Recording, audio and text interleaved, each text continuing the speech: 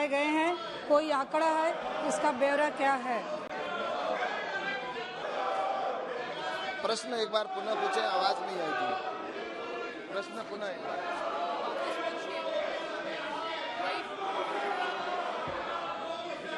पिछले कुछ वर्षों से बहुत अधिक मात्रा में कीटनाशकों, उर्वरकों का उपयोग हो रहा है, जिससे जमीन तो क्षतिग्रस्त हो ही रही है, लोगों को जान भी गंवानी पड़ रही है।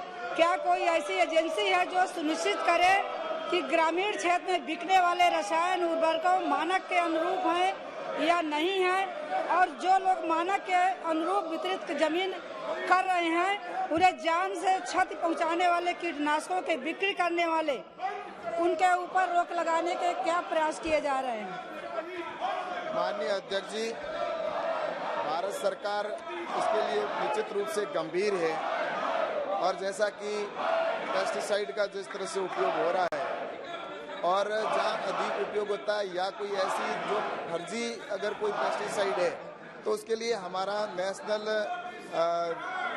इंसेक्टिसाइड एक्ट है, जो पेस्टिसाइड एक्ट है वो बना हुआ है, और उसके अंदर जो हमारे इंस्पेक्टर है वो वहाँ पर जाकर छापे मारते हैं। और इसके साथ ही इसके अंदर ये भी है कि रासायनिक और उर्वरक जो खाद जो होती है उसको कंट्रोल करने के लिए हमारा एक जो सेंट्रल इंसेक्टिसाइड बोर्ड भी बना हुआ है, और उसमें एक पैरामीटर के तय करते हैं कि कौन सी पेस्टिसाइड का उपयोग किसान को करना है। और मुझे बताते हुए प्रसन्नता है कि माननीय प्रधानमंत्री नरेंद्र मोदी जी ने सबसे पहले सोयल जमीन की जो अपनी बंजर जमीन हो रही है उसको कम करने के लिए भी प्रयास किए जा रहे हैं कि जो सोयल हेल्थ कार्ड भी वितरित किए गए हैं, जो 22,000 करोड़ जो है वो वितरित किए गए हैं, और 22 करोड़ सोयल हेल्थ कार्ड भी वितरित किए गए। और इसके साथ ही जो हमारे इसको फर्टिलाइजर को बैलेंस डाला जाए, किसानों को इसके लिए अवेयरनेस भी किया जाता है, और इसके अंदर हमारी जो RKVY योजना के तहत भी किया जा रहा है। और इसके साथ ही हमारे एग्री क्लिनिक भी है, और गांवों के अंदर वहाँ पर टेस्टिंग लैब भी स्थापित की गई है। और इसके साथ ही प्राकृतिक खेती और ऑर्गेनिक खेती को बढ़ावा देने का भी इसमें हम लगातार माननीय प्रधानमंत्री जी के नेतृत्व में सरकार काम कर रही है, जिससे कि उसकी फर्टिलाइज भी सही हो और जो बंजर जमीन हो रही है उसको भी हम किस तरह से कम करें, इस दिशा के अंदर निश्चित रूप से सरकार के प्रयास रहते हैं। अध्यक्ष, मैं आपके माध्यम से मंत्री जी से जानना चाहता हूं, जिस तरह सरकार की पॉलिसी है किसान की आय डबल करने का और बढ़िया तरह के विदेशी टेक्निक लाके नई नई तरह की खेती और नई नई तरह के फूल और नई नई तरह की सब्जियां पैदा करने का, तो मंत्री जी आपके माध्यम से पूछना चाहता हूं, बताएं कि क्या पूरे देश में और खासकर उत्तर प्रदेश में कि किस जिले वाइज किसानों को ट्रेंड करने के लिए प्रशिक्षण शिविर लगाने की, या हर जिले पे मुख्यालय पे, ताकि जो किसानों की आय डबल कैसे हो और नए तरीके के फूल, नए तरीके की फसलें और नए तरीके के फल पैदा हो सकें।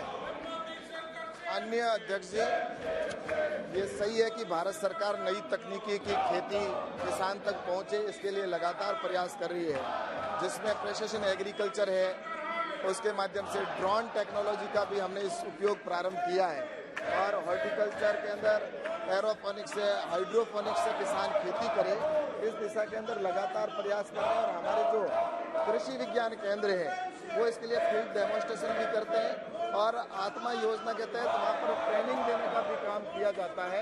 और RKVY योजना के तहत भी राज्य सरकार है उसके अंदर इसका प्रोजेक्ट को ले सकती है।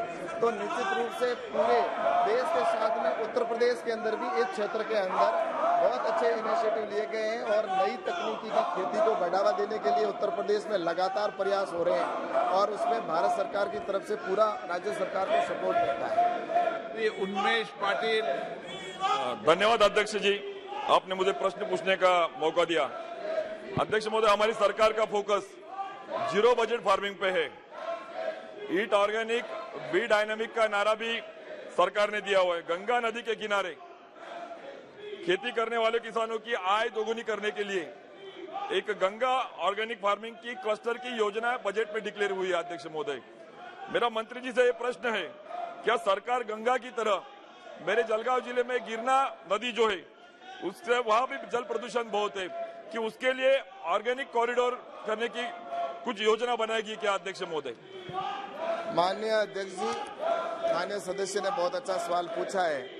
माननीय प्रधानमंत्री जी का विजन है कि प्राकृतिक खेती और ऑर्गेनिक क्षेत्र के अंदर रकबा बढ़े, इसके लिए स्कीम भी है और हमारे जैविक खेती पोर्टल भी इसमें बनाया गया और इतने किसान जुड़े हुए हैं। और नमामि गंगे के तहत हमारा जो प्रोजेक्ट है उसके अंदर भी इतने किसान, लगभग 120 करोड़ रुपए का प्रोजेक्ट भी है। तो ये बात सही है कि अन्य नदियों के अंदर भी इसको जोड़ने का, जैसे इन्होंने कहा गिरना नदी की बात की है, तो मैं आपको बताना चाहता हूँ कि इसके अंदर जो हमारी प्राकृतिक खेती है उसको बढ़ावा देने के लिए लगातार प्रयास किए और उसका क्षेत्र भी निश्चित रूप से बढ़ा है प्राकृतिक खेती के अंदर।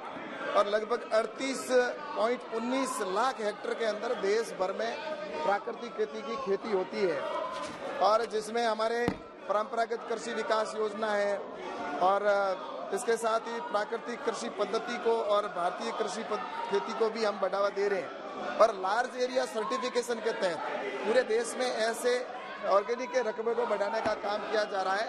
तो इसमें मैं आपको गिरना नदी के बारे के साथ ही पूरे देश के अंदर अगर राज्य सरकार अपना प्रपोजल बनाकर भेजती है कि हम अपने इस क्षेत्र को प्राकृतिक खेती या ऑर्गेनिक खेती के अंदर बढ़ाना चाहते हैं, तो राज्य सरकार भारत सरकार को भेजेगी। तो लार्ज एरिया सर्टिफिकेशन के तहत पूरे प्रदेश के अंदर ऐसी नदियां हैं जिनको अगर वो राज्य सरकार भेजेगी तो हम निश्चित रूप से इसको स्वीकृति देने का पूरा प्रयास करेंगे।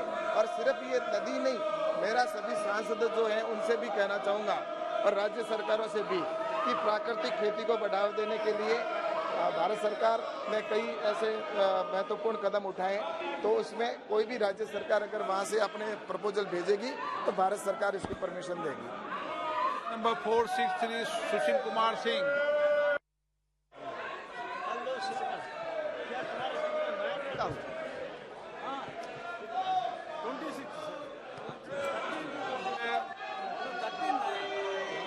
सदस्य। धन्यवाद अध्यक्ष महोदय। बिहार के औरंगाबाद संसदीय क्षेत्र से चुनकर आता हूं और मेरे संसदीय क्षेत्र में औरंगाबाद और गया 2 जिले हैं। ये दोनों जिले नक्सल प्रभावित हैं, अत्यंत पिछड़े हुए हैं और प्रधानमंत्री जी की महत्वाकांक्षी योजना आकांक्षी जिलों की सूची में भी है। इसलिए मैं आपके माध्यम से माननीय मंत्री जी ने जो जवाब दिया है, जवाब तो वैसे संतोषजनक है कि अभी तक 40 लाख युवाओं को प्रशिक्षित किया गया, जिनमें 70% लगभग 28 लाख युवाओं को 28 फरवरी 2022 तक नियोजित भी कर दिया गया। लेकिन महोदय, मैं आपके माध्यम से ये कहना चाहता हूँ कि इसकी जो इकाई है वो एक ब्लॉक है और उसमें अधिकतम केवल 2400 उद्यमों को ही सहायता दी जा सकती है, जिसके तहत अधिकतम बजट 597 लाख रुपए हैं। तो मैं आपके माध्यम से माननीय मंत्री जी से यह जानना चाहता हूं कि जो जिले नक्सल प्रभावित हैं, जो जिले प्रधानमंत्री जी के आकांक्षावान जिलों की सूची में हैं, जो राज्य और देश के औसत विकास तक पहुंचना चाहते हैं, जिन जिलों के युवा मुख्य धारा से न भटके, वो बंदूक न थामकर उनके हाथ में कोई काम हो, ऐसे जिलों को इस योजना के माध्यम से उन बेरोजगार युवकों को प्रशिक्षित करके उनको रोजगार या नियोजित करने की कोई योजना आपके पास है, आप करना चाहते हैं? मैं माननीय अध्यक्ष महोदय के माध्यम से यह जानना चाहता हूं। अध्यक्ष महोदय, माननीय सदस्य ने जो विषय रखा है, मैं जानता हूं, मैं भी बिहार से आता हूं, उनका जिला संवेदनशील है, लेकिन मेरी मजबूरी है अध्यक्ष महोदय कि मैं राज्यों के माध्यम से काम करता हूं। 22 जिलों में राज्य ने दिया है और विभाग केवल rural self employment training RSETI के माध्यम से, स्टार्टअप विलेज एंटरप्रेन्योर के माध्यम से, DDU GKY के माध्यम से प्रोजेक्ट उन्नति के माध्यम से और NRLM के माध्यम से NRETP में हम करते हैं, इनके राज्य को भी हमने देने का काम किया है। अगर मैं आग्रह करूंगा कि राज्यों से इनके जिले के प्रस्ताव आएंगे, उस पर हम विचार करेंगे। महोदय, मैं मंत्री जी का धन्यवाद करना चाहता हूं कि हमारे राज्य बिहार को स्वीकृत निधियां 6,704 लाख रुपए, जिसमें केंद्र का जो अंश है वो 4,022 लाख रुपए है।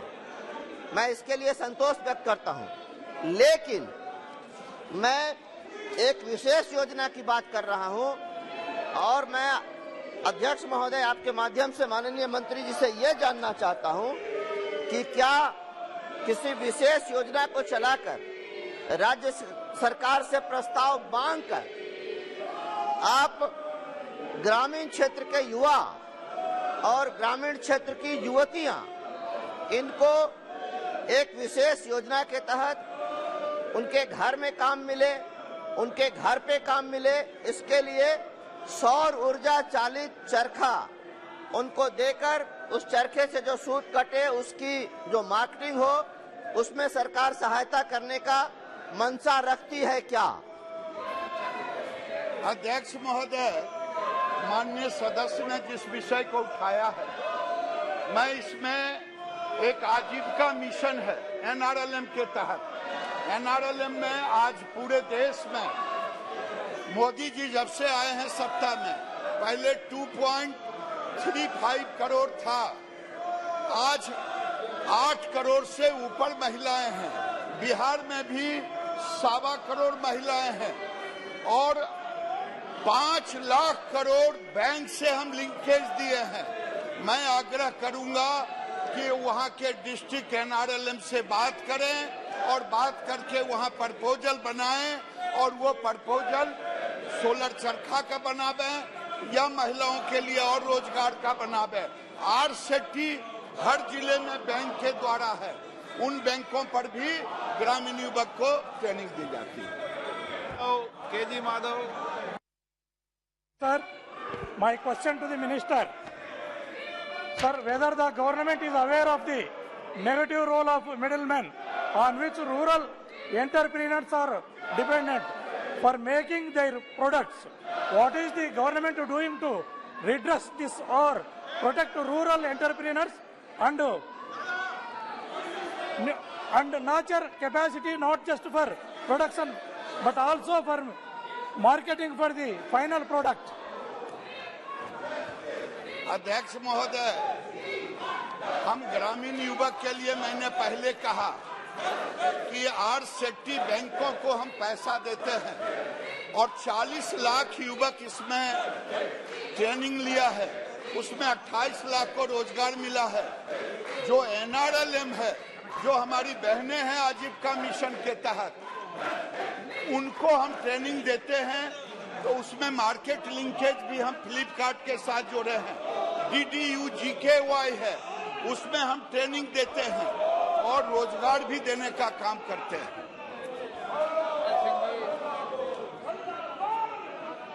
अध्यक्ष महोदय, आपका बहुत बहुत धन्यवाद। अध्यक्ष महोदय, मैं सबसे पहले तो माननीय मंत्री जी का कि जिस प्रकार से, जिस समर्पित भाव से हमने यशस्वी प्रधानमंत्री मोदी जी के मिशन को लेकर को आगे बढ़ रहे हैं, उनका मैं बहुत बहुत अभिनंदन करता हूं। मेरा सवाल ये है कि आज से लगभग 50 वर्ष पहले गाँव के अंदर जिस प्रकार से गांव आत्मनिर्भर होते थे, वहाँ लोहार होता था, बढ़ई होता था, कुम्हार होता था, अलग अलग जो थे, धीरे धीरे वो सब वहाँ से पलायन करके शहरों की तरफ दौड़ रहे हैं। क्या गांव वाइज वहाँ पर जो है क्या भारत सरकार की तरफ से प्रदेशों को ये एडवाइजरी जारी की जाए कि गांव वाइज वहाँ पर जो है ये आइडेंटिफाई करके इन लोगों को दोबारा जो है उनका एंटरप्रेन्योरशिप बढ़ाया जाए और उनको सरकारी सहायता दिलवाई जाए? धन्यवाद महोदय। ऐसे तो इस प्रश्न से नहीं लेना देना है, लेकिन मैं माननीय सदस्य ने गांव की बात उठाया है। मोदी जी ने देश में 300 क्लस्टर रुर्बन बना रहे हैं विभाग से, और वो गांव की आत्मा शहर क्या उसमें व्यवस्था हो, और उसमें इन्हीं सब चीजों को रखा गया है। और वो 300 रूरबन क्लस्टर ग्रामीण विकास मंत्रालय तैयार करने जा रहा है राज्य के सहयोग से। Question number 464 Jagdampal ji. Question number 464।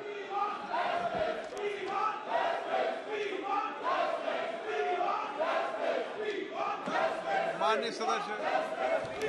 अध्यक्ष जी, मैं आपके माध्यम से बहुत महत्वपूर्ण सवाल करना चाहता हूं, जो केवल सत्ता पक्ष नहीं, पूरे देश के किसानों से जुड़ा हुआ है, देश के उपभोक्ताओं से, देश के मध्यम वर्ग से, कि अगर आज क्रूड ऑयल पे जिस तरह से इंपोर्ट बिल बढ़ रहा है, जिस तरह से हमको सरकार हमारी चिंता कर रही कि कास्ट कटिंग हो, और आज जो पेट्रोलियम की कीमत में, तो हमने मेथिनॉल के उत्पादन के संबंध में सवाल किया है। और मैं धन्यवाद दूंगा माननीय मंत्री जी का कि उन्होंने जिस तरह से मीटिंग किया 4 दिसंबर 2021 को, कि राउंड टेबल एक कॉन्फ्रेंस हुई जिसमें सभी प्रदेश के मंत्री, सचिव और सारे लोग थे। उसमें इलेक्ट्रिकल मोबिल पे, बायोगैस पे, मेथिनॉल पे, ऑटो सेक्टर में। तो मैं जानना चाहता हूं कि अगर ये राउंड टेबल कॉन्फ्रेंस हुई, उसके बाद हैदराबाद में एक पायलट प्रोजेक्ट 0.25 मीट्रिक टन का लगाया गया, और उस मीट्रिक टन के लगाने से अगर उसमें हाई इंडियन एस कोल से सिनगैस बन रहा है और सिनगैस से मेथनॉल बनाएंगे, तो उस पायलट प्रोजेक्ट के बाद उसका क्या परिणाम आया। अब देश में अगर आप मानते हैं कि मेथनॉल एक अल्टरनेटिव फ्यूल है, तो उसके उत्पादन को बढ़ाने के लिए बीएचईएल आगे कोई उस परिणाम के बाद कार्रवाई करेगी। मैं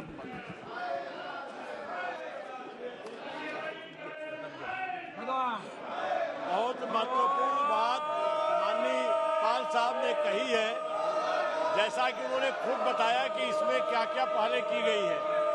तो मैं आपके माध्यम से सदन को बताना चाहता हूं कि ये गैसोलीन पर ये कार्रवाई बहुत पहले से फ्यूल पर ये चल रही थी। 1992 से इस देश में इस पर गैसिफिकेशन पर काम चल रहा था, लेकिन माननीय मोदी सरकार ने जब से 2016 में 10 बरस का प्लान लेके ऑटोमेटिक मिशन प्लान बनाया, और उस मिशन प्लान के तहत इलेक्ट्रिक मोबिलिटी, उस मिशन प्लान के तहत ये क्रूड ऑयल की आयात को कम करना और उसमें मेथनॉल का, ये सारी पहले हुई है। उसी में हमारे डिपार्टमेंट की संस्था भेल ने एक क्रांतिकारी कदम उठाया। अभी ये सितंबर 2021 में इसको कमीशन किया और जनवरी में इसको लॉन्च किया। अभी ये पायलट प्रोसेस में है। यह पायलट प्रोसेस हम कुछ महीनों के बाद इसको कमर्शियल स्थिति में लाएंगे। निश्चित तौर से 15% मिथनॉल का प्रयोग होने से इस देश में क्रूड ऑयल का आयात कम होगा और हमारा वित्तीय बचत होगी। इसके साथ साथ मैं आपके माध्यम से बताना चाहता हूं कि कई और डिपार्टमेंट इस पर काम कर रहे हैं, और हमारी सरकार की पहल पर पेट्रोकेमिकल रसायन की वार्षिक रिपोर्ट 2021-22 के अनुसार 4,74,000 मीट्रिक टन का उत्पादन इस देश में मिथनॉल का गत वर्ष संपन्न हुआ है, और इसमें हमारी 6 इंडस्ट्री देश में काम कर रही हैं। भारत सरकार माननीय मोदी जी की अगुवाई पर इस पर बहुत सजग है। माननीय सदस्य को मैं आपके माध्यम से आश्वस्त करना चाहता हूँ। सदन की कार्रवाई 12 बजे तक के लिए स्थगित की जाती है।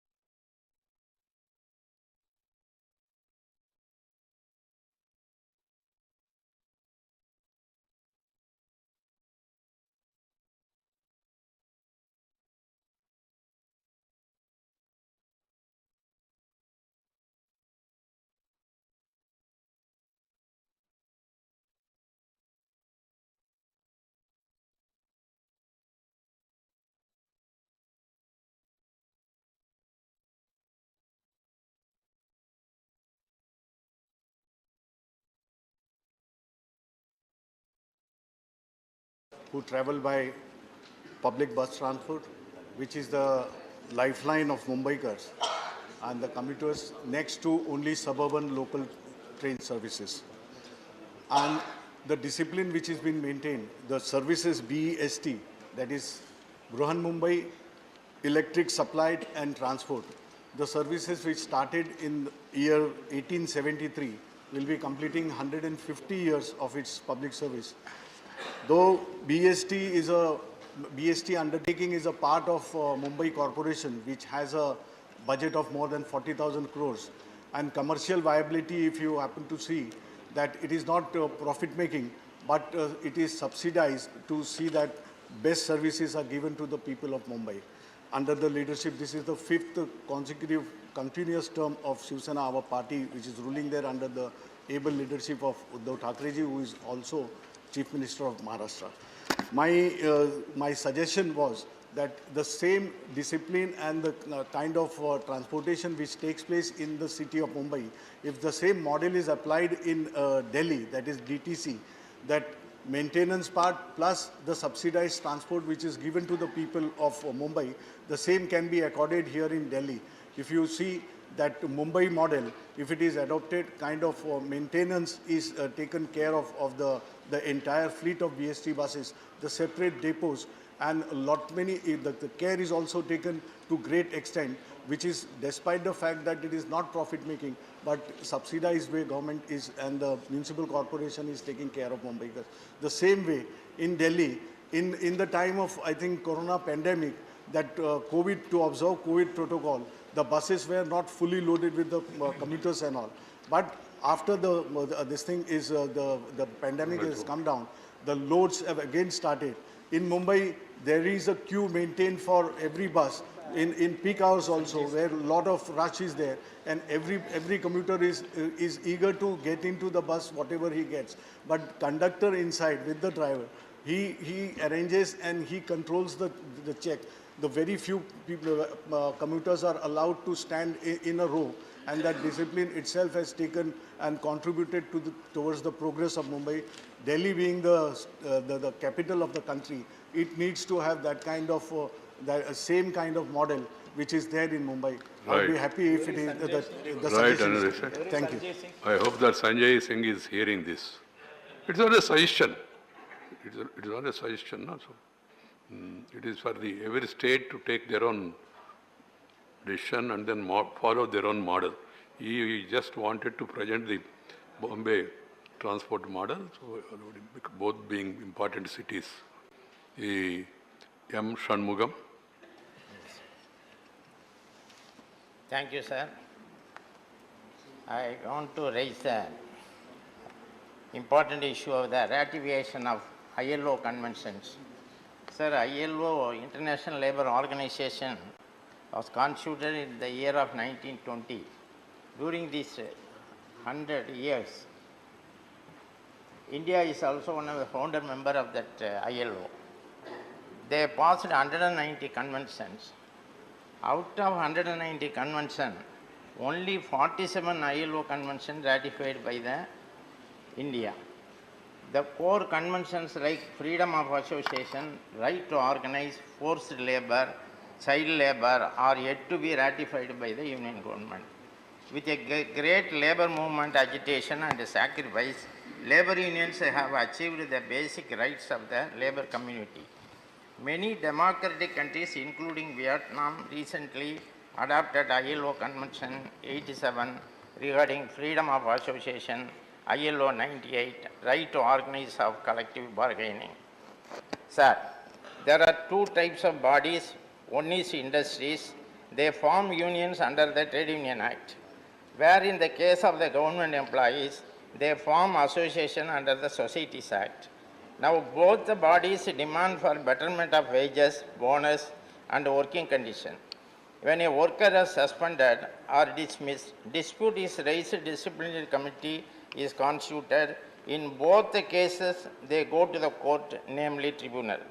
Hence, there is no difference between union organized by the industry and the union organized by the government employees. However, the bureaucrats stand in the way and not allowing to form union the government employees by the Trade Union Act. When Sri Mallikarjuna Kharge was the Labour Minister, we trade union leaders convinced him and he agreed for it. But unfortunately, he was transferred. India being a democratic and welfare state, I would urge upon the government, especially the Honorable Labour Minister, to take initiative to ratify these important fundamental and the core convention of ILO at the earliest. I will give you a good name. It will give a good name to our country in the international area. Thank you, sir. Right. When that government comes, I hope that they will remember this suggestion about Khargeji. Sri Prasanna Acharya. Thank you, sir. Sir, the freedom struggle of India has a very long history, and it is a history of dedication, a history of sacrifice and sufferings. Sir, many a patriot participated and led the movement at different point of time to free Mother India. Some raised their swords against the Britishers, and many Indians followed the way of Mahatma Gandhi and fought non-violently to free this country, sir. So one such freedom fighter, his name is Veer Surendra Sai, who belonged to Sambalpur region of Odisha. He raised his sword against the Britishers at the age of 17 only. And throughout his life, he fought against the Britishers. Sir, we know that Nelson Mandela was imprisoned by the foreign rulers for long 26 years. And it is said that it is the highest period of incarnation by any freedom fighter. But this great freedom fighter I am mentioning, he spent 36 years inside the British prison in 2 phases. And he started his war against the Britishers much before the War of Independence of 1857. And sir, he died in the prison at the age of 74. He was blinded by his captors, by the Britishers. And sir, his last days he spent in the Asirgarh fort in Marnav in Maharashtra. Many memorial has been erected in Odisha in his honor, sir. But as yet, there is no memorial in memory of this great freedom fighter in the place where he met his last, and he was tortured like anything, he was blinded, and his whole family was sent to jail. Many were hanged, many were sent to the Andamans, and great freedom fighter like Madhav Singh, who was disciple of Veer Surendra Sai, his entire family was also sacrificed.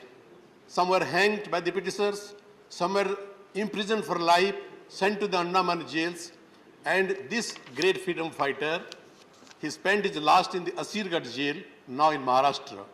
I would request the central government, and through you, sir, and through the central government to the government of Maharashtra, to kindly erect a memorial in the Asirgarh fortress, where this great son of India met his last days under the British rule. Sir, that will inspire the progeny, that will inspire the next generation, that will inspire the younger generation of this country. So once again, I appeal the central government, and through you and the central government, to government of Maharashtra, to kindly consider it and erect a memorial in memory of this great freedom fighter, Veer Surendra Sai. Thank you, sir. Thank you, Prasannaji. Sri John Britas. Sri John Britas. Thank you, sir. Please send the name. Sir, I am raising a matter which is going to affect the future of this nation. Sir, education is in the concurrent list. The government which harps on federalism takes unilateral decisions in the field of education. Sir, our education system is tampered with half-baked ideas. There is no meaningful discussion with states or the stakeholders. The University Grant Commission recently decided a common university entrance test, CUET, will be held from this academic year for admission to undergraduate courses, and the marks obtained in class 12 exams will not be counted or considered. At a stroke, sir, the UGC has taken this decision without any discussion. Sir, the UGC chairman, who had vitiated my alma mater, that is JNU, was rewarded the UGC chairmanship and he wants to impress his bosses. No, please make your issue. Don't Sir, make very important, allegations. sir. That Sir, will not go on his record. interviews were splashed across the media, but the inherent flaws in the system, which were aired by the journalists, have not been responded to. Sir, please consider the issues that are already discussed in the country in relation to needs, sir. So the Tamil Nadu members are agitated. Sir, the issue is that students from the weakest sections are not considered because they don't have hefty amounts of money to pay for coaching. Sir, you want to bring this coaching for the university education also. So there was a raging controversy with a couple of the friends of the UGC chairman alleging Mark Jihad against Kerala students. Please, because we were you are supposed to talk on introducing Central University entrance test. Sir, 4 points. Sir, 3 points. These references to the UGC chairman will not go on record. Please delete. Sir, there are other flaws also. Sir, there is an inherent advantage for those students coming from well-to-do sections. The students from weaker sections will not be having the facility of coaching. Sir, the second thing is that there are verticals of social justice. Think about a student who comes from the weaker sections, do not pass this qualifying exam. I really want the ministers to think about it. This is against the cardinal principles of the social justice. Sir, third important factor is that there is a distinct character for every university. It's not like school education, sir. A student aspires to be part of a university. Right, Mr. Britta, time is over. Sir, 4 points, sir. Please, what can I do? You went out of the point and now you want to come to the point. What can I do? Sri Dr. Ammumani Ravadas. No, it will not go on record. You see, you know the procedure. Please. See, I suggest to the members, whatever they want to say, they should say it within the time. We try to go out of the issue and then at the end we come to the issue and we will not be able to do justice. That's my concern. Otherwise, I have no problem. I allowed this because it's an important issue. One point of view that has to be properly projected before the House.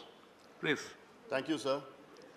Sir, the Kaveri River caters to the needs of more than 22 districts out of 38 districts in Tamil Nadu. And it satisfies the drinking water needs of more than 6 crore population, including Chennai. And more than 50 lakh farmers are dependent on this river.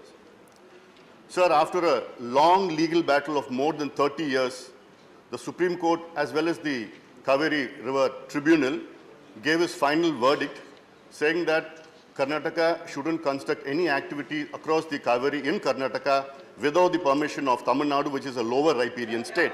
Please. Sir, you make your point. Yes, sir, that's what I'm making. Don't bring the name of other states. The Karnataka government has unilaterally decided this that is the problem. Please. A dam called Megha. No reference to Karnataka will go on record. 70 TMC of water. No reference to Karnataka will go on record because you confirm. I'm calling you, sir. I'm calling you also. Verdict, sir. I'm calling you also. It is completely illegal and they have also sanctioned Chandrasekhar, budget project which is illegal. You want to aggravate the issue? Which they have not given any permission, any legal permission has not been obtained, sir. Right. Sir, I kindly request the central government to intervene because this is not only a river issue, sir. This is a very emotional issue and this will soon turn into a law and order issue. We have been living as brothers and sisters for centuries across the border and we want the situation to remain the same, sir. Please, sir, these are all not going on record. Why are you wasting your energy? Tamil Nadu is facing huge problems of water scarcity. The issue is only intervention of the central government. That's yes, the subject he has raised. Only to that extent. Sir, today right, Karnataka has a storage, sir, just 1 minute. Sir. Other references to other states will not go on record. Of 140 TMC today. And I also seen the tendency by some newspapers to say, to write what is removed from the record. Please take note. That should not be referred. And we are not going to get any Right, drop of Amoni. water. Already only excess water. Sri Devagowda Flood water is coming to Sri Tamil Nadu. Devagowda ji, please. Ambavadi Ramadas, it will not go on record. Please, please. This is not the way. This will not go on record. If the member do not obey the chair, the entire issue raised by the member will not be part of the proceedings. This is my ruling for future also. If anybody goes beyond the chairman's this thing, what they said will not go on record. This has to be taken note by the Secretariat and also media. The House has to be run in accordance with some rules, regulations and principles. It has become a fashion for some people. And the chairman says also, still they go on to show that as if they are arguing. And moreover, and we are raising an issue which is sensitive. We should not take the name of other states. It's a simple thing. We are a council of states. We are not here to accuse each other. Only issue will go on record. No mention of any state, any reference to any state will be part of this thing. It will not go on record. Devagowda ji, drinking water, please. Yes, sir. Devagowda ji met 5-6 times to me and he told me also that only he will express concern about the drinking water, that's all. No. I am only confined myself to the drinking water issue. I am not going to raise construction of any dam, all these things. I am not going to raise. Sir, I know the whole issue and the entire sharing of water, all these things. This is not now I am going to raise. Things what has happened in last 200 years, I know everything, every item I can debate on this house. Only thing is, we have got only drinking water, not only that, the entire Bangalore city is denied by the tribunal and the same thing by the Supreme Court on the basis of the tribunal, what they have decision was given, 4.75 TMC of water for Bangalore. And I am not raising any state. I am only confining myself to my home state. So the point is, 1.30 crore people are in Bangalore. Let anybody from this house, irrespective of whichever party they may be, not concerning this Karnataka or other 3 states, any person as a delegate, let him go and see. And come back to your good self report. The point is today, we are entirely suffering for the drinking water, where to our misfortune, the area which has not been confined to Kaveri Basin, that was the decision given by this Supreme Court. Sir, with folded hands, I can speak volumes on this issue. Right, please. You have made your point. Permit us, sir, to have something.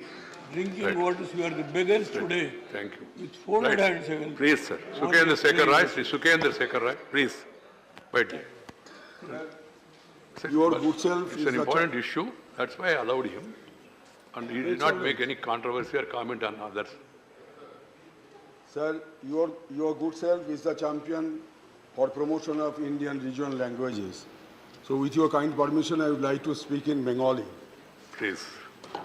Sir, সম্প্রতি London tube railway authority তাদের যে white chapel station রয়েছে आपने पहले inform किया ना इसलिए वो भाषांतर का व्यवस्था नहीं है he is there I have informed sir he is there right अच्छा so London tube rail authority তাদের হোয়াইট চ্যাপেল স্টেশনের কে সাইনবোর্ড লাগিয়েছে বাংলায় ইংরেজি আছে ইংরেজির পাশাপাশি বাংলা সাইনবোর্ড লাগিয়েছে এই কারণে যে হোয়াইট চ্যাপেল এলাকাতে প্রচুর বাংলাভাষী মানুষ থাকেন তো এটা শুধুমাত্র যে বাংলা ভাষার গৌরবকে স্বীকৃতি দেওয়া তাই নয় এটা 1000 বছরের পুরনো এই ভারতীয় ভাষা তার যে মর্যাদা তার যে আন্তর্জাতিক স্বীকৃতি এটাই প্রমাণিত হয় সিদ্ধান্তের মধ্য দিয়ে স্যার, আপনার মাধ্যমে আমি কেন্দ্রীয় সরকারকে জানাতে চাই যে আমাদের রাজ্যে অনেক কেন্দ্রীয় সংস্থা আছে যেখানে ইংরেজিতে হিন্দিতে সাইনবোর্ড রয়েছে, আমাদের তাতে আপত্তি নেই।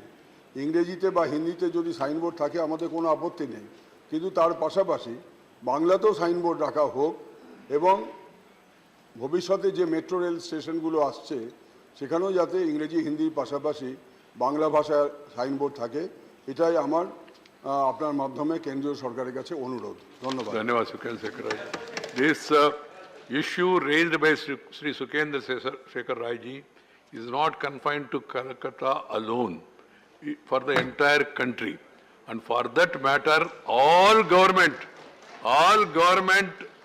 signboards in every state belonging to center or state government, mother tongue, state language, then Hindi and English. This should be the model. Otherwise, people will not be able to understand. So I hope the government will take note of this and see to it that proper instructions are given to all the concerned agencies.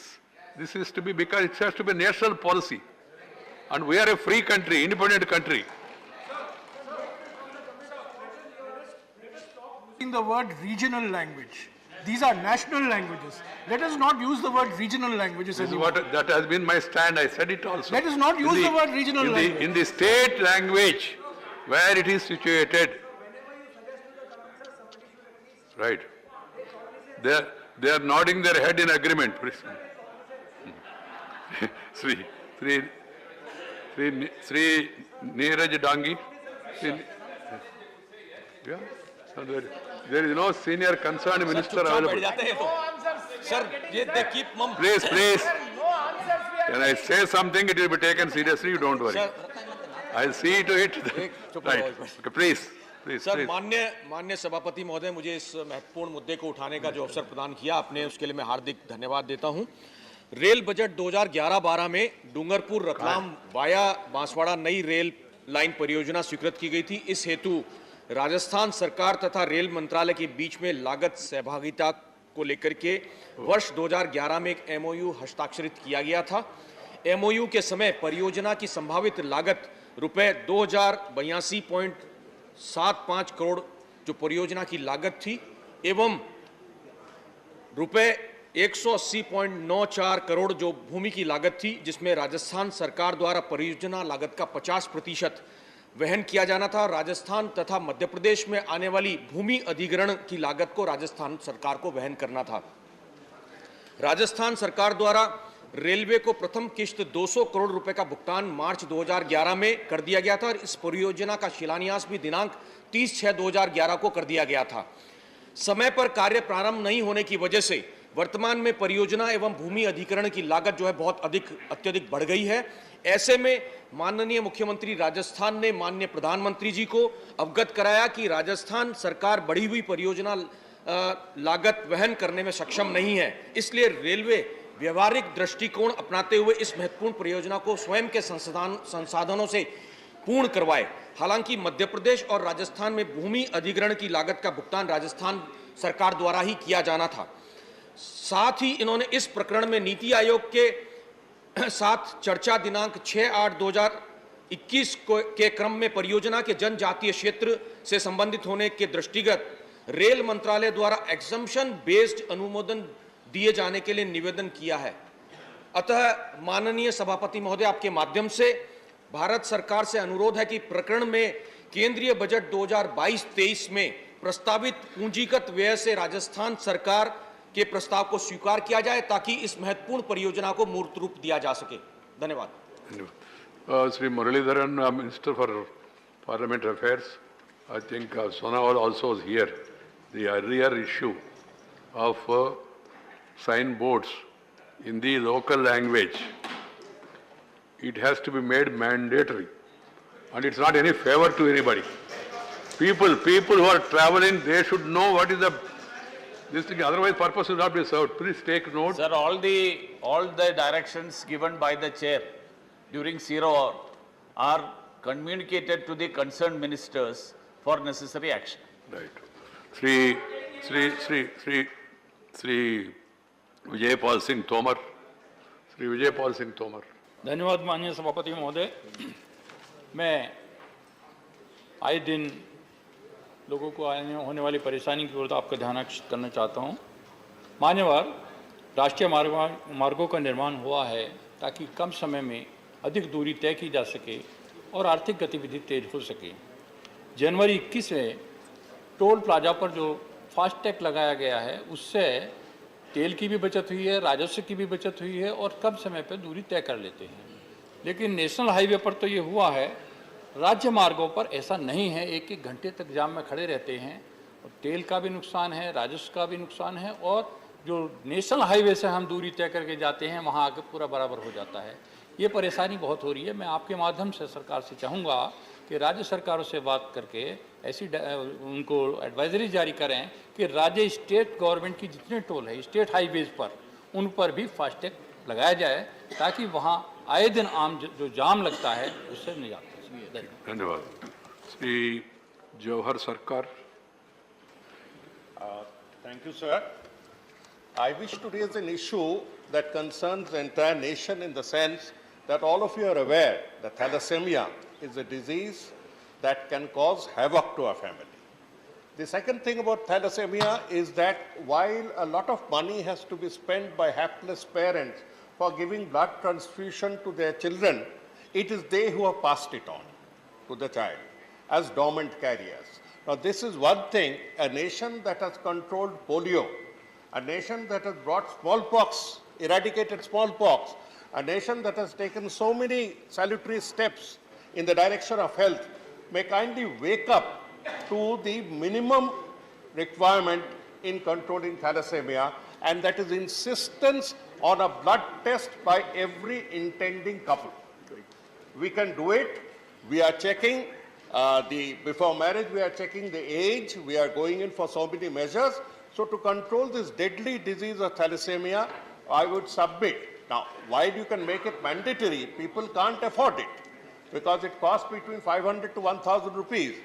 So if the nation could have afforded subsidization or even free treatment of COVID vaccines, the nation can come forward, sir, in the interest of thalassemia that is affecting and raising havoc to so many families, to go in for a mandatory check through a subsidized center.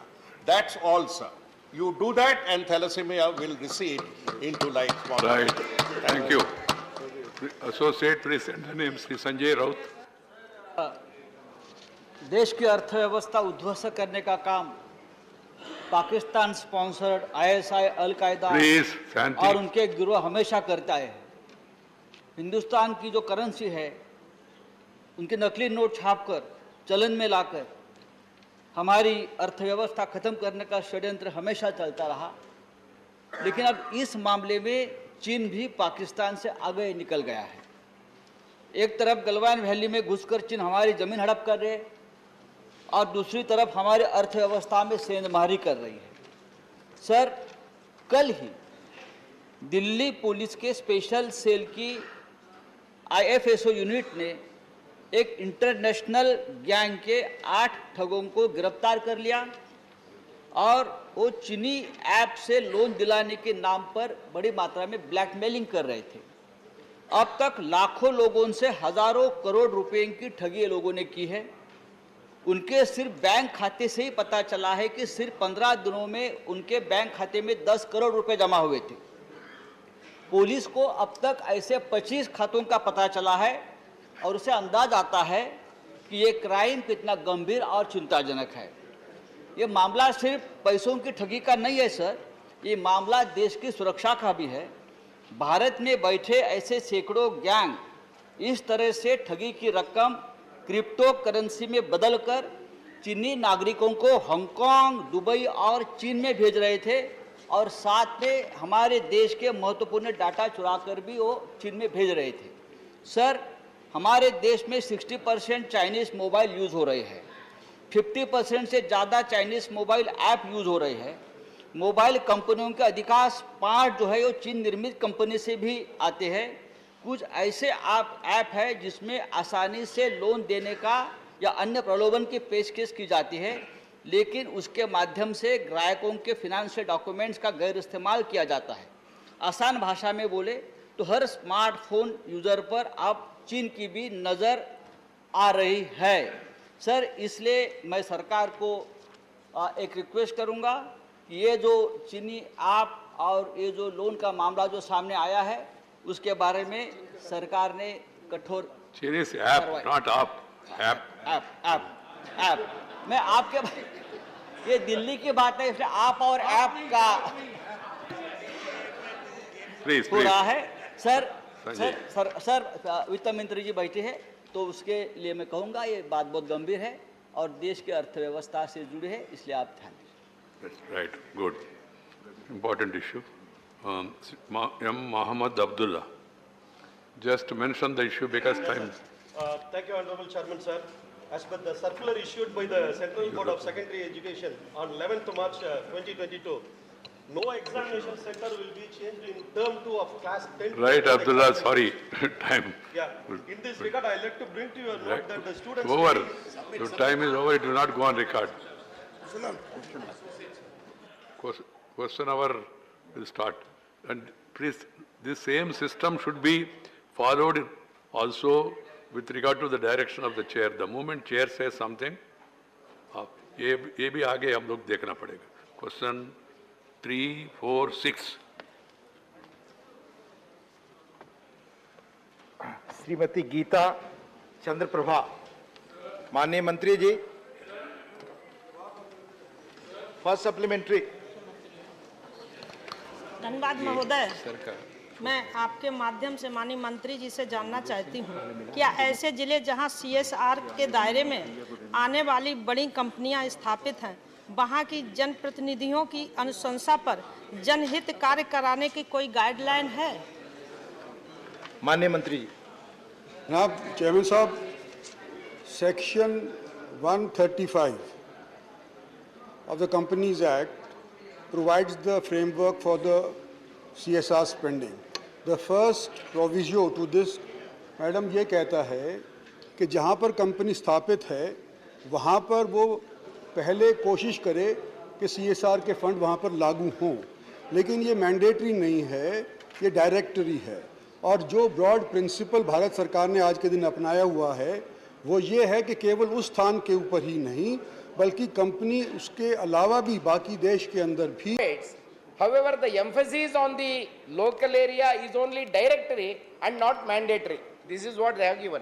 Sir, now to improve the backward districts, it should be made mandatory that the CSR funds has to be used in backward districts. Otherwise, this purpose of the CSR funds will not be served. Please put question. That is what I wanted to ask the Honorable Minister. Thank you, Hanmantaya ji. Already stated that it is not mandatory. What happens is that generally speaking companies tend to spend the money in areas where they are located. The main beneficiaries thereafter are say states like Maharashtra, Gujarat, Tamil Nadu, Andhra Pradesh, Delhi. And areas in the northeast, say Nagaland, gets very little CSR spending. So in the last 7 years, since CSR has been in vogue, Nagaland has only been able to get 8 crores out of the 1.2 lakh crores spent under CSR by various companies. Having said that, nevertheless, I must say that there is some sort of a guideline for public sector undertakings that they should look into aspirational districts, backward districts where there is gurbat. So that kind of a thing is already on the anvil and it has been passed, and 60% of the funds of PSUs are intended, or hopefully they spend that money in these so-called aspirational districts. Thank you. Mani Prasanacharya ji.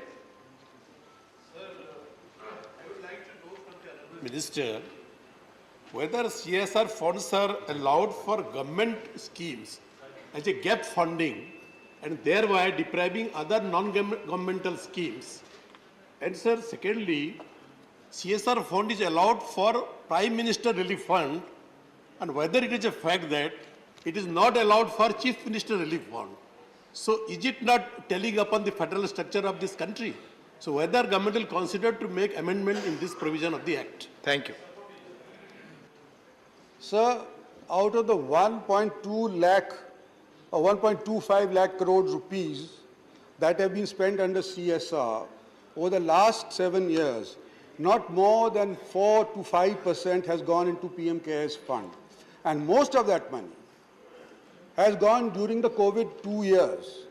Before that, the companies by themselves have been able to spend on all those activities that are enumerated under the CSR pattern, under Section 35 and Schedule 5 of it.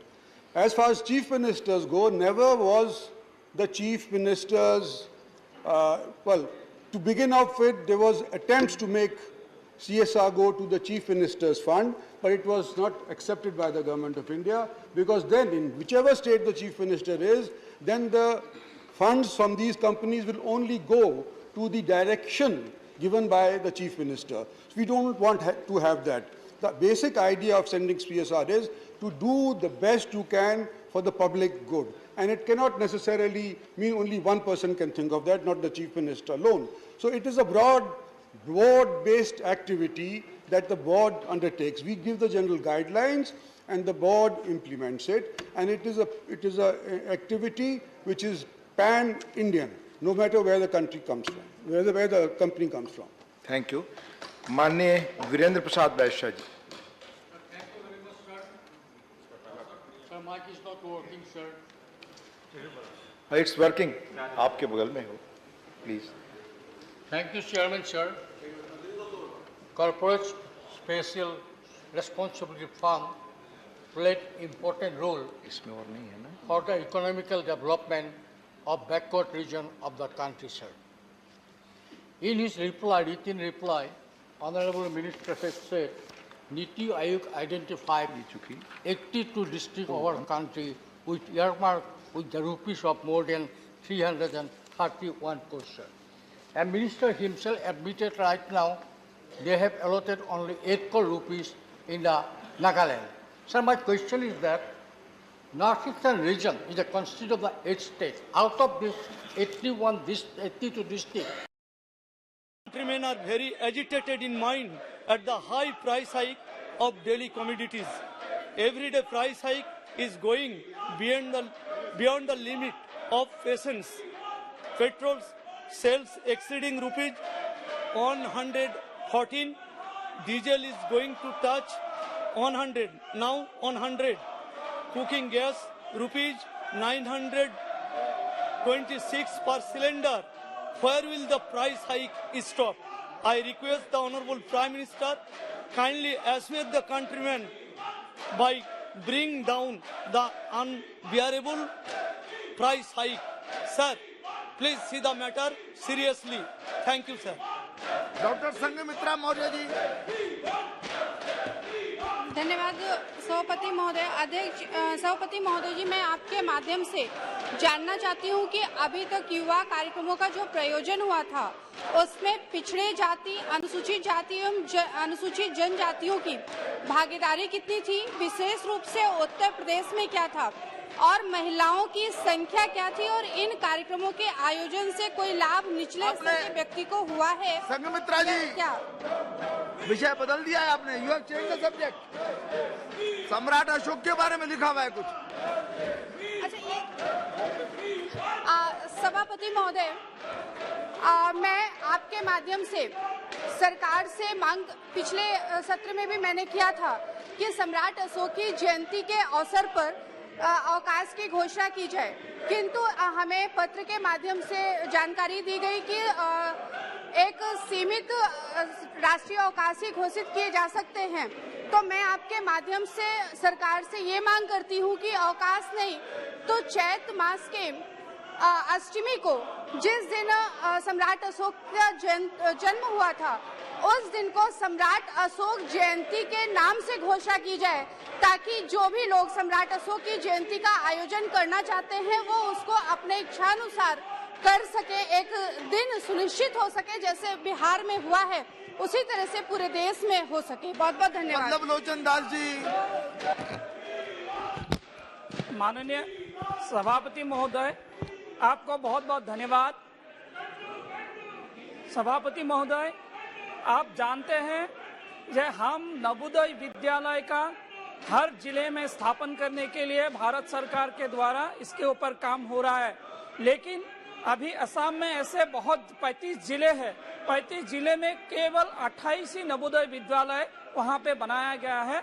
मैं आपके माध्यम से education departments के मंत्री साहब को मैं ये आग्रह करना चाहूंगा, हर जिले में नवोदय विद्यालय बने। और ऐसे भी बहुत सारे हमारे वहाँ पे ओबीसी कम्युनिटीज है जिनमें चाय मजदूर भी वहाँ पे रहते हैं, लेकिन वहाँ पे कोई स्कूल की बहुत बड़ी सुविधा नहीं है। वहाँ पे भी residential school girls and boys के लिए बनाया जा सके, इसके लिए मैं आपके माध्यम से आग्रह करना चाहता हूँ। बहुत बहुत धन्यवाद।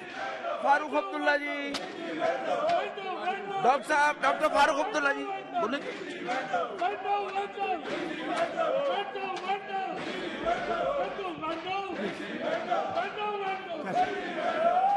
आप बोलेंगे जी।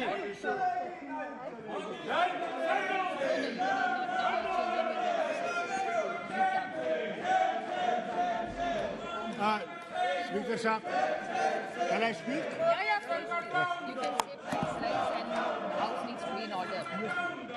Please, can the House give me 1 minute? Please, give me 1 minute. 1 minute. Very important. Very important. Please give me 1 minute. 1 minute. Chairman Saab, there are two important issues I want to raise in 0 hour. एक ये है, हमारे यहाँ 7 house boat कल जल गए हैं। उन गरीबों का सबसे बड़ा नुकसान हो गया है। मैं गुजारिश करूंगा कि टूरिज्म मिनिस्ट्री उसकी तरफ तवज्जो दे और गवर्नमेंट ऑफ कश्मीर उनको लकड़ी दे कि वो नया हाउस बोट बना सके। दूसरी बात जो बहुत जरूरी है वो मैं आपके सामने लाना चाहता हूँ। JKPSC has served a 7 days notice for conducting main examination through their own rules, mentioning a period of when in 7 days, whereas the main thing is 30 days notice should be given. They have not done this.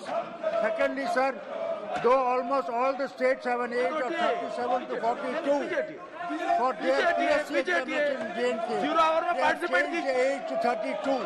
How can our boys and girls have been denied for so many years job?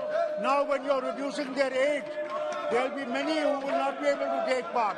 I request Government of India to look into this and their age to be increased as in other states of the country. सभा की कार्यवाही दोपहर 2 बजे तक के लिए स्थगित की जाती है।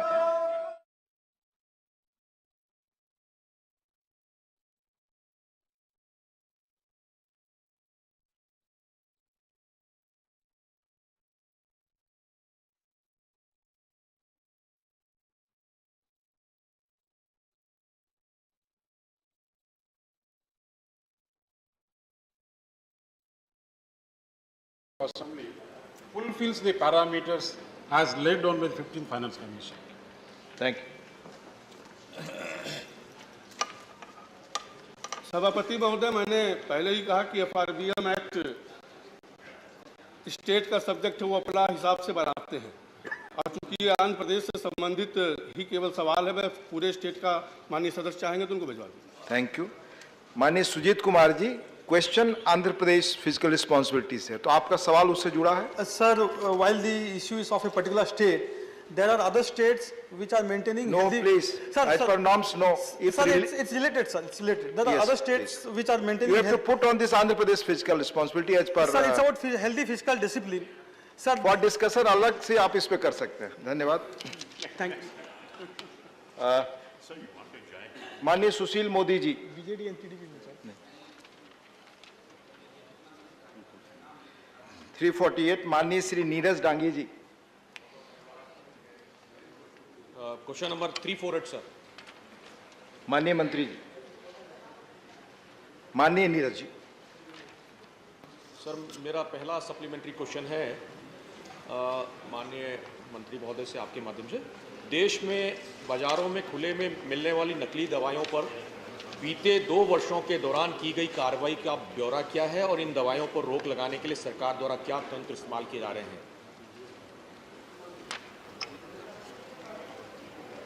आप जो सवाल जुड़ा है current practices in purchase of medical equipment medical equipment से जुड़ा हुआ ये सवाल है, लेकिन आदरणीय सांसद महोदय ने प्रोक्योरमेंट ऑफ ड्रग्स के बारे में सवाल पूछा है। आदरणीय सभापति महोदय, मैं आपके माध्यम से ये कहना चाहूँगी कि मेन एजेंसी जो ड्रग प्रोक्योर करती है वो इधर CMSS के माध्यम से होती है या CGHS या जन औषधि केंद्र के माध्यम से होती है। सर, ये ट्रांसपेरेंट मोड पे ये दवाइयों का प्रोक्योरमेंट होता है और इसमें टेक्निकल कमिटी भी रहती है जो ये देखती है। और सर, ये ट्रांसपेरेंट मोड पे दवाइयाँ खरीद होती है, लेकिन फिर भी आपने जो कहा कि कुछ गलत दवाइयों का आपके पास विवरण है क्या, तो अगर है तो मैं आपको सर ज़रूर अवगत करती हूँ, लेकिन ये इक्विपमेंट को लेके सवाल है जो स्पेसिफिक था। सेकंड सप्लीमेंट्री मारी नहीं। सर, दवाएं तो बाजार के अंदर नकली मिली रही है। हम लोग ध्यान दें, सरकार अपने लेवल पे भी इसके बारे में जानकारी लेवे। मेरा दूसरा सप्लीमेंट्री क्वेश्चन है, क्या भारत सरकार आपातकालीन चिकित्सा सेवा हेतु मानव संसाधन विकास योजना के अंतर्गत कौशल विकास प्रशिक्षण की स्थापना हेतु स्वीकृति एवं धनराशि जारी करने पर विचार रखती है? धन्यवाद। आदरणीय सभापति महोदय, आपके माध्यम से मैं ये अवगत कराना चाहती हूँ कि कोविड काल में ऐसे बहुत सारे क्राइसिस के टाइम जो मेडिकल का इक्विपमेंट हो या फिर कुछ इमरजेंसी हमें खरीदना हो वैक्सीन को लेके, सो ऐसी सभी व्यवस्था तुरंत करवाई। उसके लिए कुछ कमेटी बने, कुछ एक्सपर्ट ग्रुप बने और उसके माध्यम से स्टैंडर्ड को देखते हुए, जो कि स्टैंडर्ड मेंटेन हो, इंटरनेशनल लेवल के भी स्टैंडर्ड मेंटेन हो, इसके लिए धनराशि भी आवंटित की गई। मैं आपके माध्यम से आदरणीय फाइनेंस मिनिस्टर का भी धन्यवाद देती हूँ कि लगातार इस कोविड काल में कोई भी सुविधा कमी न हो, इसके लिए सरकार ने प्रयास किए, जो कि आदरणीय प्रधानमंत्री जी के नेतृत्व में बहुत ही सफल हुए। धन्यवाद। माननीय KJ Alphons. To know from the Honorable Minister whether she knows that the Additional Chief Secretary of Kerala, who is also the Health Secretary, has written to the DMOs and to all the field officers saying that the Health Department of Kerala is the most corrupt department. Please, don't No, sir. mention the name. Yes, please. No, sir, this is a question on health and on corruption. And if it is not being brought to the notice of the Honorable Minister, will she take action if it is brought to her notice? आदरणीय उपसभापति महोदय, जो सवाल उठा है corruption को लेके, आपके माध्यम से ये अवगत कराना चाहूँगी कि जो सेंट्रल प्रोक्योरमेंट होते हैं वो सेंट्रल एजेंसी के तहत देखे भी जाते हैं, मॉनिटर भी किए जाते हैं और एक्शन भी लिए जाते हैं।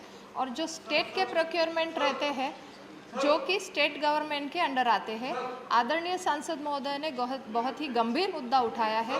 ज़रूर इस पे सेंट्रल गवर्नमेंट की तरफ से अगर गलत काम हुए हैं, लेकिन मेरे रिपोर्ट में है सर कि no incident from central hospital has been reported during last 3 years। तो मुझे लगता है अगर स्टेट का इशू है तो ज़रूर ये। धन्यवाद माननीय सदस्य। जैसा माननीय चेयरमैन ने कहा, किसी स्टेट के बारे में पर्टिकुलर एलिगेशन कृपया न लगाएं। धन्यवाद। Professor Manoj Kumar Jha, please professor Manoj Kumar Jha, please I have already told, please let him put his question। शुक्रिया मैं उपसभापति। आपका काम कह दिया हूं, इसलिए क्यों आप उनको मौका दीजिए। शुक्रिया उपसभापति महोदय, आपके माध्यम से माननीय मंत्री जी से मैं जानना चाहता हूं, क्योंकि स्वास्थ्य का सवाल है तो एक बहुत गंभीर चिंता देश के अलग हिस्सों से आ रही है, खास करके CGHS के जो बेनिफिशियरीज हैं छोटे शहरों में जो हैं, इम्पैनलमेंट का इशू है, रेट का इशू है। और चूंकि प्रश्न संबंधित नहीं था, लेकिन सर आप और वो आप दोनों विशाल हृदय के हैं, इसका जवाब दे दीजिए। चलिए। धन्यवाद आदरणीय उपसभापति महोदय, आपके माध्यम से मैं ज़रूर माननीय सांसद मनोज जी को धन्यवाद देती हूँ, क्योंकि CGHS का एक महत्वपूर्ण मुद्दा उठा के भी उन्होंने जो कहा है कि एम्पैनलमेंट बढ़ने चाहिए, तो ज़रूर इस पर हमारा विचार चल रहा है। और लगातार ये CGHS के सेंटर खुल भी रहे हैं, लेकिन सर उसके भी कुछ क्राइटेरिया होते हैं कि जितने एरिया में हमारे बेनिफिशरीज़ है उनकी कुछ संख्या होती है जिनके आधार पर इन सेंटर्स को मंजूरी भी मिलती है। लास्ट वीक ने आदरणीय कैबिनेट मिनिस्टर मनसुख भाई ने भी इस पे विवरण दिया था। और आदरणीय सांसद महोदय को मैं ज़रूर कहूँगी कि आपके क्षेत्र में अगर वो संख्या है और अगर CGHS सेंटर की डिमांड है तो हम ज़रूर इसमें काम करेंगे। धन्यवाद। Doctor Fauzia Khan ji.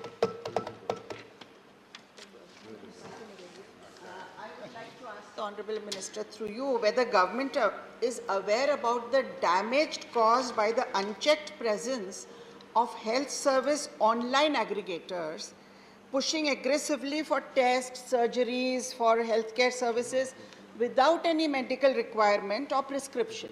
If yes, whether the government is considering to stop direct consumer advertising as suggested by the Consumer Drug Advocacy Group of All India Drug Action Network, AIDAN. Thank you. महोदय, माननीय सदस्य फौजिया जी ने जो सवाल उठाया है वो specific कुछ कंज्यूमर के बारे में जो कि ऑनलाइन प्रिस्क्रिप्शन के बारे में जुड़ा है, तो मुझे लगता है कि इसमें थोड़ा डिटेल लेके मैं ज़रूर सांसद महोदय को अवगत कराऊंगी। लेकिन फिर भी जो स्टेट गवर्नमेंट के अंडर जो क्लिनिकल एस्टेब्लिशमेंट एक्ट के तहत कुछ प्रिस्क्रिप्शन के अगर हमें प्रॉब्लम्स है या शिकायतें हैं तो वो स्टेट गवर्नमेंट उन क्लिनिकल एस्टेब्लिशमेंट एक्ट के तहत उन हॉस्पिटल के थ्रू एक्शन ले सकते हैं। धन्यवाद। क्वेश्चन नंबर 349 माननीय शक्ति सिंह गोयल जी। माननीय मंत्री जी, माननीय मंत्री जी। सर उत्तर सभा पटल पर रख दिया। First supplementary. माननीय सभापति महोदय, बड़ा गंभीर सवाल था। मैं उम्मीद करता था कि कैबिनेट मंत्री हमारे गुजराती भाई मांडविया जी जवाब देंगे। बड़ी शालीन मंत्री राज्य कक्षा की है, उनको ही जवाब देना है। खैर इनका सब्जेक्ट है। मैं ये जानना चाहता हूँ, यहाँ इस हाउस में बैठे हुए हमारे में से कोई भी यहाँ हाथ रख के कहेंगे कोविड के दौरान हमें फोन आते थे, हमें डॉक्टर्स ने, हमें गवर्नमेंट ने भी कहा कि ऑक्सीजन सप्लाई नहीं थी और डेथ हुए हैं, ये हकीकत है। अब यहाँ पे सरकार का जो रिटर्न रिप्लाई है, उस रिटर्न रिप्लाई में कहा गया है कि कोविड की वजह से 5,21,358 डेथ हुए हैं। मैं फर्स्ट सप्लीमेंट्री में आपके जरिए ये जानना चाहता हूँ कि गुजरात सरकार ने पहले कहा था कि कोविड में 10,000 लोगों ही सिर्फ मृत्यु हुई है, 10,000 एंड ऑड। सुप्रीम कोर्ट ने कहा कि आपको मुआवजा के लिए डिटेल दीजिए, जांच कीजिए। उसके बाद निकला कि 1.5 लाख से ज्यादा लोग गुजरात में कोरोना से मृत्यु हुए हैं, ऑफिशियल फिगर आया बाहर। तो इधर ये जो 5,21,358 है उसमें गुजरात का कौन सा फिगर है, 10,000 या 1.5 लाख? धन्यवाद। माननीय उपसभापति महोदय, आपके माध्यम से मैं ये ज़रूर कहना चाहूँगी, आदरणीय शक्ति सिंह जी ने, माननीय संसद जी ने उपस्थित किया मुद्दा। पहला तो ये है कि माननीय कैबिनेट मिनिस्टर आज जो कॉन्फ्रेंस पे गए हैं तो वो भी एक देश की सक्षम भूमिका रखने के लिए ही गए हैं। वो देश की एक अच्छी भूमिका जो कि ग्लोबल लेवल को भारत को सराहना जा रहा है। मुझे लगता है अगर इस अच्छी बात को अप्रिशिएट किया जाए तो मैं बहुत धन्यवाद देती हूँ।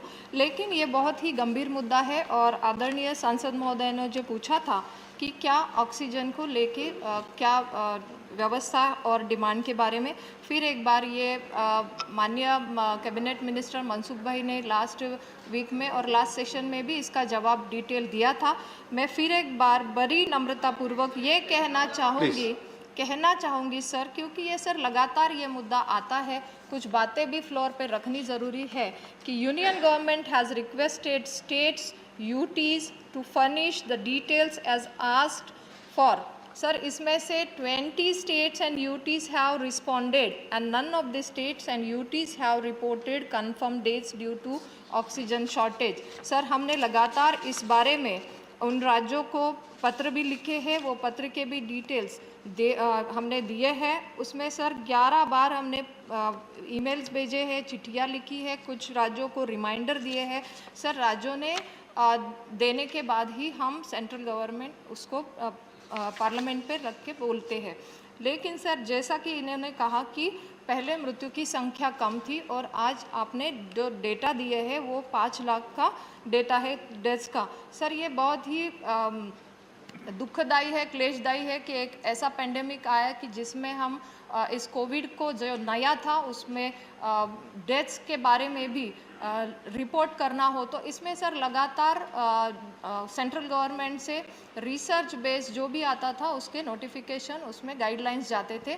और तो और सर जो भी डेथ के बारे में रिपोर्टिंग था, उसमें भी सर व्यवस्था दी गई कि ये इन्होंने करना है पोर्टल पे। लेकिन सर कुछ राज्यों ने जो कि उस टाइम नहीं किए वो आज भी कर रहे हैं। इसीलिए सर आज आपने जो सवाल उठाया, लेकिन सर आपने गुजरात के बारे में पूछा है तो मैं उसका डिटेल आपको ज़रूर देती हूँ सर। उसके बाद भी ये एक्स ग्रेशिया का भी जो NDMA के थ्रू माननीय हाईकोर्ट ने जो स्टेटमेंट दिया उसके आधार पर ये बढ़ा है जो आपने कहा है उसका डिटेल रिपोर्ट। लेकिन सर ये हमारे पास आ रहा है, ये जो है रिपोर्ट ये सभी राज्यों से आ रहा है जो कि ये दर्शाता है। सेकंड सर, सप्लीमेंट्री वो तो ये था कि आज 10,000 है इसमें या 1.5 लाख, वो जवाब तो नहीं मिला मुझे। मेरा सेकंड सप्लीमेंट्री ये है कि भारत सरकार ने खुद एक नोटिफिकेशन निकाला था कि कोविड से जो भी डेथ होगी उसको 4 लाख का कंपनसेशन दिया जाएगा। वो निकालने के कुछ ही घंटों में, तो कहूँगा दिन भी नहीं, उसमें रिवर्स हो गए और 4 लाख नहीं देना। तो उसकी वजह क्या थी? और कोविड में लोग बहुत परेशान होकर डेथ हुई थी, तो सरकार इसके पुनः विचार करके 4 लाख रुपीस जो भी डेथ कोविड के हुए उनको देना चाहती है या नहीं। उपसभापति महोदय, आदरणीय सदस्य ने जो प्रश्न उपस्थित किया है, सेंट्रल गवर्नमेंट ने लगातार इस बारे में बड़ी ही ट्रांसपेरेंसी मोड पे जो भी गाइडलाइंस है ये दिए हैं। इसमें पहली बार तो सर जो डर था कि पेशेंट के बाद जो इन्फेक्ट होंगे तो उनका क्या, तो वो तो इतना पहला बड़ा डर था कि उसके लिए सर गरीब कल्याण पैकेज के तहत हमने जो इंश्योरेंस दिया जो कि डायरेक्ट कोविड के पेशेंट के कांटेक्ट में आएंगे तो उन्हें हम तुरंत इंश्योरेंस के माध्यम से प्रोटेक्ट करेंगे। सर आज उनका भी हमने मदद की है। सर उसके बाद आप सदस्य ने जो प्रश्न उठाया है कि एक्स ग्रेशिया, सर माननीय कोर्ट ने जो कहा कि इनका डिटेल लेना जो कि कोविड रिलेटेड डेथ हुए हैं, सर ये एक्स ग्रेशिया के रूप में जो कि 50,000 का उन्हें मदद मिलेगा। सर ये सेंट्रल गाइडलाइंस के तहत आज स्टेट के तहत आज जो डिस्ट्रिक्ट लेवल पे जो कलेक्टर की अंडर जो कमेटी है सर वो इसको एग्जामिन भी करते हैं और उनके तहत ये नाम भी आते हैं। सेंट्रल गवर्नमेंट के नाम आने के बाद ये डिटेल भी दिए हैं। सर ये NDMA ने 50,000 का ये प्रावधान किया है, ये 4 लाख का नहीं है, ये बात क्लियर हो गई है। Thank you. माननीय जुगल सिंह लोखंडवाला।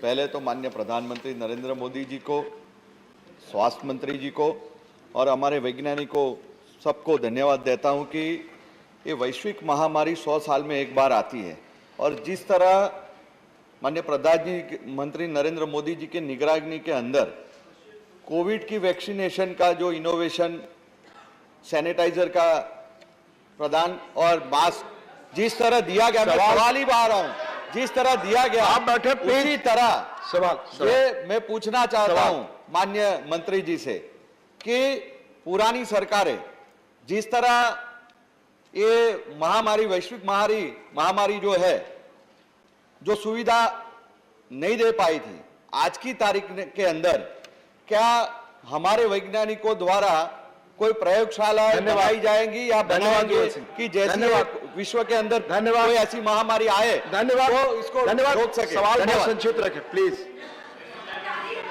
प्लीज बैठकर, प्लीज कुर्सी पर बैठकर आपस में बात ना करें प्लीज। कोई रिकॉर्ड पर नहीं जा रही आप लोगों की आपस की बातचीत, प्लीज।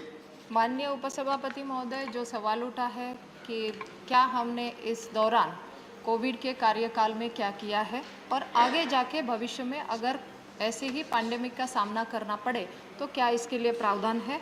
मैं आदरणीय सांसद महोदय जी का पहले तो धन्यवाद देती हूँ कि जो काम हुआ है उसमें बहुत ही बढ़ोतरी हुई है, क्योंकि जो डिमांड थी पैंडेमिक के पहले और आज ये लगातार अच्छी बनी है व्यवस्था हेल्थ इंफ्रास्ट्रक्चर को लेके। फॉर एग्जांपल अगर हमारे पास आज 3,000 से भी ज़्यादा अच्छे लैब खड़े हुए हैं, कोविड की फैसिलिटीज़ में जो बेड्स बने हैं सर, आज मुझे यहाँ रखते हुए 5 लाख के भी ज़्यादा ऑक्सीजन सपोर्टेड बेड बने हैं। ICU के भी बेड 1.5 लाख से ज़्यादा खड़े हुए हैं। PSA प्लांट्स जो कि कम थे ना के बराबर थे, राज्यों के पास थे वो कम थे, लेकिन आज सर हर एक ज़िले में पीएसए प्लांट लगना चाहिए, ताकि खुद आदरणीय प्रधानमंत्री जी ने उस पर गौर भी किया। और आज 4000 से भी ज़्यादा हमारे पीएसए प्लांट्स खड़े हैं अलग अलग मिनिस्ट्री के थ्रू और पीएसयू के थ्रू, पीएम केयर के थ्रू। सर ऑक्सीजन सिलेंडर हो या ऑक्सीजन कॉन्सेंट्रेटर हो, ये लाखों में उन स्टेट्स को अलॉट भी किए हैं, उसका भी डिटेल्स अवेलेबल है। आज वेंटिलेटर्स को देखा जाए सर, तो मैंने भी खुद देखा कि पहले पेंडेमिक के पहले क्या वेंटिलेटर्स था लगभग 16,000 के करीब। आज सर हमने वेंटिलेटर्स की संख्या देखी है तो वो 60,000 के भी ज़्यादा आज खड़े हैं। तो मुझे लगता है सारी इमरजेंसी को टैकल करते हुए लगातार ये व्यवस्था बनी। उसके अलावा पैकेजेस भी जारी हुए, ECRP 1 हो, ECRP 2 हो, NHM हो या फिर हमारा डिज़ास्टर रिस्पांस फंड हो, ये अलग अलग माध्यम से व्यवस्था खड़ी हुई। और माननीय सदस्य ने ये कहा कि जो लगातार आगे आने वाले दिनों के लिए तो ज़रूर PM अभीम के द्वारा जो बजट दिया है, मैं फिर एक बार आदरणीय फाइनेंस मिनिस्टर को धन्यवाद देना चाहती हूँ कि आगे आने वाले दिनों के लिए भी एक 64,000 करोड़ का बजट दिया है, जो कि हमारे हेल्थ को अगेन एक बूस्ट देगा और इंफ्रास्ट्रक्चर को स्ट्रेंथन करेगा, जिसमें ये लैब्स जो कि एक अच्छी लैब की सुविधा भी बने। सर आज BSL 3 लैब जो कि डिटेक्ट करती है कोई नया वायरस आता है तो, लेकिन उसको लिमिटेशन सर ये सुनना होगा। आदरणीय सभापति महोदय, मैं ये जरूर अनुरोध करती हूँ कि क्यों सुनना होगा, क्योंकि BSL 3 का पता ही नहीं है BSL 3 है क्या। तो BSL 3 ऐसी लैब है कि जो खड़ी होने वाली है 4 लैब्स के रूप में, जो मोबाइल होगी कि जैसे कोरोना का वायरस आया हमें पता नहीं था, लेकिन अगर कोई नया वायरस आता है तो वो उसी जगह डिटेक्ट भी होगा और वो कंटेनमेंट जोन बनेगा ताकि वहाँ से फैले नहीं। तो ये सोच है सर, ये सोच की बात है। तो मैं धन्यवाद देना चाहती हूँ आदरणीय प्रधानमंत्री जी का, वो आगे की सोच को देख के इस तरीके के एडवांस टेक्नोलॉजी को ला रहे हैं। मैं धन्यवाद देती हूँ। माननीय जवाहर सरकार जी, माननीय जवाहर सरकार जी। I want to ask one straight question. Please put Sir, your question. every time we ask such questions, they say health is a state subject. Death is a state subject. Life certificates are given by somebody else's picture. But साफ समझने की कोशिश कर रहा हूँ कि is the division between death and life, between good and bad, according to the federal system, to the states and central? Please question. What is all? Please question. Every time in education Please also question. you say the same. Thank you. So give me a straight answer. Thank you. Thank you.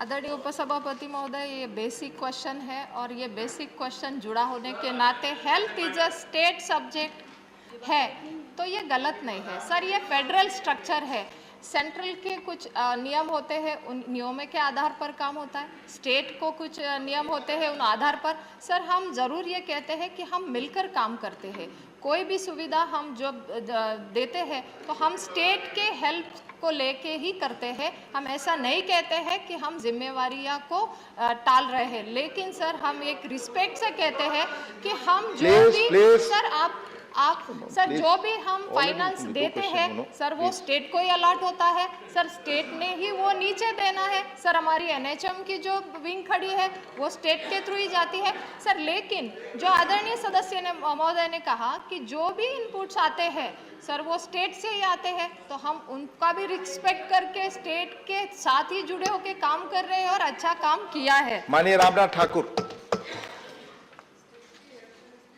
धन्यवाद उपसभापति महोदय। मैं आपके माध्यम से मंत्री जी से पूछना चाहता हूं कि समय सीमा के अंदर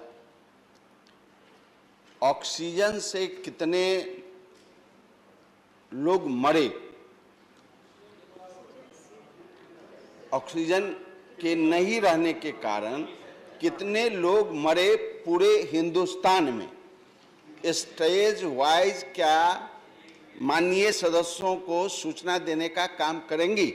धन्यवाद।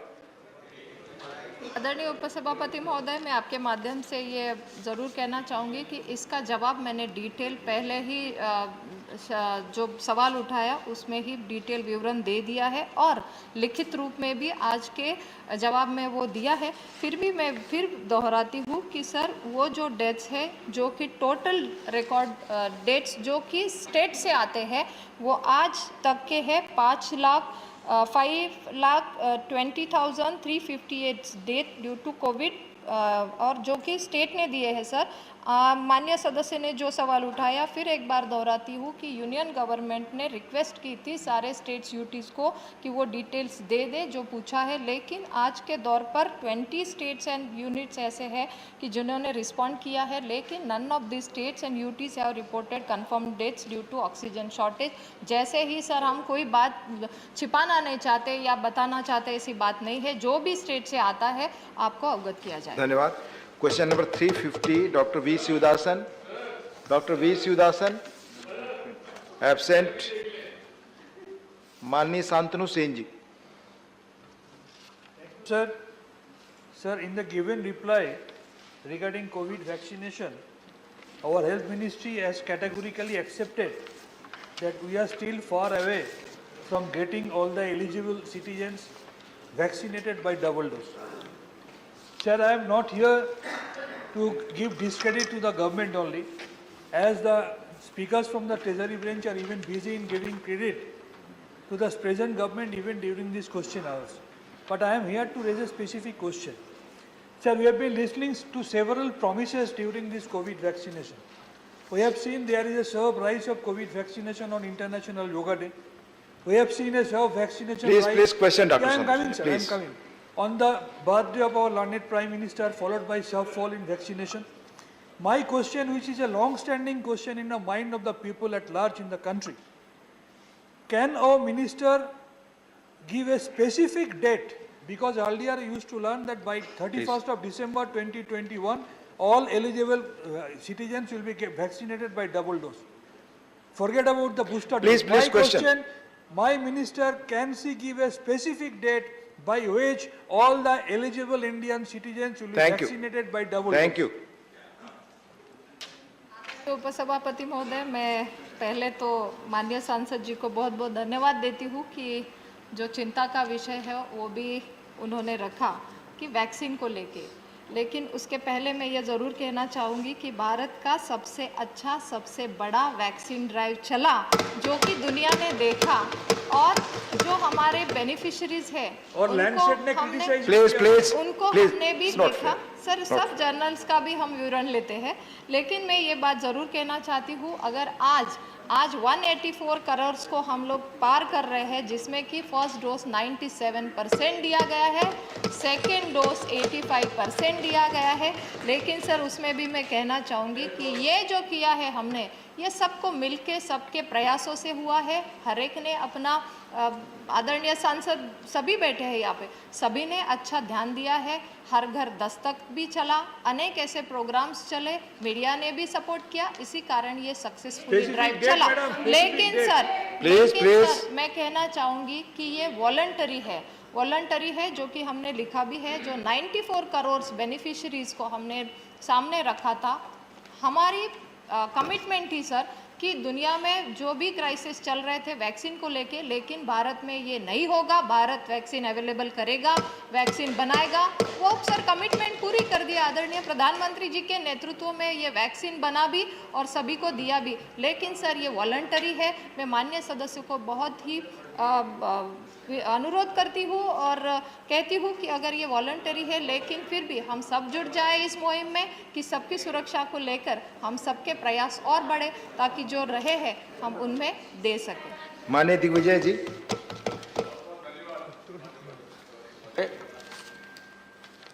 12 साल के ऊपर बच्चे व वयस्क, उनके लिए वैक्सीन आपने प्रोटोकॉल तय कर दिया।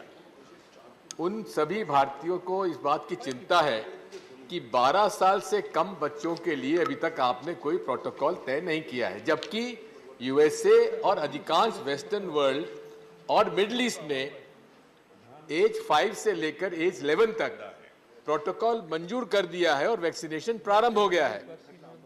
मेरा प्रश्न ये है कि भारत सरकार कब इस देश के बच्चे जो 12 साल से कम हैं, उनके लिए कब वैक्सीनेशन प्रोटोकॉल आप तय करेंगे? क्योंकि 6 महीने के बच्चों का भी प्रोटोकॉल के ऊपर काफी काम हुआ है। दिग्विजय सर, आदरणीय उपसभापति महोदय, प्लीज एक मिनट माननीय दिग्विजय जी, आप सबसे पहले लंबे समय तक सत्ता में रहे हैं। अगर प्रावधान बना दिए होते कि सबसे अधिक आप ही को सवाल मिले तो मैं कर देता। धन्यवाद। Please, nothing is going on record now. इसमें क्या nothing is going on record. धन्यवाद भी नहीं, प्लीज ये भी इम्पार्लियामेंट्री है। माननीय सदस्य, आप जानते हैं हर चीज में अगर आप ही मांगेंगे प्रश्न तो आपके और दूसरे सदस्यों को दूं या ना दूं, ये भी व्यवस्था आपने कर दी होती, ये भी व्यवस्था आपने की होती तो मैं धन्यवाद देता।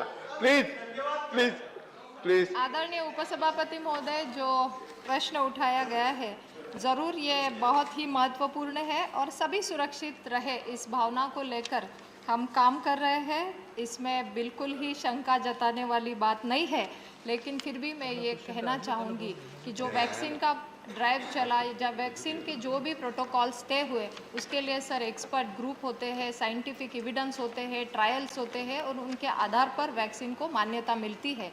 सर उन्होंने कहा कि अनेक देशों में, लेकिन उन देशों के कंपैरेटिव आज भारत ने भी दिखा दिया है कि ओमिक्रॉन की वेव आई तो हम अच्छे सेफ रहे क्योंकि अच्छा वैक्सीनेशन कर पाए। सर ज़रूर उन्होंने कहा है कि एज ग्रुप को लेकिन हम लगातार वो प्रोटोकॉल्स में जो प्रोटोकॉल्स लगे वो 60 इयर्स के हो, चाहे कोमॉर्बिड के हो या 45 इयर्स के हो या फिर अभी 15 से 18 हो या 12 से 14।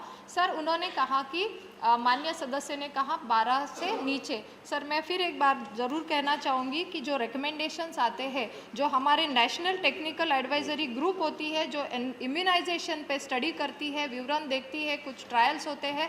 सर वो ट्रायल्स के जब रिपोर्ट्स आते हैं उसका वैक्सीन का क्या प्रभाव है, क्या एफिशिएंसी है, क्या उसका रिजल्ट है, उस आधार पर हम वो निर्णय लेते हैं। ये सर साइंटिफिक बेस एक निर्णय होता है, इसमें कोई कठिनाई नहीं है, लेकिन सर ये ट्रायल चल रहा है, उसके आधार पर ये काम रहेगा। मैं फिर एक बार आपके माध्यम से कहना चाहूँगी कि ये साइंटिफिक बेस धन्यवाद रिसर्च होती है। Doctor Ashok Vajpayee ji, doctor Ashok Vajpayee.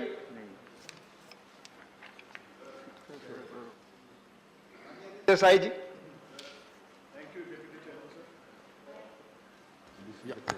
Yeah, thank you, Deputy Chairman, sir. Sir, in yesterday's conclave which was held at Pune, Dr. Adar Poonawala, who has come out with the vaccine Covishield and which proved very beneficial to one and all, not only in India but abroad also in foreign countries. He has expressed his doubts that booster, which was necessary and which had come out, those who have taken 2 doses are due for booster, and they had come out with the schedule also. Government has also declared it, but response is very poor from the people of Please India. question. Yeah. What steps are being taken? Because to travel abroad, to take foreign tours or something, that is necessary as he has expressed his apprehensions. May I know from the Honorable Minister through you, what steps are being taken to give this widespread knowledge, or people are made aware to go for the booster? Thank you. के माध्यम से ये ज़रूर कहना चाहूँगी कि जो सवाल उठा है फिर एक बार बूस्टर डोज को लेके है, ये इसी बेस पे आधार करता है कि जो एन टैगी हमें रिपोर्ट करती है, उनके रिकमेंडेशंस आते हैं जो कि एक national technical advisory group of immunization पे काम करती है। सर उनके रिपोर्ट के आधार पर ही हम निर्णय कर पाते हैं। जैसे ही उनके रिपोर्ट्स आते हैं हम वो प्रावधान करते हैं, ना कि किसी के स्टेटमेंट पे या ना कि किसी के पक्ष में। सर हमारा काम यही है कि ये साइंटिफिक बेस रहे और जो कि एक वैक्सीन के बाद भी कुछ प्रावधान होते हैं जो देखने पड़ते हैं, ये सभी को लेके ये काम चल रहा है। मुझे लगता है अलग अलग ग्रुप में जो भी नोटिफिकेशन निकले हैं, गाइडलाइन निकले हैं, तो वो समय पर वो रिकमेंडेशन के आधार पर ही किए जाते हैं। धन्यवाद। क्वेश्चन नंबर 351 पर हम आए, इसके पहले माननीय सदस्यगण मैं अनुरोध करना चाहता हूं कि आप हाथ उठाते हैं, यहाँ बाकायदे हम लोग नोट करते हैं, और जब समय पूछने का आता है तो आप अगर सीट पे मौजूद नहीं रहेंगे नंबर 1, और नंबर 2 कि अपने सीमित समय में अगर क्वेश्चन नहीं पूछेंगे दूसरों को मौका नहीं मिलेगा। माननीय से हर्षवर्धन सिंह डूंगरपुर। क्वेश्चन माननीय मंत्री जी। सर उत्तर सभा पटल पर रख दिया है। First supplementary. Recently on 25th February, AIIMS institutions together have conducted an exhaustive survey and reported that warning labels have overwhelming acceptance by consumers of all strata. Is the Ministry of Health and Family Welfare considering acceptance of this study by renowned medical establishments like AIIMS, which recommended warning labels? Thank you. Sir आदरणीय सदस्य ने जो प्रश्न उठाया है जो label को लेके है जो फूड पैकेट्स पे आता है, तो मैं आदरणीय सदस्य को यही कहना चाहूँगी आपके माध्यम से, सर ये रेगुलेशंस जो नोटिफाई किए हैं food safety and standard authority of India ने, जो कि कहता है कि ये रेगुलेशंस में दिया गया है कि ये लेबल पे जो न्यूट्रिशनल इन्फॉर्मेशन है जो कि contribute to recommended daily allowance के आधार पर परसेंटेज के माध्यम से जो कि कंज्यूमर को एक विकल्प देने के लिए बने हैं, तो वो मैंडेटरी है और इसको sir for food business operators को ये लेबल फूड पैकेज के लिए देने के लिए अभी शुरू होने वाला है। Second supplementary. Sir, I have only one supplement. माननीय संजय सिंह। सर मेरा आपके माध्यम से माननीय मंत्री जी से सवाल है कि ऐसे कितने मामले आपके विभाग के द्वारा हल किए गए या कितने मामले आपके सामने आए जिन पर आपका हेल्थ डिपार्टमेंट कार्रवाई करता है, कितने लोगों पे आपने अब तक कार्रवाई की, क्या इसका कोई डाटा है? क्योंकि FSSAI का लेबल लगा के बहुत सारे लोग सामान अपना बेचते हैं जो वास्तव में आपके मानकों को पूरा नहीं करता, बावजूद इसके अगर वो बेच रहे हैं तो उन पे कितनी कार्रवाई हुई? और एक छोटा सा सवाल हो गया संजय, इसी में 2 सवाल आपने संजय जी पूछ लिया। प्लीज जी ज़रूर आदरणीय उपसभापति महोदय, मैं आपके माध्यम से ये सदस्य को अवगत कराना चाहती हूँ कि ये सवाल बहुत ही गंभीर है जो कि एक फूड रिलेटेड जो अडल्ट्रेशन है उसके बारे में है, और ये food safety and security standards के एक्ट के तहत जो भी एक्शंस है वो लिए जाते हैं जो कि अपने मानकों पे खरे नहीं उतरते हैं, तो वहाँ पे सर स्टेट में हमारे स्टेट कमिश्नर रहते हैं, डिस्ट्रिक्ट लेवल पर फूड ऑफिसर्स रहते हैं जो कि ये देखते हैं और तुरंत उन पे कार्रवाई भी की जाती है। आदरणीय सदस्य ने जो सवाल किया है इसके डिटेल्स, तो मैं ज़रूर ये कहना चाहूँगी कि लगातार इसमें 2019 20 21 में मुझे डिटेल्स है, लेकिन फिर भी उसमें नंबर ऑफ सैम्पल्स अगर एनालिसिस किए हैं तो लास्ट ईयर के मैं कहूँगी तो लगभग 1 लाख सैंपल को सर एनालिसिस भी किया है। उसमें जो भी है उनको कंप्लेंट के आधार पर पिनल कोड के आधार पर उनको एक्शन भी लिया है और वो स्टेट के तहत किया जाता है। धन्यवाद। माननीय जया बच्चन जी।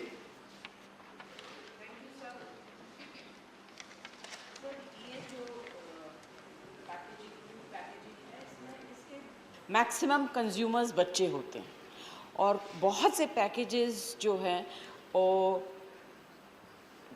जेन्युइन नहीं होते हैं, लेबल नहीं होते हैं। क्या सरकार कोई अपने एडवर्टाइजमेंट्स के थ्रू या कोई ऐसे प्रक्रिया के थ्रू जनता को अवगत कराएगी कि आपको ऐसे ऐसे जगह में जाके कंप्लेन करना है और कितने दिनों में इस कंप्लेन के ऊपर कार्रवाई की जाएगी? क्योंकि सर ये एक है monosodium glutamate, this is found in a lot of the products which is very very harmful for human life. Thank you जय। आदरणीय उपसभापति महोदय, जो भी सवाल माननीय सदस्य ने किया है तो ये एक गंभीर मुद्दा भी है, क्योंकि बच्चे लगातार कुछ खाते हैं तो उन्हें शायद पता नहीं है, ऐसे माननीय सदस्य का कहना है। लेकिन फिर भी सर हम यही कहते हैं कि जो भी रिकमेंडेशन के आधार पर जो भी स्टैंडर्ड को मेंटेन किए हुए हैं ये लेबल पे आना चाहिए, वो एक्ट के तहत मैंडेटरी है और अगर वो नहीं है तो उन पे एक्शन भी लिया जाता है। फिर भी अगर अवेयरनेस के बारे में कहा जाए तो लगातार ये अवेयरनेस प्रोग्राम चलता है मिनिस्ट्री के थ्रू, और हमारी फूड सेफ्टी को लेके, हाइजीन को लेके, हेल्दी डाइट को लेके, ट्रांस फैट को लेके ये अवेयरनेस किया जाता है। उसमें सर न्यूट्रिशनल इन्फॉर्मेशन की भी ये दी जाती है। फूड सेफ्टी के आधार पर जो भी इश्यूज़ है वो भी उस माध्यम से दिए जाते हैं। सर ऑनलाइन भी हम उस पर काम कर रहे हैं कि जो अवेयर करे। उसके अलावा फिट इंडिया मूवमेंट चल रहा है, ईट टू राइट मूवमेंट चल रहा है, जिसके आधार पर हम कहते हैं कि क्या खाना ज़रूरी है और जो उचित है, लेकिन जो कंप्लेंट आती है तो उसको भी हम सॉल्व करते हैं। माननीय महेश पोद्दार जी। Thank you, Vice Chairman Sahab. Sir, the government has replied that nutritional information requires display of nutrients, but sir, there are many harmful ingredients like fat, salt, sugar, preservatives. It is not mandatory to specify them, and the result is that the consumer doesn't know how much to consume and what is the safe limit and what is beyond the limit. Sir, I think the government wants to make the people aware. So will they review and take the comprehensive view so that a person by seeing the level can know if I am exceeding the limit? Thank you. Mahesh.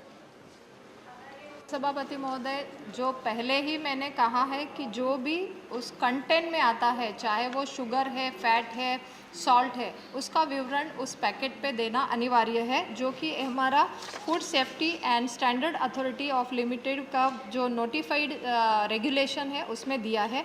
लेकिन फिर भी अगर daily allowance में कितना खाना है और कितनी हमारी मार्किंग है न्यूट्रिशन की, तो उस माध्यम से ये भी मैंडेटरी किया है कि वो उस लेबल पे आए, ताकि एक विकल्प चुन सके कि इसमें क्या हानिकारक हो सकता है। धन्यवाद। Now question number 352 honourable KRN Rajesh Kumar. माननीय मंत्री जी। जवाब सभापति पर रखा गया। सभापति महोदय। Rajesh ji, put your first supplementary. Honorable Deputy Chairman Sir, first I thank you, this August House member and the ministers, because today the question is reached the serial number 7. Thank to all. Thanks to all your colleagues. Okay.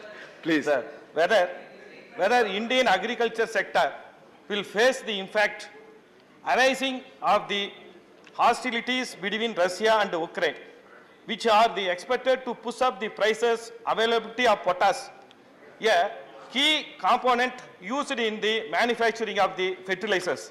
If so, what are the steps intended to be taken up the government? Thank you, Rajesh. पति महोदय, मैं आपके माध्यम से इस सभागृह को और पूरा देश के किसानों को आश्वस्त करना चाहता हूं कि पिछला साल भी भारत के किसान उर्वर को लेकर के बड़ी चिंता थी, लेकिन माननीय प्रधानमंत्री नरेंद्र मोदी जी का नेतृत्व में समय समय पर निर्णय लेकर के भारत के किसानों को उर्वरक समय पर और सही दाम पर हमने पूरा कर दिया है। और इस साल भी आने वाला रबी और खरीफ के लिए भी भारत सरकार माननीय नरेंद्र भाई मोदी जी के नेतृत्व में उनका मार्गदर्शन में पूरा आश्वस्त कर रखा है, ऐसा कोई परेशानी नहीं होगा। और कीमत जो कीमत आज दे रहे हैं, बल्कि दुनिया में जिसका इसका फीड स्टॉक की कीमत 4 दुगना 5 दुगना बढ़ा है, लेकिन भारत सरकार प्रतिबद्ध है, जो कीमत है वही कीमत पर हम किसानों को पूरा करेंगे। Second supplement. Indian Farmer Fertilizers Cooperative Organization is the largest producer of fertilizers as of now. It was under the Ministry of C&F. It is a relevant ministry. Logically, IFCO should work under the C&F ministry for better execution. Why the ministry has decided to transfer this organization to the Ministry of Cooperation? Thank you. उपसभापति महोदय, ये cooperative sector ही है IFCO, इसी के लिए वो sector में वो काम करती है। लेकिन भारत सरकार का दिशा निर्देशन के अंदर ही हमारा जो NBS के आधार पर जो हम प्रोड्यूसन करते हैं, वो हमारा नियम के तहत ही वो प्रोडक्शन करके हम किसानों को देते हैं। उपसभापति। धन्यवाद। माननीय कामाख्या प्रसाद तासा जी। सर मंत्री जी का आंसर देखा, मंत्री जी काफ़ी डिटेल से बताया है। मेरा क्वेश्चन है सर, आसाम में एक फर्टिलाइज़र फैक्ट्री है, उसका नाम है Brahmaputra valley fertiliser corporation limited. इसका यूनिट 1 और 2 बंद हो चुका है। 3 के लिए ऑनरेबल हम लोग का सरदार फाइनेंस मिनिस्टर ने 100 करोड़ का एक पैकेज दिया था, वो पैकेज का क्या हुआ? और 4th यूनिट जो है नहीं होने से 3rd यूनिट भी बंद हो जाएगा, क्योंकि नॉर्थ ईस्ट में EI पूर्ति जो है ये फुलफिल करता है, ये एक ही फर्टिलाइजर कंपनी है। इसका यूनिट 2 और 3 बंद हो 1, 2 बंद हुआ, 3 के लिए 100 करोड़ दिया, उसका क्या हुआ? 4 कप। धन्यवाद कामाख्या जी। BVFCL का यूनिट को हम लोग नेशनल यूरिया पॉलिसी के अंतर्गत हमने 21 मई 2015 को हमने उनको परमिशन दिया है, ताकि इसके अंदर वो फिर से एक बार चालू करने के लिए, इतना हम बताते सकते हैं उपसभापति महोदय। माननीय Tiruchi Siva ji, honourable Tiruchi Siva, your question is on this. Yes, supplementary. Thank you, sir. Thank you, Deputy Chairman, sir. Sir, the new NUP 2015, with the objective of maximizing indigenous urea production, promoting energy efficiency in urea production, and rationalizing subsidy burden on the government. So, my question to the minister is, while rationalizing the subsidy burden to the government, will it not be transferring it on the shoulders of the farmers? Because already the farmers are suffering of not getting due and genuine price for the produce, but the input costs have increased. So when the subsidy has been reduced and shouldered on the burden on the shoulders of the farmers, will it not burden them? And do you consider of? Thank you. Have put your question yes, already. Will you consider of the problems that are faced by the farmers because of the hiking the prices of fertilizers? उपसभापति महोदय, national urea policy के अंतर्गत जो maximizing indigenous urea production, promoting energy efficiency, ये मुद्दा लेकर के हम आए थे। इसी के अंतर्गत देश के अंदर 25 ऐसे गैस बेस्ड प्रोजेक्ट हमने उसको गैस बेस्ड पर कन्वर्ट करके उनको हमने चालू किया है। इसी का नतीजे से करीब 25 से I will come back, let him please listen him, no issue. पिछला 14 साल से मतलब 2014 से के बाद अगर कंपेयर करें तो 20 से 25 लाख मेट्रिक टन हमने उत्पादन ज़्यादा किया है। तो सदस्य का क्वेश्चन है कि इन फीड स्टॉक का कीमत वगैरह बढ़ने के बावजूद ये ट्रांसफ़र जो रैशनलाइजेशन किसानों के ऊपर बोझ बढ़ेगा, किसी हालत में किसानों के ऊपर बोझ मोदी सरकार नहीं बढ़ने देता, क्योंकि BE 2021 और 22 के अंदर बढ़ने नहीं देगा। सुनिए इधर, 2021 और 22 का BE आप देख लीजिए, बजट के अंदर 83,548 करोड़ रखा था, लेकिन इंटरनेशनल मार्केट के अंदर सभी फीड स्टॉक का कीमत बढ़ने के बावजूद भारत सरकार, नरेंद्र मोदी जी का नेतृत्व वाली सरकार, उसको सब्सिडी बढ़ाते हुए आरी के अंदर 1,62,072 करोड़ रुपए हमने बढ़ा दिया, लेकिन किसानों के ऊपर हमने बोझ नहीं बढ़ा दिया। और इसी के अलावा इस साल भी हमारा बजट के अंदर पिछले साल का बजट एस्टिमेट से भी ज़्यादा पैसा रख करके 1,09,242 करोड़ माननीय नरेंद्र मोदी सरकार, माननीय वित्त मंत्री जी ने दिया। मैं धन्यवाद देना चाहता हूँ। पिछले साल से भी हम लोग 25,654 करोड़ रुपए बजट के अंदर परियोजना ज़्यादा किया है। फिर भी इस साल अगर बढ़ने के बावजूद भी फिर आरी के अंदर नरेंद्र भाई मोदी जी के सरकार किसानों के ऊपर किसी हालत में बढ़ा नहीं बढ़ने देगा, ये विश्वास देता हूँ। धन्यवाद। माननीय जयप्रकाश निषाद जी, प्लीज। माननीय जयप्रकाश निषाद जी। सबसे पहले तो मैं इस देश के प्रधानमंत्री जी को बधाई देता हूं कि बहुत सारे उर्वरक कारखाने बंद हो गए थे, उन्होंने बना के किसानों के जीवन में खुशहाली लाने का काम किया है। माननीय मंत्री जी से मैं जानना चाहता हूं, क्या माननीय मंत्री जी बताने की कृपा करेंगे कि गोरखपुर में जो कारखाना बन के तैयार है, क्या किसानों के लिए भरपूर मात्रा में उर्वरक समय से देने का काम करेंगे?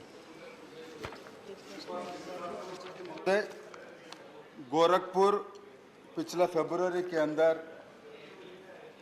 कमीशन हो चुका है, अभी उसका प्रोडक्शन चालू है।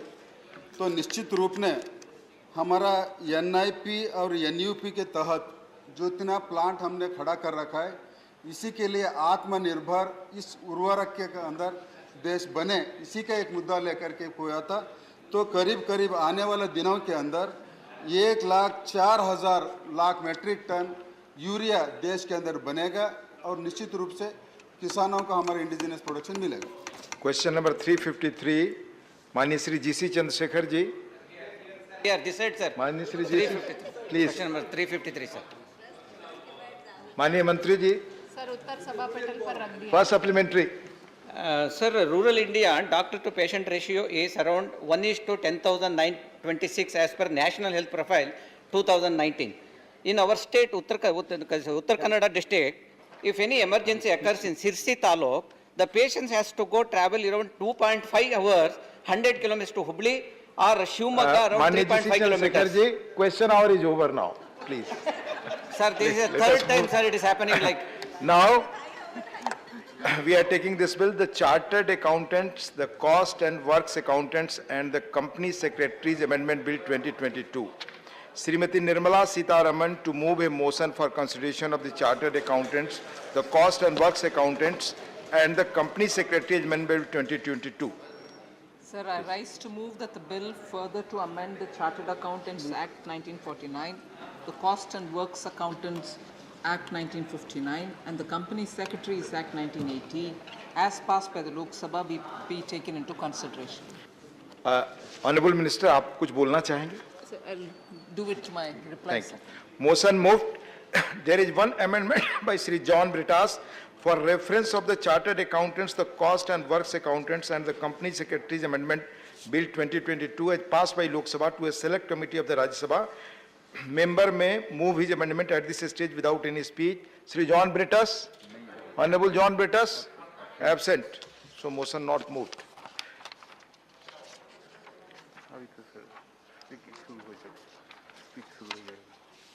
So now debate and Dr. L.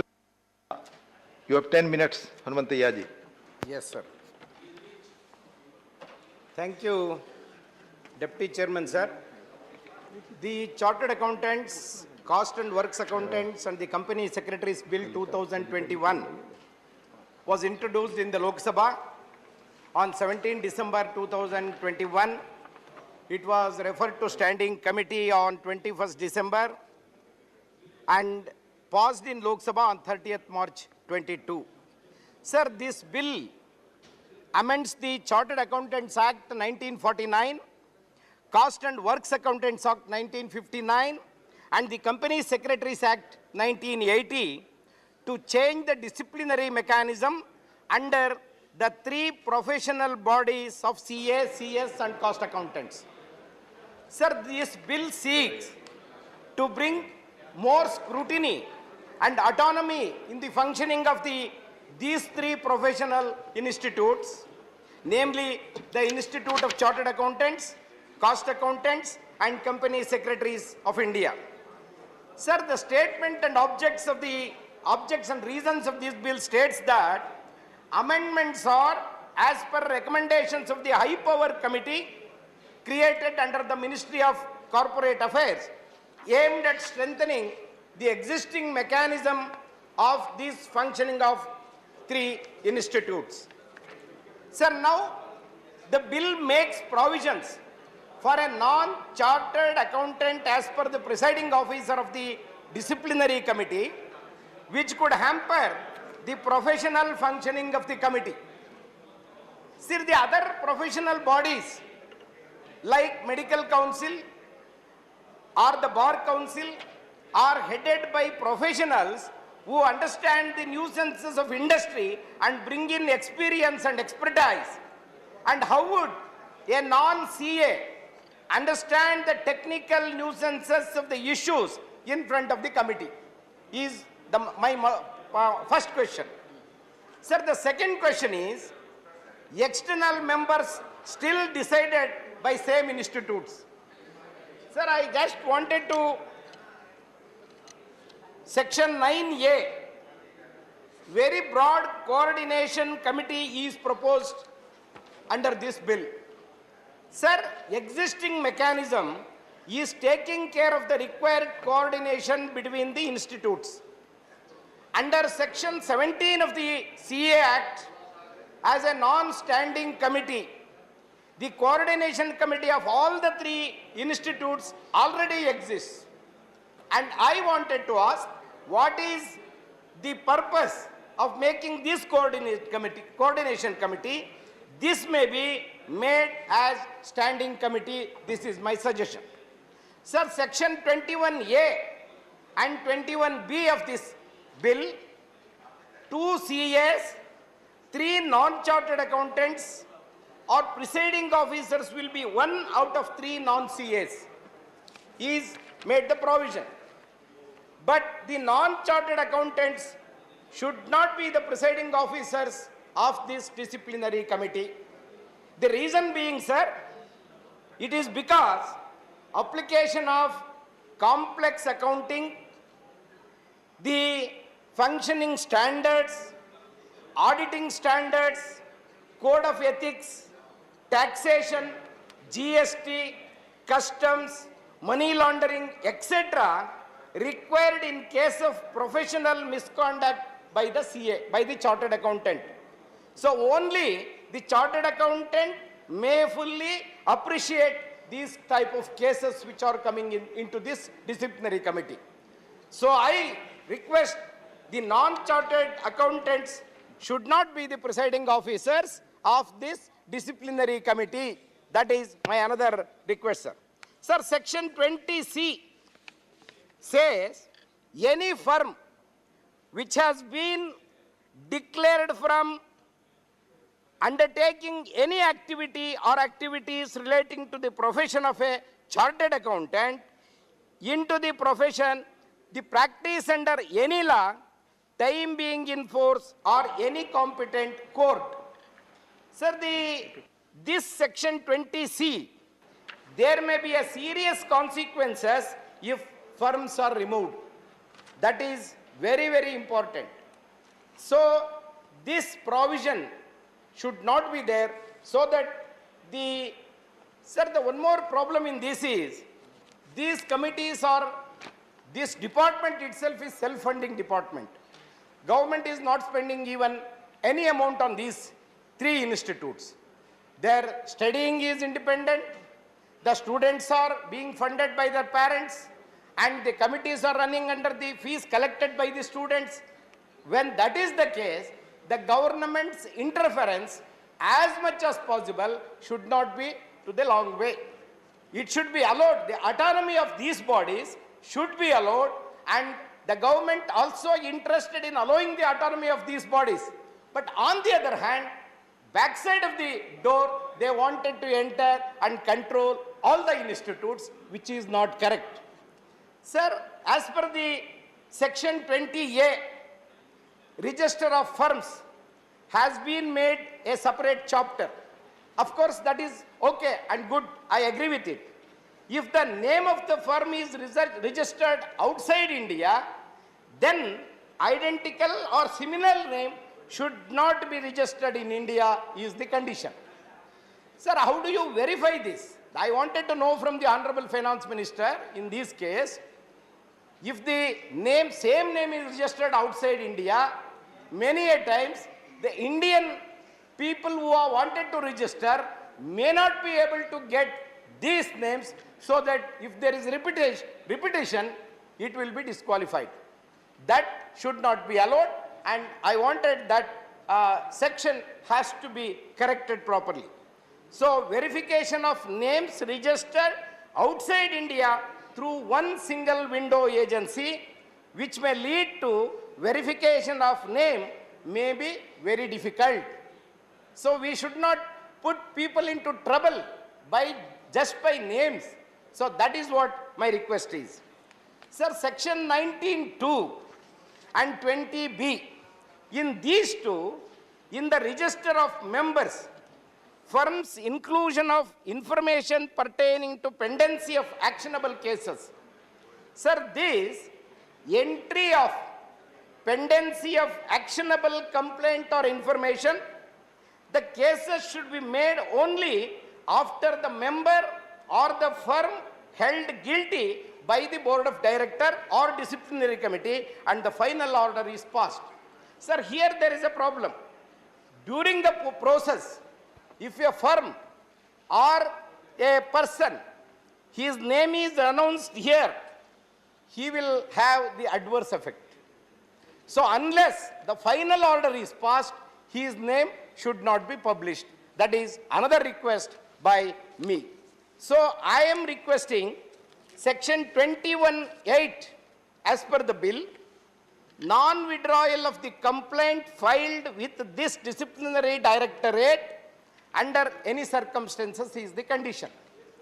Sir, I just wanted to ask the Honorable Finance Minister again, if anybody files a submission or files to the disciplinary directorate, if they are not allowed to withdraw their own things after the correction by them, what is the problem for the disciplinary committee is my question. Why it should not be allowed to withdraw? Sir, can we be so strict that treating these firms, treating these persons as criminals under these acts?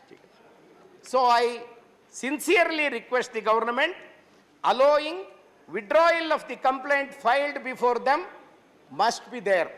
It should be there because the person who has filed any complaint, filed his own cases, can be allowed to withdraw.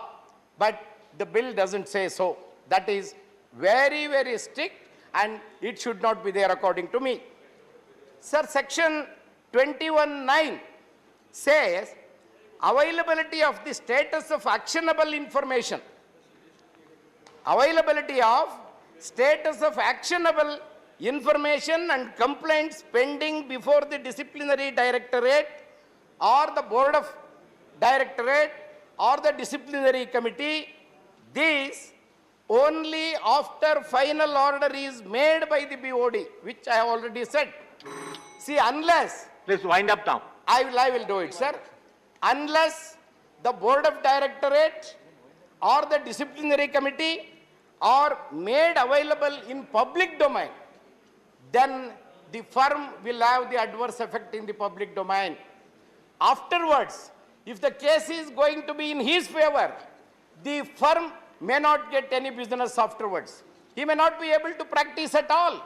So that is the reason I request the Honorable Minister allow these only after the final decision is done by the Board of Director. So these are my submissions under this bill, sir. Thank you. After correcting this bill, this can be passed. Thank you very much. Thank you. Thank you very much. The next speaker is Sri Suresh Prabhu.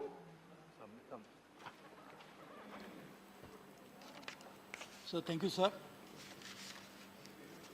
And I know this is in a way a very important piece of legislation, bringing amendments to some of the very important institutions, professional bodies that function in the country. As we know, when we want to accelerate the rate of growth of Indian economy, it is obvious that a main important responsibility will be that of the corporate sector. Because as the finance minister said in a budget speech, as well as reiterated it on a number of other occasions, that we must boost private investment.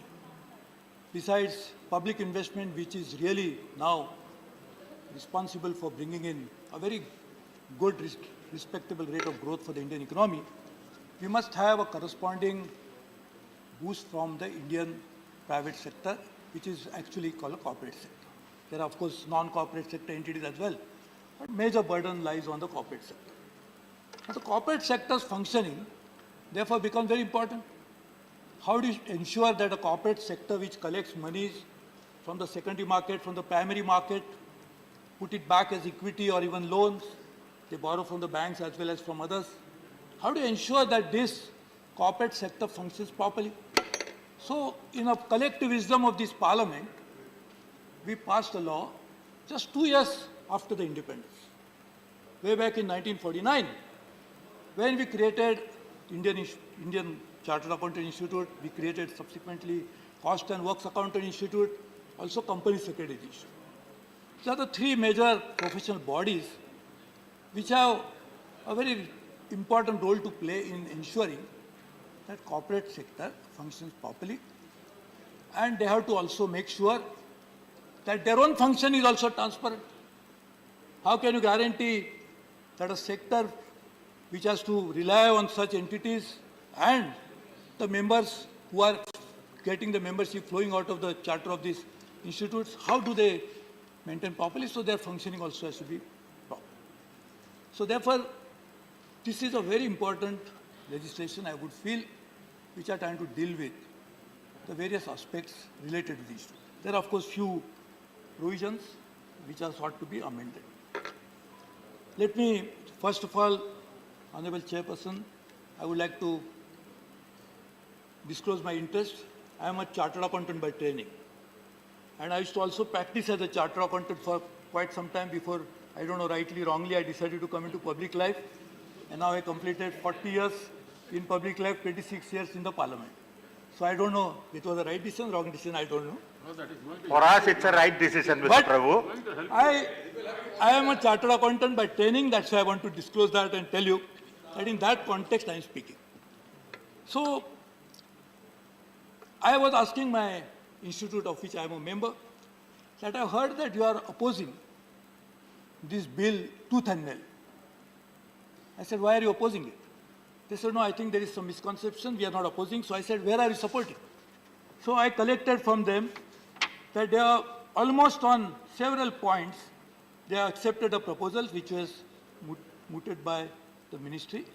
So it's a good thing that there was a dialogue between the government and I, knowing my Honorable Minister, who I have worked for many, many years, that she will definitely consult somebody without doing anything like this, so I really appreciate it. So therefore, it is not true that Institute of Chartered Accountants of India, I cannot speak on behalf of the other two institutes because I am not a member of them, but they are not fully opposed everything that has been said in the bill. So there have been a lot of acceptance of the proposal, including determine the fee for the entry of the name in the register, powers to discipline chartered accountant firms, that is section 21A, 21B, increasing quantum of punishment, maintenance of register of firms, duration of council term, finance of the council, increasing the penalty for falsely claiming to be a member, etc., etc. So now, this is a good thing that new amendments are being proposed. The stakeholders were consulted, and therefore, in that spirit, I feel it is also necessary to understand if there are any apprehensions on the part of members of the Chartered Accountant Institute as well as other institutes. So on the first one, I think this is very important to note, is related to disciplinary action to be taken. As we know, no one can dispute the fact that every institute and every member of that institute must function in a manner which has to be firstly in accordance with the law, but also in line with the professional conduct rules that have been framed from time to time. And the regulation of that, ideally, should be self-regulation. In fact, the former president of the institute is also sitting here. So, it should be in regulation, should be such that it should be done in a transparent way, but also must inspire confidence of the society. It is true that some instances that have happened in the last several years, people are questioning about this issue. So I can understand the response, but I will only point out to my the Honorable Minister about the certain issues which are related to this. So number one, the provision related to the constitution of Board of Discipline, which is sought to amend section 21A(1) and section 21B(1). We are trying to propose that there should be 3 non-chartered accountants besides 2 chartered accountants. I would like to just point out one important issue related to this. See, normally, the disciplinary action will be taken when there is a professional misconduct. The professional misconduct will arise out of, normally, most of the professional misconduct. There can be complaints like fighting between the partners of the chartered accountant firm. There could be issues related to certain other issues which are really speaking not professional as such, though related to professional chartered accountant firm, but not professional in that sense of the term. So what is professional misconduct largely will come out of a very important issue related to balance sheet and profit loss account, broadly you can say financial statements. Now these financial statements had to be prepared, and I was saying in context of, there is another chartered accountant sitting here, Mr. Gujral. So these statements which are prepared in case of corporate sector, particularly largely which are related to us, under the Companies Act. So there was a provision in Companies Act 1956, and when we repealed that act, we replaced it with some other new code. The provision still subsists in the same way. And what does it say? It says an auditor has to certify the balance sheet and profit loss account, the financial statements, to be true and fair. See, very important part. When you say true and fair, it is not even our intention of this legislation, our parliament, because we only passed the law. We only made the provisions about how the auditor should certify. In that we said they should certify that should true and fair. It is fair, the word fair. What is fair is a very subjective term. The fairness, if my son will think I am not fair to him, my son's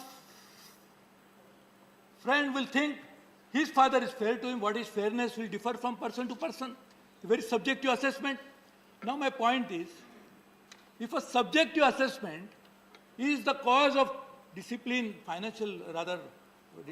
action, in that case, let it be left to the judgment of the professionals. How can you decide the fairness of a financial statement which is so technical in nature when a non-chartered accountant can sit on judgment and decide about it? Let us look at it, sir. If there are normally, in a medical cases also, there are a lot of misconduct possible. The Indian Medical Council goes into it.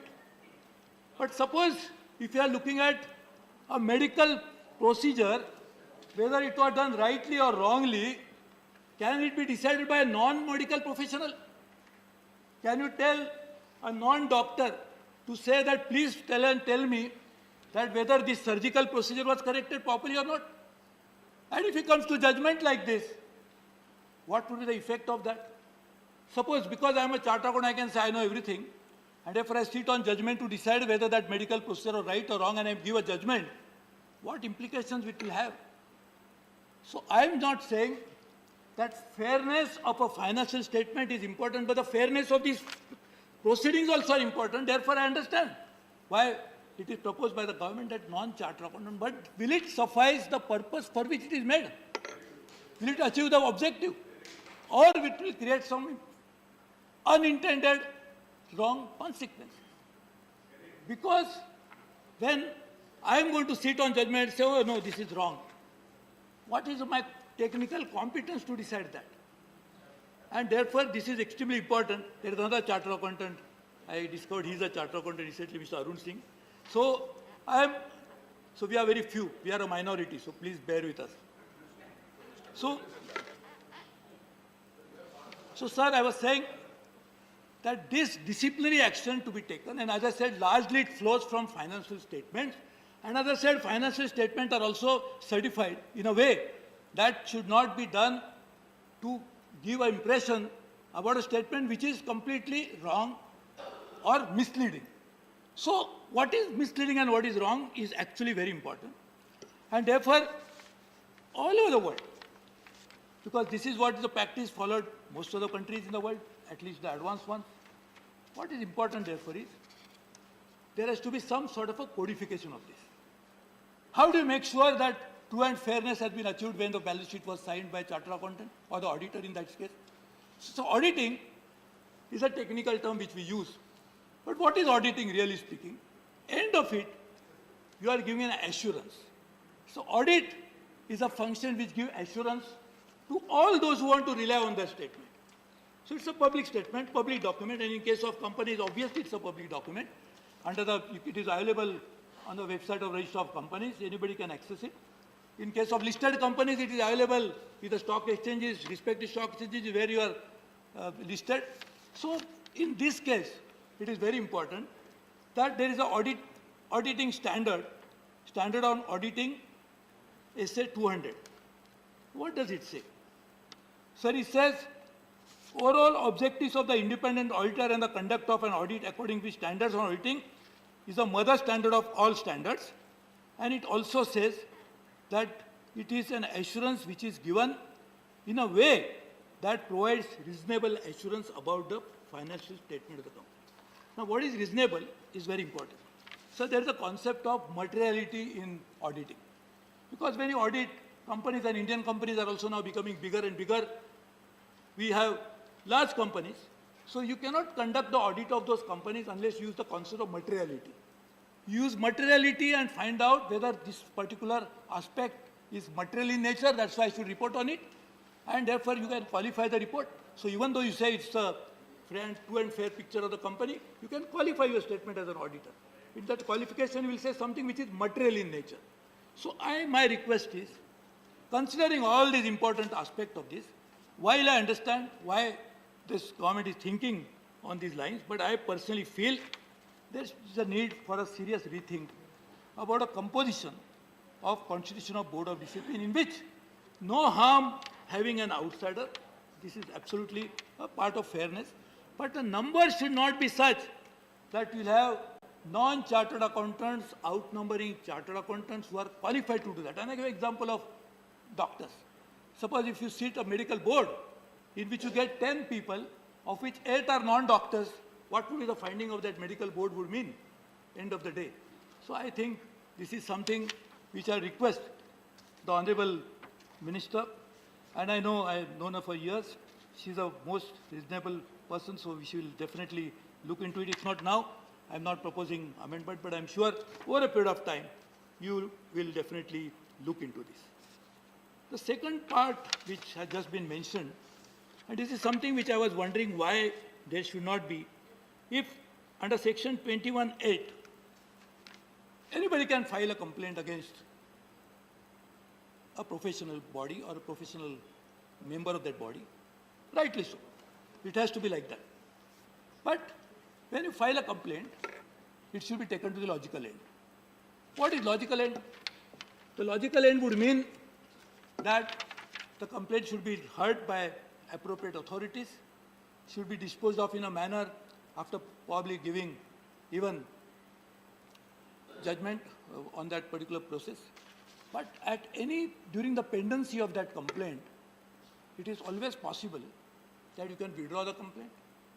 Sir, even in the courts, if you file a petition, the courts allow you to withdraw. Of course, you need to seek their permission. Here in this house, if I present a bill, I will seek the permission of the house, but then I can withdraw the bill.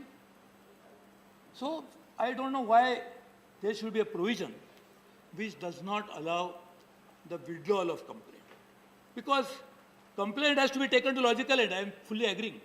But for whatever reason, I decided to file a complaint, and then I realized that probably it was not the way it should have been filed, or the merit of that complaint I was not knowing at that particular time, whatever could be the reason.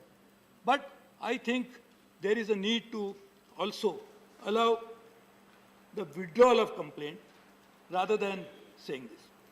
Of course, there are provisions which is trying to bring in more coordination between the three bodies.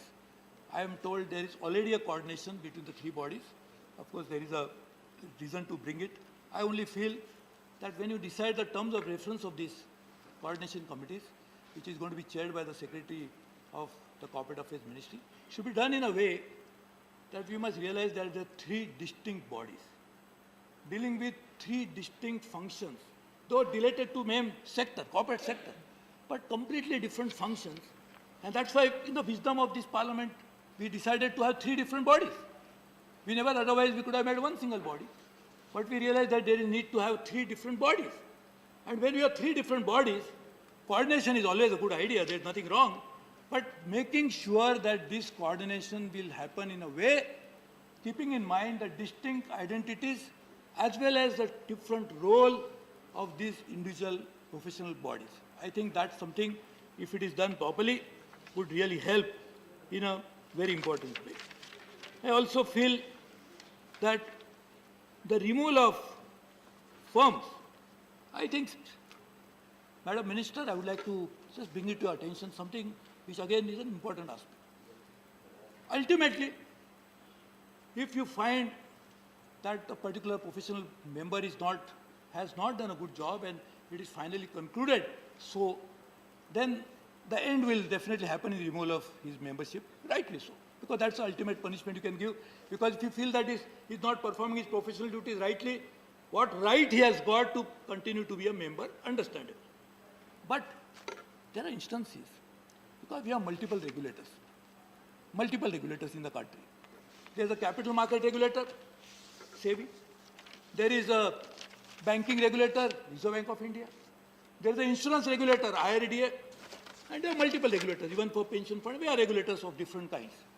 Suppose if one of the regulators, for whatever reason, points out that there is something wrong and this firm or this member is not done a correct job, you should not then jump to conclusion immediately to remove his name from the register of members. That is what might happen, and that is something which will be unfair and even denial of natural justice. And also, in what context other regulators, because we are now creating even a disciplinary committee here. So let the disciplinary committee deciding about it is understandable and logical.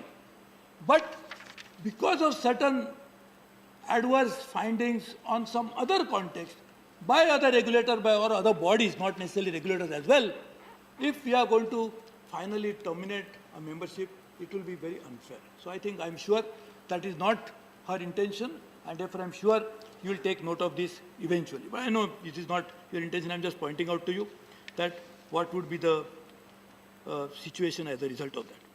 But coming to the very important aspect, sir, this is a time that we have a great opportunity to bring about huge increase in our service exports. So luckily, I succeeded the finance minister as commerce industry minister, and I had known the good work that she had done, and I'm not sure I could carry forward such a good work as she did. But the huge potential for service exports, and our service exports will rise faster than merchandise exports over a period of time. And in service exports, one of the services that we can export in a significant way is this professional service which are coming from these three institutes. Whether chartered accountants, whether cost accountants, or whether company secretary institute and the members can actually bring about a huge increase in their export earnings and also create huge job opportunities. There are many possibilities that you can render these services offshore. Sir, this particular pandemic has shown that most of the work now is carried out from distant places. So just imagine in all these financial services, in auditing, in taxation. Auditing, of course, is a regulator subject because you have to do audit, you have to be registered in that particular jurisdiction. But otherwise, you can carry out such services in a very efficient way, remotely. And there offers a great opportunity for all these three professional bodies. So in that context, you must strengthen them, make them more effective, make them more efficient. And there are a number of young chartered accountants who are now wanting to be chartered accountants, despite the fact that they could see not a good chartered accountant like me, but still they want to become chartered accountants. And I know that this is possible, that we can create huge employment opportunities for these not millions, but few lakh chartered accountants or aspiring chartered accountants. And cost accountant and company secretary, the number will be higher. So I feel, realizing this, we should keep, I'm just going to. So we'll really need to strengthen these professional bodies. I'm sure we'll take these appropriate measures along with this amendment that we are doing.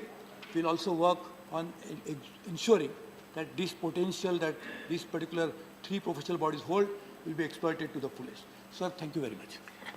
Thank you, Mr. Prabhu. The next speaker is Srimati Mausam Noor. Thank you, sir.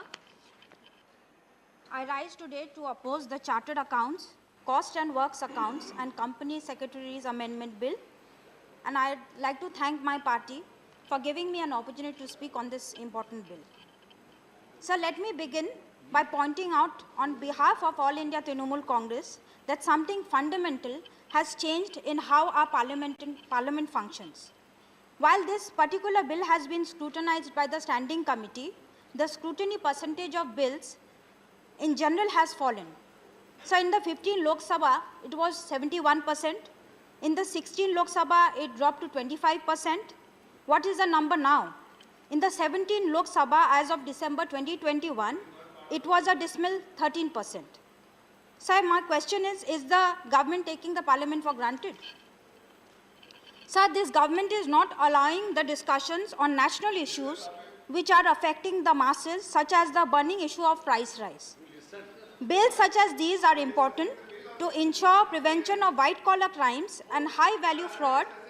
But what about the loot happening to the common people today in the name of fuel price hike?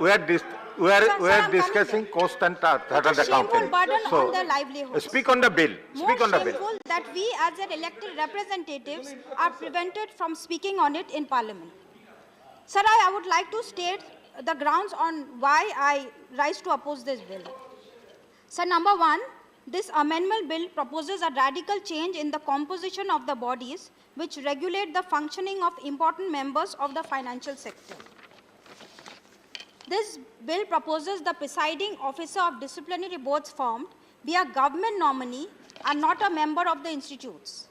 In case an additional board is formed by any of the three committees, the presiding officer and one of the two members must not be members of the institute and will be chosen from a roster of people provided by the government. So not only does this allow for non-sector experts to influence the functioning of an industry-specific institute, but also gives the union government the power to interfere in the matters of a trade body. This is in direct contradiction to one of the government's favorite achievements, ease of doing business. What happened to the 2014 promise of minimum government and maximum governance? The inclusion of non-domain experts into the body and as the president is detrimental to both quality and morale. While there has been instances of accounting fraud, bringing in an outsider to regulate the sector may lead to situations where the outsider has no expertise and is unable to understand and suitably check fraud. So my second point would be the bill does not address the issue of ICAI whimsical censoring. Sir, in the recent past, ICAI has used the penal provisions to arbitrarily censor the content that some chartered accountants posted on social media. So the new bill does not address this issue. A suitable middle ground must be reached between the need to regulate by the government and prevent outreach by the members and the need for domain expertise in regulating such a technical field. In other technical institutions, such as the Bar Council of India too, the members are from the field. The government, however, seems to be making a habit of stepping into expert fields as it has done with the National Medical Commission. While government nominated members can provide requisite regulatory oversight, there must be a way of ensuring they are people with the necessary domain expertise. So the third point, the bill provides for disclosure of pending complaints or actionable information against members and firms. Disclosing details of pending complaints before finding guilt may tarnish their professional reputation and goes against the first principles of grievance redressal that complaints be evaluated and acted upon in a free and fair manner.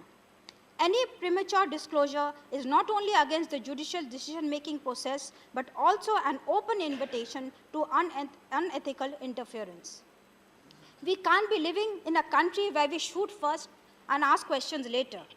We live with the rule of law, where people are presumed innocent until proven guilty.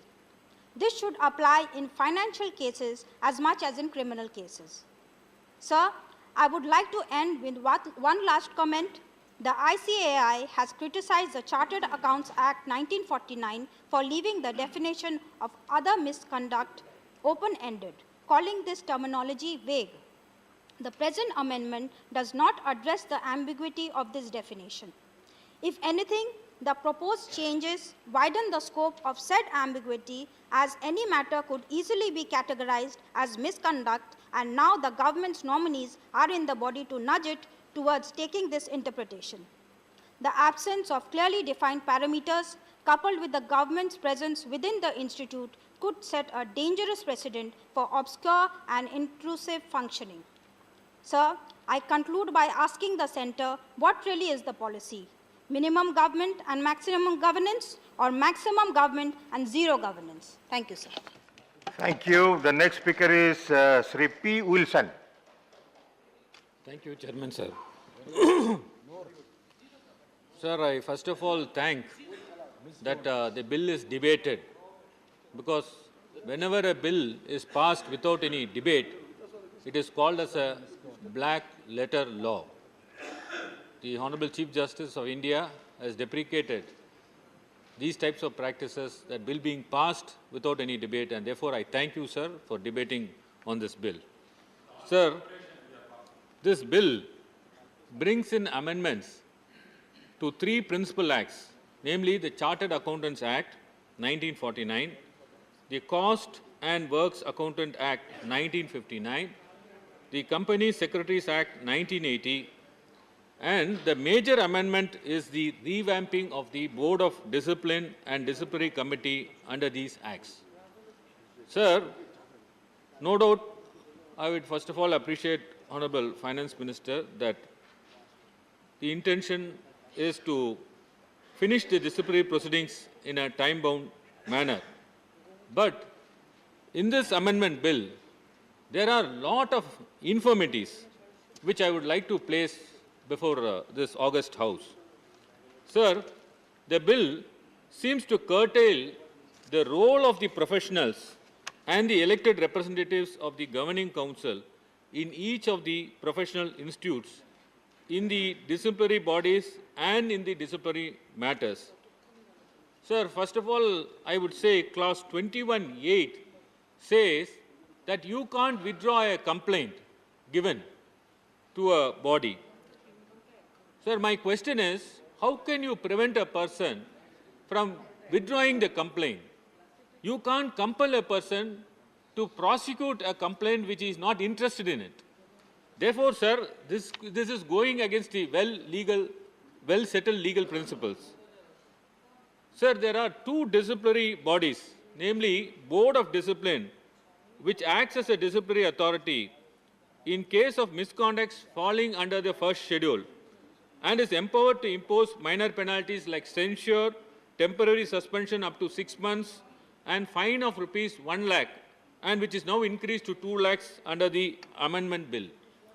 The other disciplinary authority, sir, is the disciplinary committee, which deals with the second schedule misconducts and is capable of imposing punishment not only restricted to censure, but permanent removal or removal for any specific period, and impose fine which may extend to 5 lakhs, which is now increased to 10 lakhs under the amendment bill. Sir, reading of clause 22 of the bill shows that the Board of Discipline constituted under the original section 21A is now substituted with a new provision wherein it is revamped. Earlier, the Board of Discipline had 3 members, wherein all of them could be the members of that institute of the same profession. Out of the 3 members, 2 would be nominated by the council, including the presiding officer, and 1 by the union government.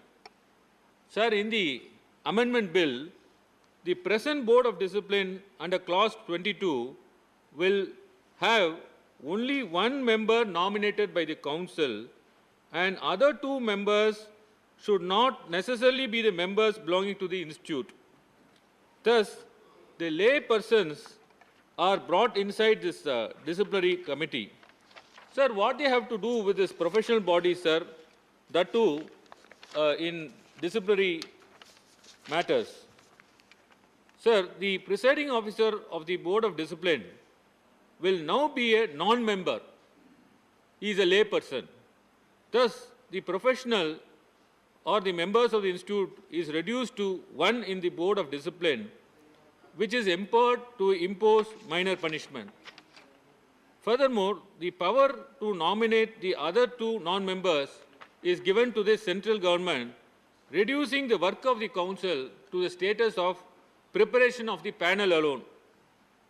Under the amendment bill, the union government, by nominating 2 out of 3 persons, assumes the bureaucratic control over the Board of Discipline of all the 3 professional bodies of respective councils, and the Amendment Act enables the same. Sir, will it not compromise the independency of these professional bodies? What the central government has to do with these professional bodies?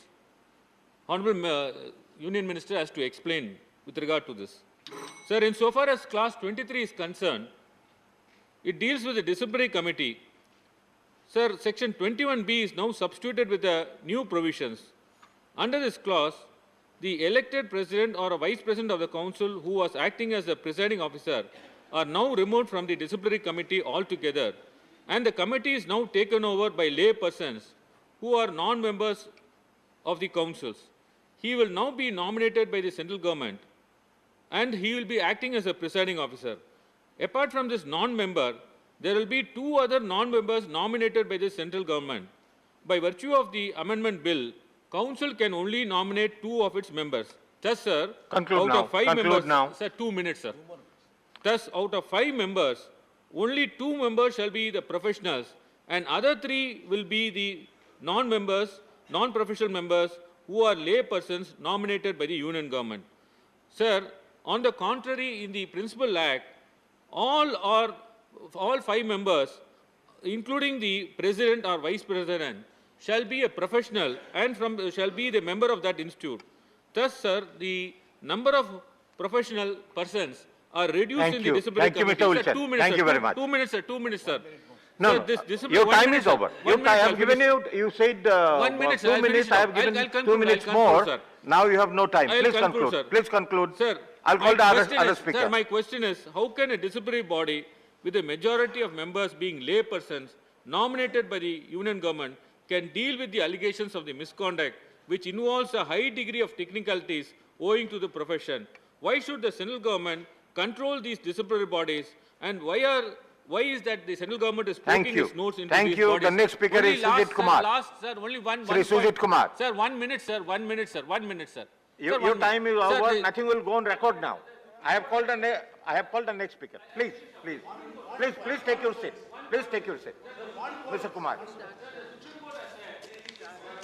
Please take your seat. Mr. Kumar. Sir, I, on behalf of my party, Biju Janata Dal, stand to support the amendment bill, which has been brought to revamp the working of the 3 professional bodies. In a reply in Lok Sabha, the Honorable Finance Minister has asserted that this amendment bill will not infringe on the autonomy of these 3 institutes, and I have no reason to doubt her assertions. Rather, sir, I feel the amendments will make these 3 bodies more accountable and enable them to adopt global best practices and also reform and speed up the disciplinary mechanism of these institutes. Sir, the disciplinary track record of at least one of these institutes, the Institute of Chartered Accountants of India, has come under a scanner in recent months, and no less than the Honorable Prime Minister has flagged it once at the time of launch of the GST. Sir, the statement of objects and reasons of the bill states that it seeks to address the conflict of interest between the administrative and the disciplinary arms of the institutes. To achieve this, the bill proposes to change the composition of the 2 disciplinary entities, the disciplinary board and the committee to allow for more external representation.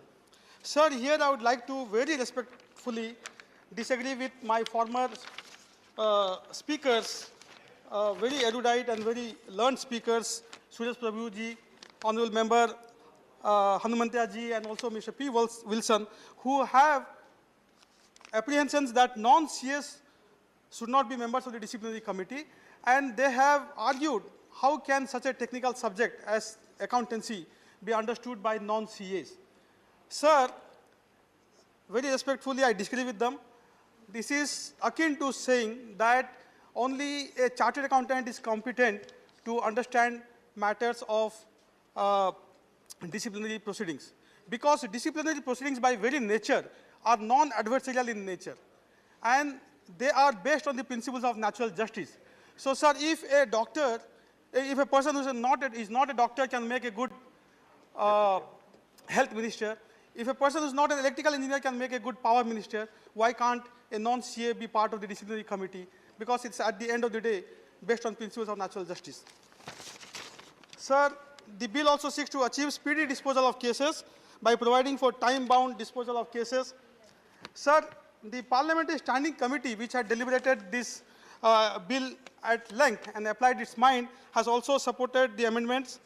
I will thank Honorable Suresh Prabhuji, because we had read in media that the ICAI had raised serious objections to the amendments, but he has clarified that it's not the case. But both ICSI and the Cost Accountants Institute do not have any objection. So the Parliamentary Committee also has suggested setting up of Indian Institutes of Accounting, IIAs, on the lines of the IITs and IIMs. Sir, I think it's an innovative idea which should be explored by the government, because it will end the ICAI's statutory monopoly over certification. It will also, sir, bring in greater competition and also greatly enhance the quality of accounting education in our country. I think this will also make the profession of accounting more inclusive, because more people can join IIAs if they are set up. Sir, the bill increases certain fines under the 3 acts. So now if a partner or an owner of a firm is found repeatedly indulging in some misconduct, then disciplinary action can be taken against the firm. Sir, another welcome step is to change the nomenclature of Cost and Work Accountants Act 1959 to Cost Accountants Act 1959, and also to rename the Institute of Cost and Works Accountant to Institute of Cost Accountants. Sir, I'm not sure why the word work was included in the first place, but anyway, it has been omitted now. Please, Honourable Speaker, please wind up now. Please wind up. Sir, I'm concluding. Sir, the firms can also now, firms must also now register with the institutes. Sir, this will enable the disciplinary mechanism also for the firms. Sir, I think, sir, these 3 acts were enacted decades ago, when the business and the corporate landscape of the country was much different and has transformed quite a bit now. So, sir, I think the need for this amendment is very much there, and also recent corporate events like the ILNFS case has put the profession of chartered accountancy under a serious scrutiny. So, sir, I think these amendments will certainly improve the administrative accountability and governance mechanism, and also help in the ease of doing business process, and also help, sir, in achieving India reach the target of the $5 trillion economy that we have been talking about. So I support the bill. Thank you. Thank you, Sujit Kumar ji. The next speaker is Ayodhya Rami Reddy. I believe this bill, the Chartered Accountants, Cost and Work Accountants and Company Secretary Bill 2021, is a blatant attempt to take away the autonomy of these 3 professional institutes. By bringing these amendments, the Centre is setting up a precedent that could negatively impact the independence of other professions as well. Sir, we have few objections on the proposed changes under this bill. Objection number 1, a non-standing committee under Section 17 of a similar nature already exists, and measures should be made to make it more formal. Chairmanship by Secretary of Ministry will intrude on autonomy and independent decision making. But Ministry says that the Standing Committee has no specific terms and is informal. but this committee can be made formal. The other point is the discipline and disciplinary committee. The objection is a non-member will not have understanding, in-depth understanding of the accounting and auditing standards and practices. But I must tell my friend Sujit, where he was telling, see, there are business functions and there are support functions. To support business, I think the support functions like chartered accountants, cost and work accounts, and company secretary must have the basic knowledge at a leadership level as a minister or beyond, or a secretary. There it is different. Because there, somebody prepares the notes and everything for you. But here, you have to really get into the details. So for that, certainly business knowledge is essential to support, as a support, CAs and all these are all support functions of the business. So I believe the in-depth knowledge and understanding is a must. So that one point that we have an objection on that. The conduct of professionals should be judged by professionals only, is what we believe. Then there are more chronic problems in judiciary. If you look at the government, by amending the CA bill, wants independence of adjudication of disciplinary proceedings, then this problem is more chronic in judicial system, which has more far-reaching consequences and even a threat to democracy. Judges are appointed by a group of judges, judges are transferred by a group of judges, and also promoted by a group of judges. And even framing of charges against an errant judge shall be done by judges according to Judges Enquiry Act 1968. So my submission is, the government is reforming the disciplinary committees of chartered accountants and also doctors, why not judges? Also till date, no judge of the High Court or the Supreme Court has been impeached. And even the CBI has to seek sanction of the concerned High Court if it has to proceed even against a retired judge. Where is the fairness here? Then coming back to the liability of firms for misconduct of partner. Clarity is needed on many issues. Repeatedly found guilty, not defined. If a person is a partner in more than one firm, whether all firms are liable, then if all partners of a single firm are found guilty of misconduct, but not repeatedly, will action be taken against the firm? Whether it is applicable in case of limited liability partnership, and if so, it would be unlawful to conduct whole firm or for misconduct. Action against entire firm will cause hardship to all other partners and employees who are faultless. Please wind up. Yeah, final, sir. Just similar way for, suo motu proceedings. The bill disallows disciplinary directorate to make investigations to suo motu without any precondition of reason to believe. So this unfettered power can be abused for ulterior purposes. Disclosure of pending complaints. In the similar way, the bill provides for disclosure. This will harm the reputation of the person if tomorrow it comes to know that he is not found guilty.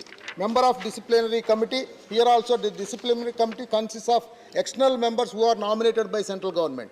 This disciplinary committee also has non-professional members. You need to look at. Thank you. The conclusion, sir, as a business person who has the knowledge on chartered accountants, company secretary and cost account, I conclude by saying that the CA fraternity is being singled out, whereas other professions with even more glaring problems remain untouched. Thank you, Mr. Reddy. The next speaker is M. Thambuduraji. Thank you, Vice Chairman, sir.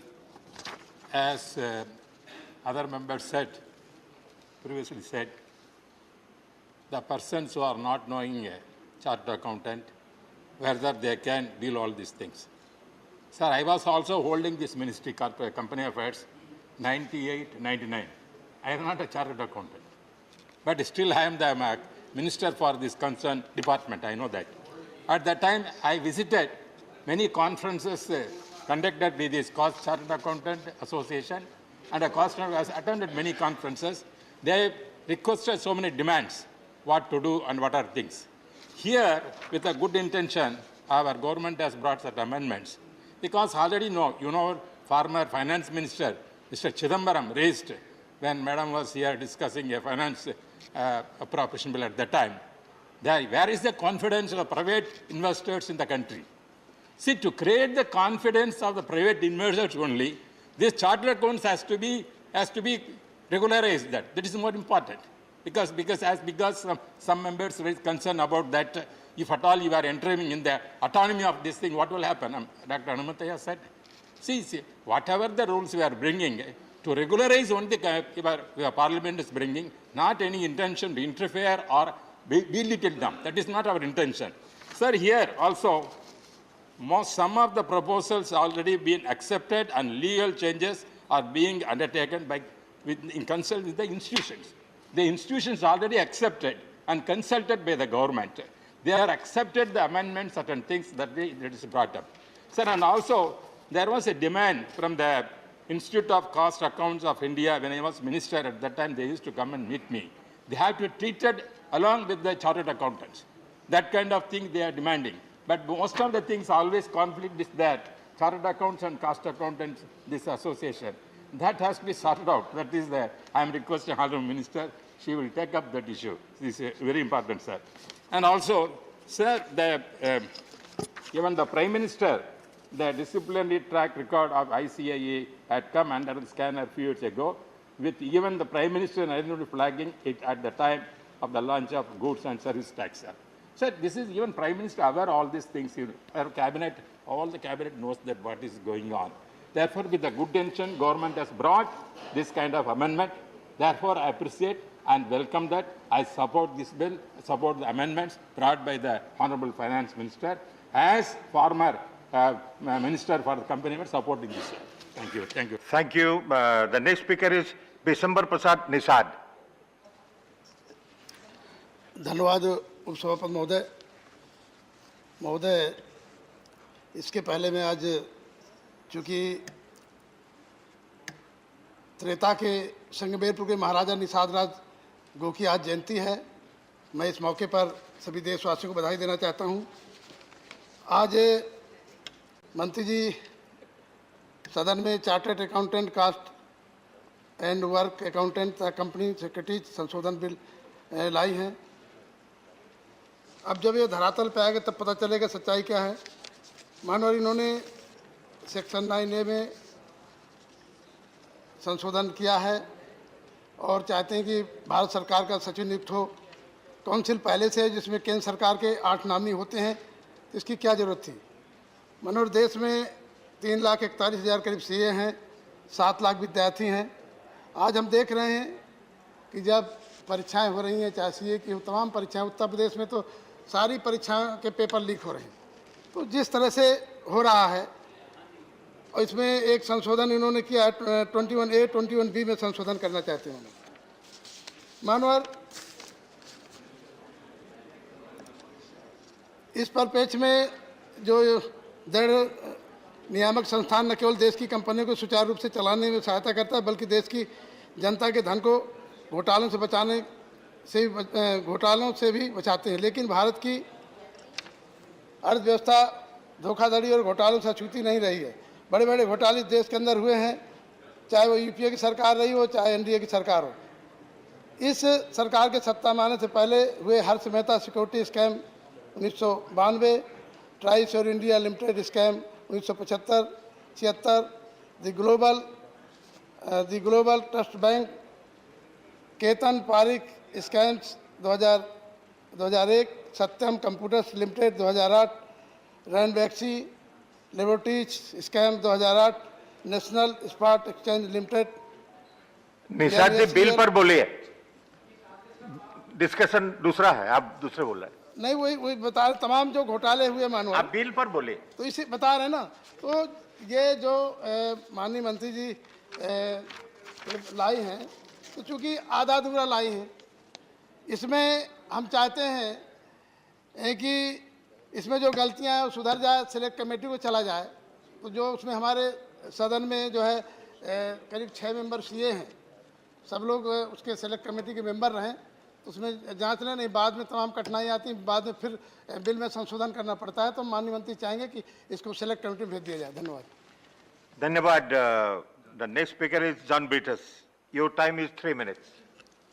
Everyone. Sir, I stand to oppose the bill, and I think that after having heard Suresh Prabhuji, Honorable Finance Minister would be contemplating to withdraw the bill, because a ruling party member has firmly put across the objections towards this bill. Though Mr. Thambidurai is supporting the minister without having any portfolio in the government, I don't know why the government should pursue with this bill, because cutting across party lines, there have been opposition to this bill. Sir, I have gone through the speech of the Honorable Finance Minister in the Lok Sabha. There are certain aspects which she tried to emphasize. One is that she wants to make the pillars of corporate governance more important. That is one of her articles in her speech. Second is to in line with the global standards. And she also confides, or rather reiterates saying that she doesn't even have a faint intent to dilute the autonomy of these institutions. These are the cardinal points on which she actually spoke in Lok Sabha, apart from saying that she doesn't have any interest in the money of these organizations. Sir, I feel that there is a method in the action of the government. They want to dilute the autonomy of every organization in this country. Already they have finished off many constitutional institutions. Now, these are institutions, autonomous institutions, which are of repute and functioning more or less properly. But the government wants to control these organizations. I really want to know whether it is to uphold the governance or to ensure the control or interference. So there is a committee that has been made.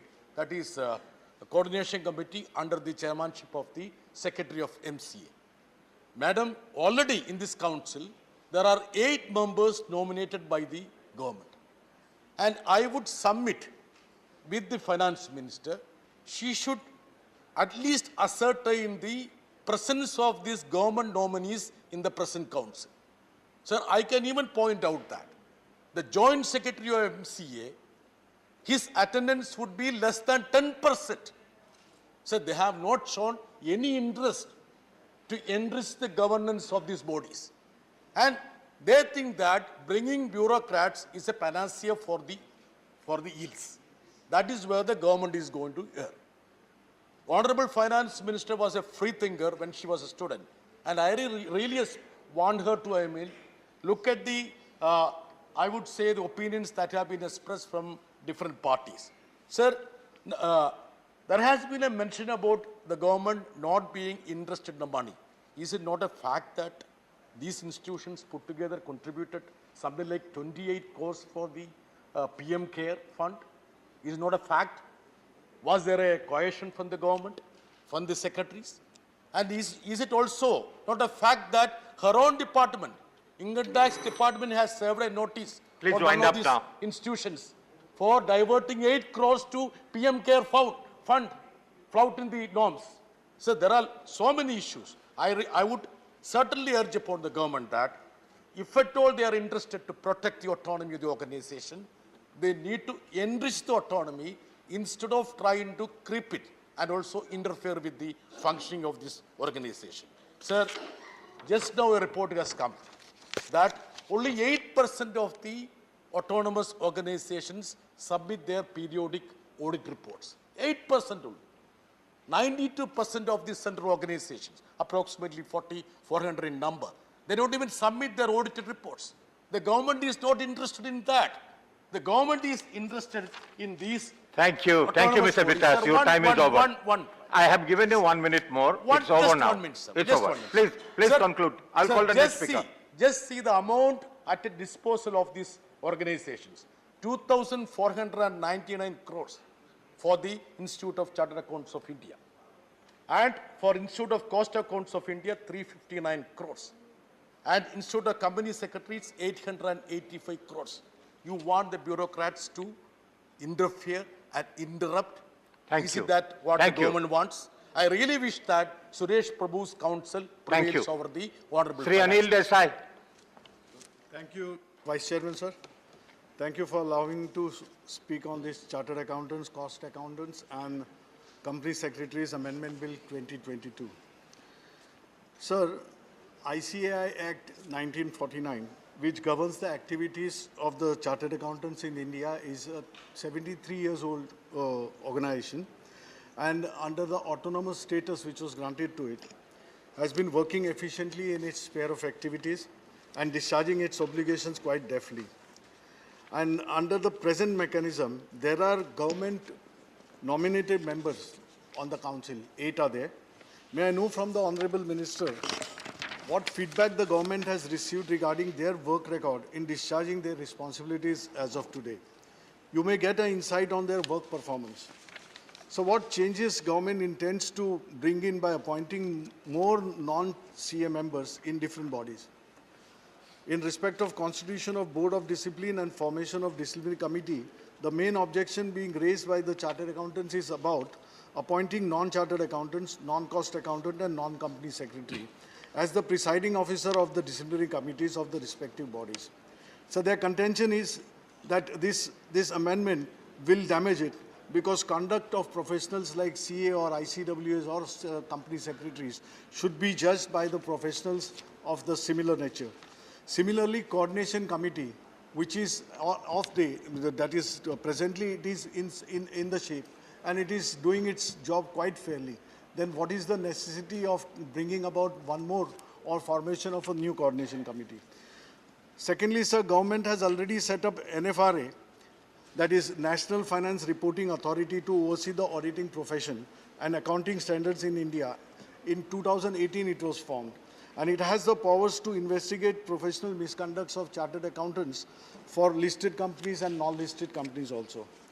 Sir, today, more than 10,000 chartered accountants have been rendering free of charge, that is honorary services in looking after the affairs of this chartered accountants institution. To get into new mode, government will be making it have more expenses for that. Where would the extra expenditure would come? And that would run into crores of rupees. So only an option is that I think by revising the fee structure or registration members, the CA students will be burdened to that to meet this expenditure. So another important aspect of the bill is that proposed setting up of an Indian Institute of Accounting, IIA, in various parts of India.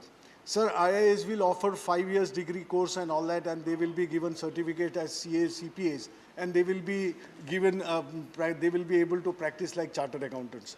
But what is the logic behind it when we have such a finest of 3 professional institutes like they are autonomous in nature too? Then what is the purpose? Will it not create multiple of institutions? Will it not create more confusion? Will it not complicate the whole process? So these are the things, and to set up IIM like institute, 350 crores around that is the expenditure. This is hard-earned money of the taxpayers. So why would we go for this kind of expenditures where already mechanism and infrastructure is there in place? So multiple institutions will definitely create confusion. So, Honorable Minister, Honorable Finance, just 2 minutes I'll take. Please wind up. We have some time constraints. Please understand, Honorable Member.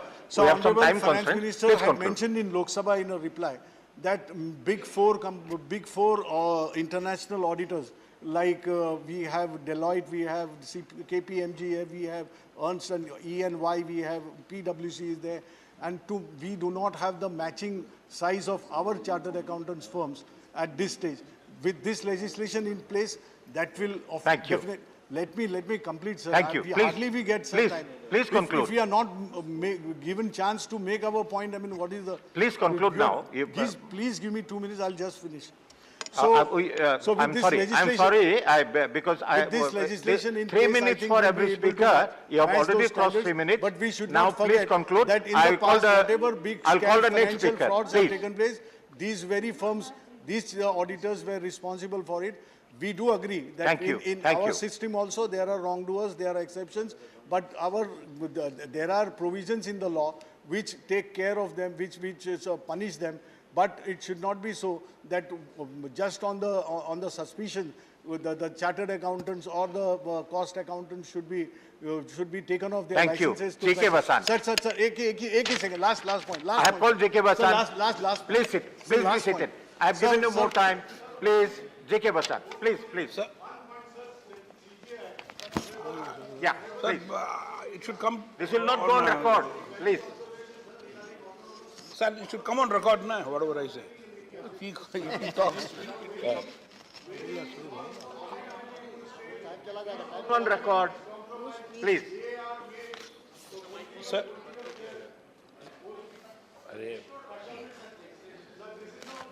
Sir.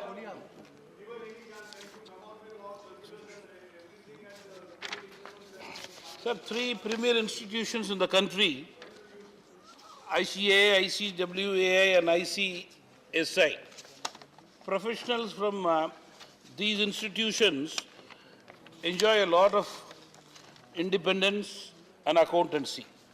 However, sir, at the same time, there have been instances when they have come under the influence of their own clients. Hence, the need of this legislation to regulate these professions have become very much necessary. Three important points, sir, I would like to quote. One, about the amendment. The bill sets out specific time limit for disposal of inquiries by the Board of Discipline and the Disciplinary Committee. Number two, sir, the second point is about disciplinary action against CA firms. This is accountable for the firms and lapses for their professional misconduct. The third point is about setting up a coordination committee, sir. The committee will have an important role in overseeing the development and harmonization of these three premier institutions.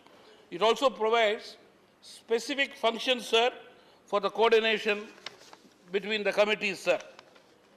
Overall, sir, I feel the amendment bill is very timely in setting up an institutional mechanism to ensure that the professionals in the field of accounting and corporate secretaryship and also institutions themselves to maintain the highest standards of performance and ethics for all time to come. Thank you, sir.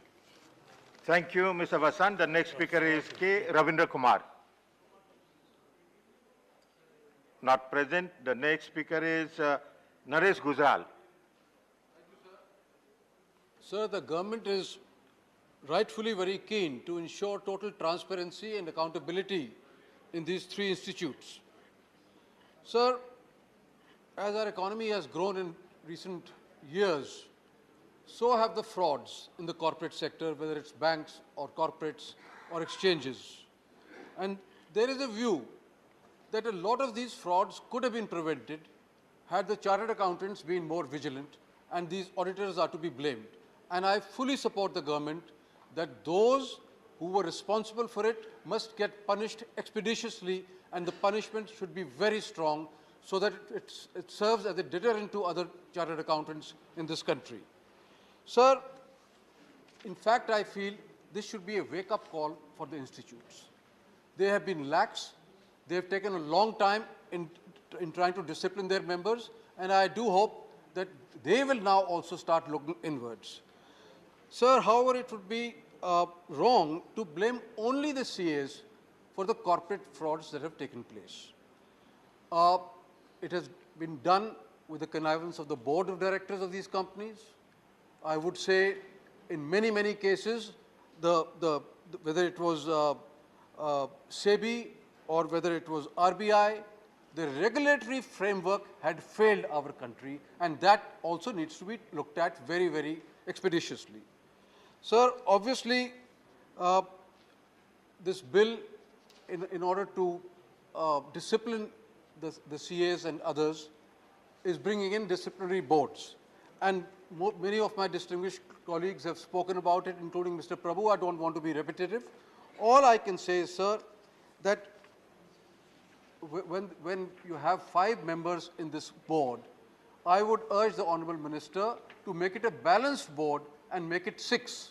And the chairman should be somebody who's proficient with the subject, somebody who has domain knowledge of this subject. And I would urge you, madam, that even if you appoint the deputy CAG as the chairman, I think everybody would be satisfied because there will be some domain expertise there. So I hope that the government would relook at it and make sure that, like the medical councils or like the law council, the CAs also receive their due justice. Sir, in the end, I would say that the Honorable Minister has been working very hard to bring in ease of doing business in this country.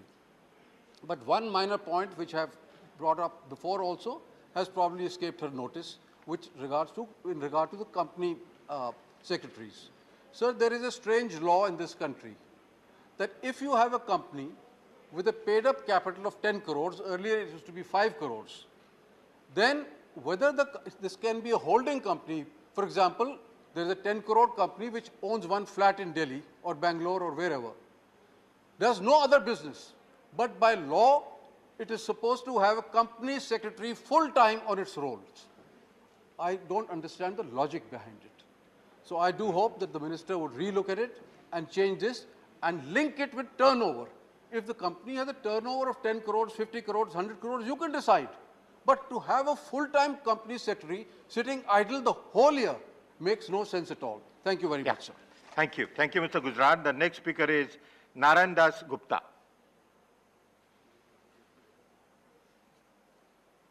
Thank you, sir, for allowing me to speak on amendment bill on account of Chartered Accountants Act 1949, Cost and Accountant 1959, and the Companies Act 1980. Sir, because I had the opportunity and privilege to head this Institute of Chartered Accountants, I know from the day one when the institute came into being in 1949 under an Act of Parliament.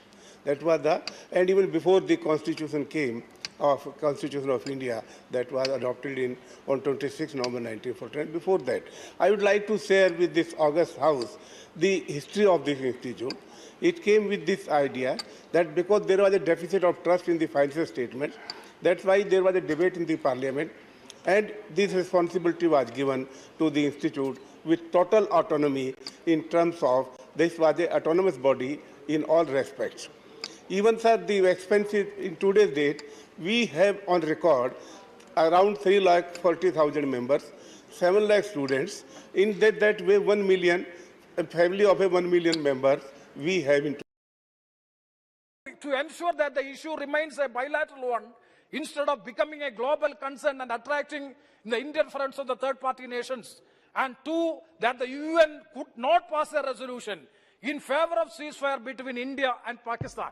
This is the stand taken by USSR since 1957 until this time. So, sir, my point is, thus Russia has proven itself to be a trustworthy strategic partner of India and time-tested ally. This is my observation in respect of our relation with Russia. Sir, coming to the economic impact of the crisis, sir, on a macroeconomic study, it can be seen that the economic repercussions in this crisis is manifold, which one of them is direct repercussion that stems from this is of the elevated oil prices. So Russia is the world's third largest producer and exporter of oil after US and Kingdom of Saudi Arabia, meeting 10% of the global demand. So in the early days of the crisis, the price, I'm not going to the details, sir. Sir, this crisis will also overthrow out of kilter the macroeconomic assumptions on which projections in budget 2022-2023 and the economic surveys are based. So definitely the economic impact has to be taken very seriously. Sir, currently we are seeing an increase of $30 rise in the crude oil. So the rise in the crude oil price poses inflation, fiscal and external sector risk. Sir, if the war is to continue and the sanction to sustain may lead to a major global economic crisis, and that too after the COVID-19 pandemic, where the economies are still suffering from. Sir, in such a situation, what is the step to be taken by our government at this juncture? Sir, my suggestion is, and my point is, history has proven that war has never been, nor shall it ever be a resolution for anything. Coming from the land of Gandhiji and Subhash Chandra Bose, we have always been able to find a balance between himsa and ahimsa. So I propose that we should take this as our diplomatic stand, and India should take the initiative in mediation to resolve the dispute to restore the peace. Sir, within 2 minutes I will finish. Sir, the recent meeting held between the Honorable Prime Minister of India and the Foreign Minister of Russia, Sergei Lavrov, where Sergei Lavrov has underlined that India has an independent foreign policy, not under the influence of US, indicated that if India was to play the role of a mediator in the case of Ukraine, then it can support such a process and no one will be against it. Sir, the same was expressed from the Ukrainian counterpart even at the early stages of the crisis. Sir, to me, it seems a good opportunity for India to play a substantial role in the ongoing stalemate. I am reminded of the good old golden days of NAM, non-alignment movement, and the leadership role played by India during the crisis in the former days. Sir, we have been all along professing the principle of Vasudhaiva Kudumbakam in our practice and belief. India should therefore impress upon all countries proactively that the world cannot afford this man-made catastrophe at a time when it is still to recover from the trials and tribulations of the COVID-19 pandemic. So, sir, it is time when all nations are taking sides that India should take the initiative to resolve the conflict as an honest mediator. Sir, I am sure that India enjoys that stature and goodwill with all concerns. With these words, I conclude. Thank you very much, sir.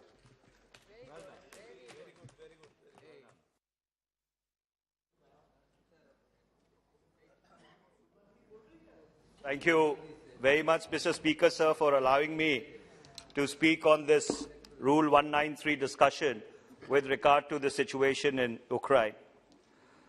A horrendous tragedy is unfolding in Ukraine since the 24th of February 2022. 40 days later, 4 million people have been displaced. Over 4,000 civilian casualties have taken place. Indeterminate number of armed personnel, both Ukrainian and Russians, have been killed in the conflict. The alleged killings in Bucha, a suburb of Kyiv, has once again brought home the horrendous reality that war is only exciting as long as you watch it on a television channel. The long peace of Europe has once again been shattered after the Balkan conflict of the 1990s and the 2001. This conflict in Ukraine, unlike the previous ones in Europe, will redefine the global world order just as World War I did, World War II did, the Cold War did, the end of the Cold War did, the War on Terror did in all its negative manifestations. A new Iron Curtain seems to be descending across the world. And unlike what Winston Churchill had said at Fulton Falls in Missouri, and with your permission, Mr. Speaker, sir, I will quote that from Stettin in the Baltic to Trieste in the Adriatic, an Iron Curtain has descended across the continent. Behind that line lie all the capitals of the ancient states of Central and Eastern Europe: Warsaw, Berlin, Prague, Vienna, Budapest, Belgrade, Bucharest, and Sofia. All these famous cities and populations around them lie in what I must call the Soviet sphere, and all are subject in one form or another, not only to Soviet influence, but to a very high and in many cases increasing measure of control from Moscow. But unlike the Iron Curtain, which had divided Europe between 1945 and 1989, this new Iron Curtain has the potential of actually dividing the world once again. And behind it, this Iron Curtain, Mr. Speaker, sir, may lie the great civilizations of Russia, China, and Iran, and their myriad allies, Myanmar, Pakistan, Syria, North Korea, to name a few. And the recent joint statement on the 4th of February 2022 between China and Russia, expounding international relations entering a new era and global sustainable development, may actually become the foundation of this unfortunate division which the world is witnessing today. We may be once again witnesses to a new history being created in the world. Unfortunately, Mr. Speaker, sir, in this new great game, Ukraine is today what Belgium was to the British-French enmity in the early 19th century. Poland was to the German-Russian rivalry for over 2 centuries. What Afghanistan was to the battle to bring down communism, a battleground, and unfortunately, at best, a chess piece. Mr. Speaker, sir, who is responsible for the situation in Ukraine? Undoubtedly, the first coercive step was taken by Russia. But then, Russia has been a trusted friend of India, and it has been a long-standing ally. Russia has come to India's aid in probably our most difficult times.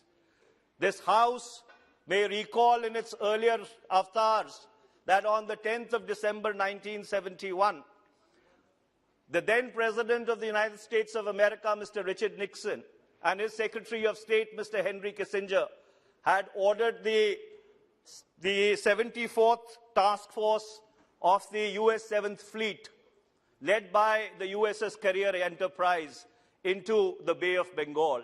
And this was to stave off the liberation of Bangladesh. India had invoked the Treaty of Peace and Friendship with the erstwhile Soviet Union, and the 10th Operative Battle Group Pacific Fleet under the command of Admiral Vladimir Krushlagov, if I pronounce the name correctly, had slipped anchor in Vladivostok, and they had made Godspeed for the Bay of Bengal. And they were successful in checkmating the joint American and British task force which had come into the Bay of Bengal, and that scripted India's finest hour, and also late Prime Minister Indira Gandhi's finest hour, when we liberated Bangladesh and made it an independent country. That's a history for which, or that's an act for which we owe a debt of gratitude, a debt of honor to the erstwhile Soviet Union and its successor state, Russia. But then, Mr. Speaker, sir, friends also have to be told, if they are wrong, that they possibly need to get their act together. And 40 days into this war, and Mr.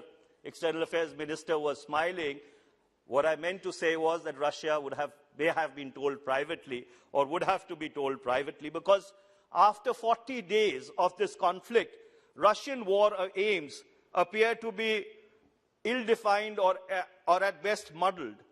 Does Russia want to split Ukraine at the Dnieper River? Does it want a regime change? What does it mean by denazification of Ukraine? Does it want to create a land corridor between the Donbas region and Crimea? Or is it testing the Anglo-American part? For Ukraine joining NATO is at best a cat's paw. It's been on and off the table since the Bucharest summit in 2008. And America, exhausted after 2 decades of trying to reorder the frozen geography and power balance of the Middle East post the dismemberment of the Ottoman Empire, should have anticipated this after their ignominious withdrawal from Afghanistan.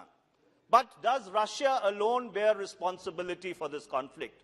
Mr. Chairperson, sir, in my humble estimation, the Anglo-American alliance bears equal responsibility. On the 26th of December 1991, Mr. Chairperson, sir, when the erstwhile Soviet Union ceased to exist, or it was dissolved, Ukraine was the 3rd largest nuclear nation in the world. It had the 3rd largest nuclear arsenal in the world. In 1994, in terms of the Budapest Memorandum, which was midwifed by the United States and Great Britain, Ukraine was stripped of its nuclear arsenal in return for amorphous security guarantees that if its peace or sovereignty was ever transgressed upon or trifled with. But unfortunately, when the push came to the shove, these political commitments evaporated into thin air. We have a saying in Punjabi, Mr. Chairperson, sir, and it goes as such, ki Rab nede ke kusun, is God closer or the punch? And unfortunately, Ukraine traded amorphous security guarantees for what was a substantive, tangible security guarantee it had in terms of its nuclear weapons and its nuclear arsenals. This is a cruel thing to say, Mr. Chairperson, sir, but unfortunately, in the times that we live in, I think it needs to be said. Ukraine also, unfortunately, it seems miscalculated. they should have been far more sensitive to Russian concerns and the eastward expansion of NATO, which Russia time and again characterized as a security threat to its own sovereignty and integrity as a nation.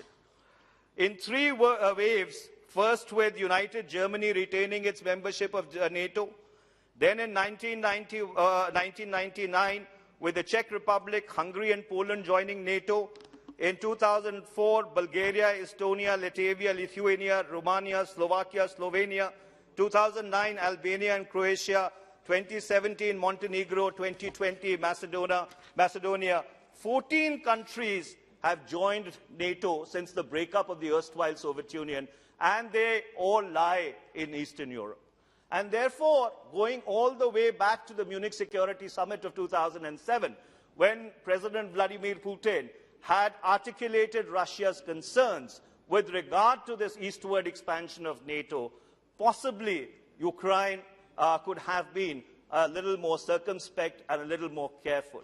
I wouldn't say that Ukraine should have gone down the path that Finland went down in 1948, what is called the Finlandization of European foreign policy. But I hasten to add that Ukraine possibly needed to be far, far more careful and cognizant of the security concerns of its eastern neighbor. Under these circumstances, when the world seems to be in a flux, and even around India there seems to be turmoil, there is political unrest in Pakistan, there is economic unrest in Sri Lanka, what is it that India should really be doing? And there I would like to commend the government. I would like to commend the foreign minister. The government so far has been very cautious and circumspect. The government has been trying to tread a very thin line. It's been trying to walk on the narrow edge of the wedge, and it's not a very easy act to perform. But I'm afraid that this may just be the beginning. The push may not have come as yet, because if you go by some of the statements which the United States Deputy National Security Advisor, who has an Indian-sounding name, Mr. Dalip Singh, articulated while he was in Delhi, or the exchange which the foreign minister had with his British counterpart, I think the pressure is just, getting built up. And therefore, my concern is that Nehruvian autonomy, what we call non-alignment, that held India in good stead between 1946, going back to the first Asian Relations Conference, all the way up till 1989, when the Berlin Wall collapsed. That luxury may not be available to India. We may not really have the option of being able to sit atop this new Iron Curtain. And the reason why I say this is not because I'm making a value judgment on the current government. Unfortunately, the geopolitical situation as it has evolved, post the collapse of the Soviet Union and Eastern Europe, has also made India take positions going back 3 decades. The economic alignment in 1991 with the Washington Consensus, the 2003 next steps in strategic partnership, the 2008 Indo-US civil nuclear engagement, and then 2014 onwards, the various defense agreements with the United States, namely the Logistics Exchange Agreement, LEMA in 2016, the Communications and Interoperability Security Arrangement in 2018, the Basic Exchange and Cooperation Agreement in 2020, the re-energized Quad that we have become a part of now, I think to a very large extent has taken us far closer to the West than we would have been comfortable with in this current situation that not only we but the world finds itself. So therefore, under those circumstances, I would like to, I'll just take 2 more minutes, Mr. Chairperson, sir. I would like to recommend to the government that the strategic autonomy, the Nehruvian principles of non-alignment that held India in good stead between 1946 and 1989 or 1991, are principles that are worth going back to. I know our friends on that side of the House, they leave no stone unturned, and with every breath, they try and criticize the first Prime Minister of India, Mr. Jawaharlal Nehru. But the fact remains that those principles which were enunciated then possibly have stood the test of time, and Ukraine and the crisis in Ukraine and the position which the government of India has taken possibly bears the most eloquent testimony to those principles which were articulated at the founding of our republic. I would just end by saying a few words about the evacuation. I would once again like to commend the government for extricating Indian students from an extremely difficult, precarious situation. The External Affairs Minister had at length explained in the other house, and I was watching it on television, as to how the operation was complex and fraught with difficulties.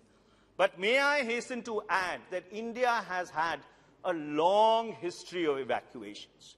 We've done 23 major evacuation operations going all the way back to 1962-63. And may I mention some of them?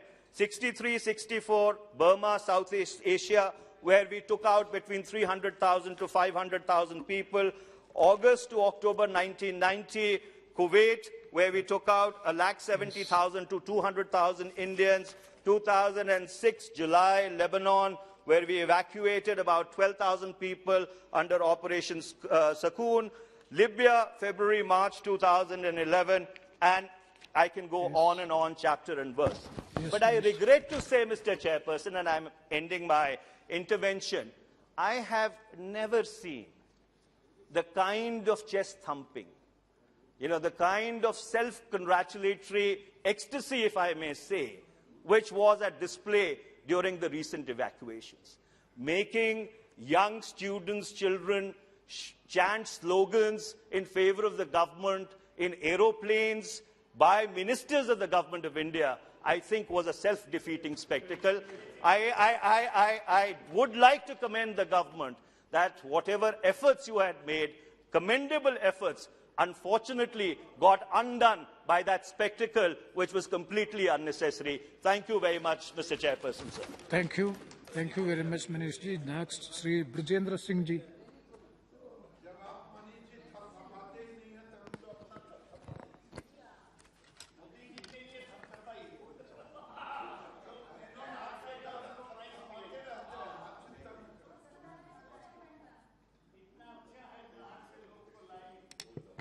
Thank you, Chairperson, sir, for allowing me to speak under Rule 193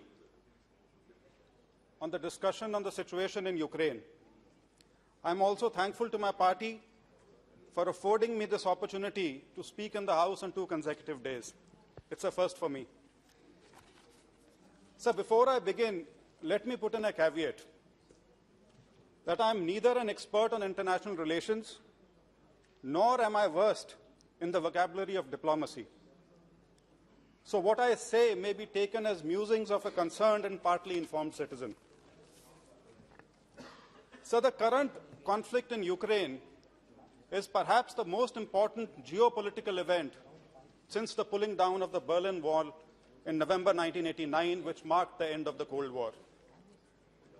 Why I say this is because this war in Ukraine has exposed the limitations of the world order as we've known for more than 7 decades. But does it indicate a move towards a new world order? Does it mark a dispersal of power among the big nation states? Does it mark the first signs of an emerging multipolar world? These and so many other questions are thrown up by this conflict. Because this conflict, as was rightly said, is a European conflict, but its ramifications can already be seen across the world. But when one thinks of the Russia-Ukraine conflict, and more specifically Ukraine, because that's where the theater of war is, so what we hear constantly is Ukraine. What are the thoughts that instantly capture our mind? Or at least they have my mind. One, the students and the young people who were stuck there, mostly or almost all of them students of medicine who were there. And the numbers were more than 20,000. Second, it's the first full-scale war since the US invasion of Iraq, and it is being telecast live 24/7. Unfortunately, the Russian television has been blanked out in India, so we don't get to see it from their side. So what we get is the Western perspective, which is kind of fed to us on 24/7 basis. Third, India's independent foreign policy. There are questions being raised whether it is possible or justifiable to stay neutral, or as the word was used, consistent in such times. But that is what it has been. It's been an independent foreign policy. Fourthly, does this war also indicate that realpolitik does dictate and shape geopolitics, that each to his own? And lastly, the impact on economy. Everyone is concerned as to what will happen to the world economy, and not just economy of a region or a few countries, but the ramifications it will have across the world. Now, I'll try and build on these few points or these thoughts that I have summarized above. And let me begin with the issue of students and their evacuation. It's a very common phrase, all is well that ends well. Sir, you yourself raised concerns about why we were slow in the beginning, why were we not more proactive. All these things sound good in retrospect.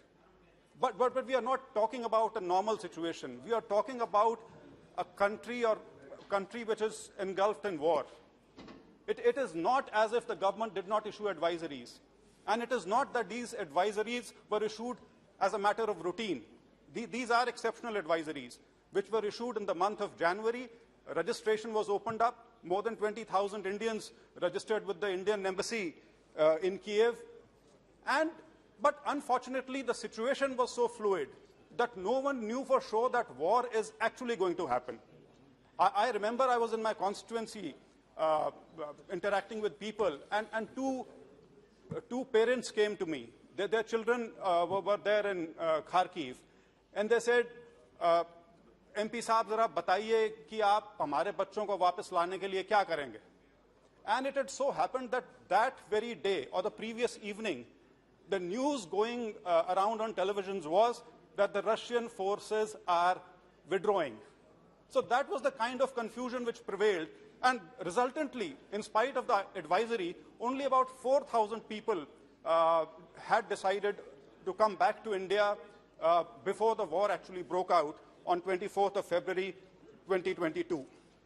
So in retrospect, yes, one could argue this, but as I said, it was not a normal situation. It was not something which was known beforehand, but in spite of all that, the efforts which were put in, the efforts which were put in by the Prime Minister of our country, the efforts which were put in by the Ministry of External Affairs in coordinating with not just Ukraine and Russia, but the neighboring countries of Ukraine, which included Poland, which included Hungary, it included Slovakia, Moldova, Romania, because these were the exit points. In the sense, people had to move from Ukraine to these countries to get out of there. And it was a Herculean task. Our consulates had to be strengthened. Almost, as was stated in the External Affairs Minister's suo motu statement, some staff of additional 57 people, embassy staff had to be deployed there to assist in this evacuation. So all efforts were made. And let us not forget, especially the eastern side of Ukraine, where a serious war was raging at the time, where you have these places which we've been hearing of since day one, which is Kharkiv and then subsequently Sumy. This is where the actual fighting was happening. So to expect that people could be just moved in and they would help evacuate, it doesn't happen that way. And it is here that the role of the Prime Minister comes into the picture, because he's the one who interacted with the presidents of both Ukraine and Russia. And I'm not saying because of that there was a cessation in warfare, but at least a window was provided so that a corridor could be created and students could be moved out of that place. 3 lakh people, 3 million people were at the borders at that time. 3 million people, 30 lakh approximately, who were kind of all homeless and on their way to move out of Ukraine into the neighboring countries. So to expect a very easy way out is to expect the moon. But in spite of all that, 22,500 people have been evacuated, most of them students, without a single casualty. Nothing could be greater in terms of success than that. But I have to say they are our children, so it was our bounden duty to get them home. And we have got them home. So let us not kind of put question marks on that. But yes, I do have a request. And sir, as you yourself mentioned, that these students, their futures hang in balance now. The chances of their going back to Ukraine and completing their education perhaps will not happen. So some via media will have to be worked out by government of India, either in consultation with Ukraine or with other countries or within our own medical system, as to ensure that these students do complete their education in some form or the other, so that that purpose is at least taken care of. Sir, I have to take this opportunity to thank once again, all those who were mentioned in the External Affairs Minister's suo motu statement. And this House owes a debt of gratitude towards all those who were involved in Operation Ganga.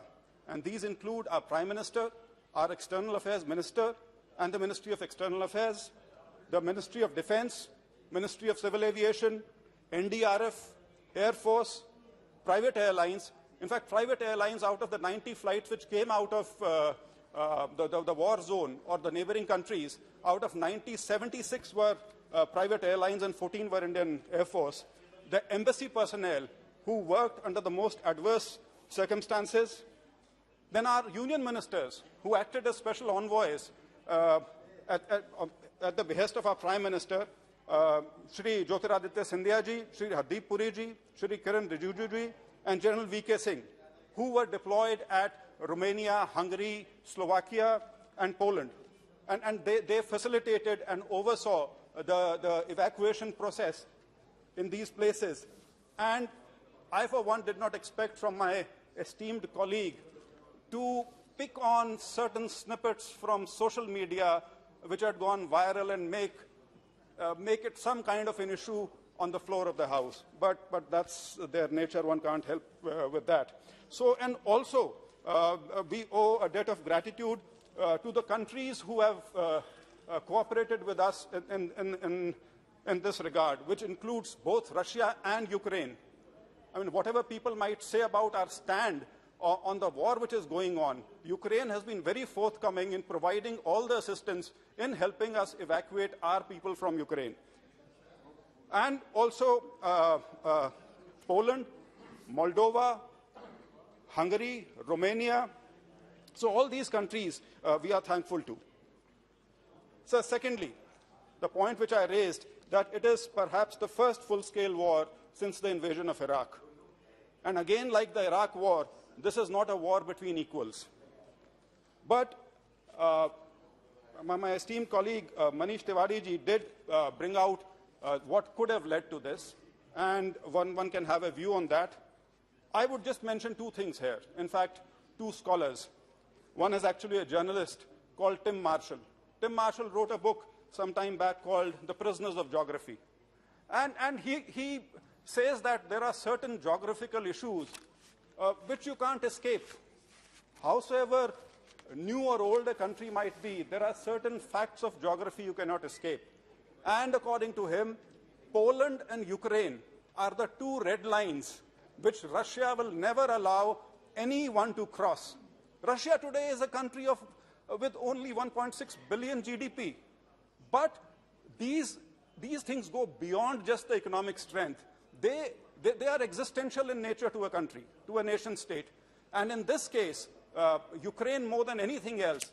Russia will fight to the last man was known to everyone. They conquered or captured Crimea in 2014. That was part of this only. 2015, University of Chicago, John Mearsheimer. It's a 45-minute lecture. He brings it out quite clearly that the way NATO is going about doing things and the way it's expanding its boundaries more and more towards the doorsteps of Russia, and the way they are trying to incorporate Ukraine into the NATO system, there are going to be consequences. And consequences, he was very specific in saying, are going to be totally to the disadvantage of Ukraine. It is Ukraine which is going to be destroyed. Neither the NATO countries will suffer for it, nor anyone else. If you look back today and hear it, it sounds almost prophetic, because whatever is said seems to be playing out as if to a copybook. But that's how it's happened. So it's a full-scale war that we are witness to. And as they say that you can start the war, but how it will end, no one can predict. And same thing seems to be happening here also. It's more than 40 days, and a resolution still does not seem to be in sight. Now we come to something which is very, very relevant to us, which we all think strongly about and have our views on it, which is our foreign policy. The External Affairs Minister in his statement used the word steadfast and consistent. I would just refer to these 5 statements of our permanent mission at the UN. All these statements are consistent about one thing: immediate de-escalation of tension, diplomacy and dialogue, and sincere and sustained diplomatic efforts to ensure that concerns of all sides are resolved through constructive dialogue. This is the thread which runs through all these statements. So we have been steadfast about it, we have been consistent, but I'm also reminded, I think it was G.B. Shaw, when someone asked him that, why aren't you ever consistent in what you say or what you believe in? He's supposed to have said, consistency is a characteristic of the asses and I'm not an ass. So India is consistent in its stand today, but what is there in store for us in future? Our foreign policy is that way.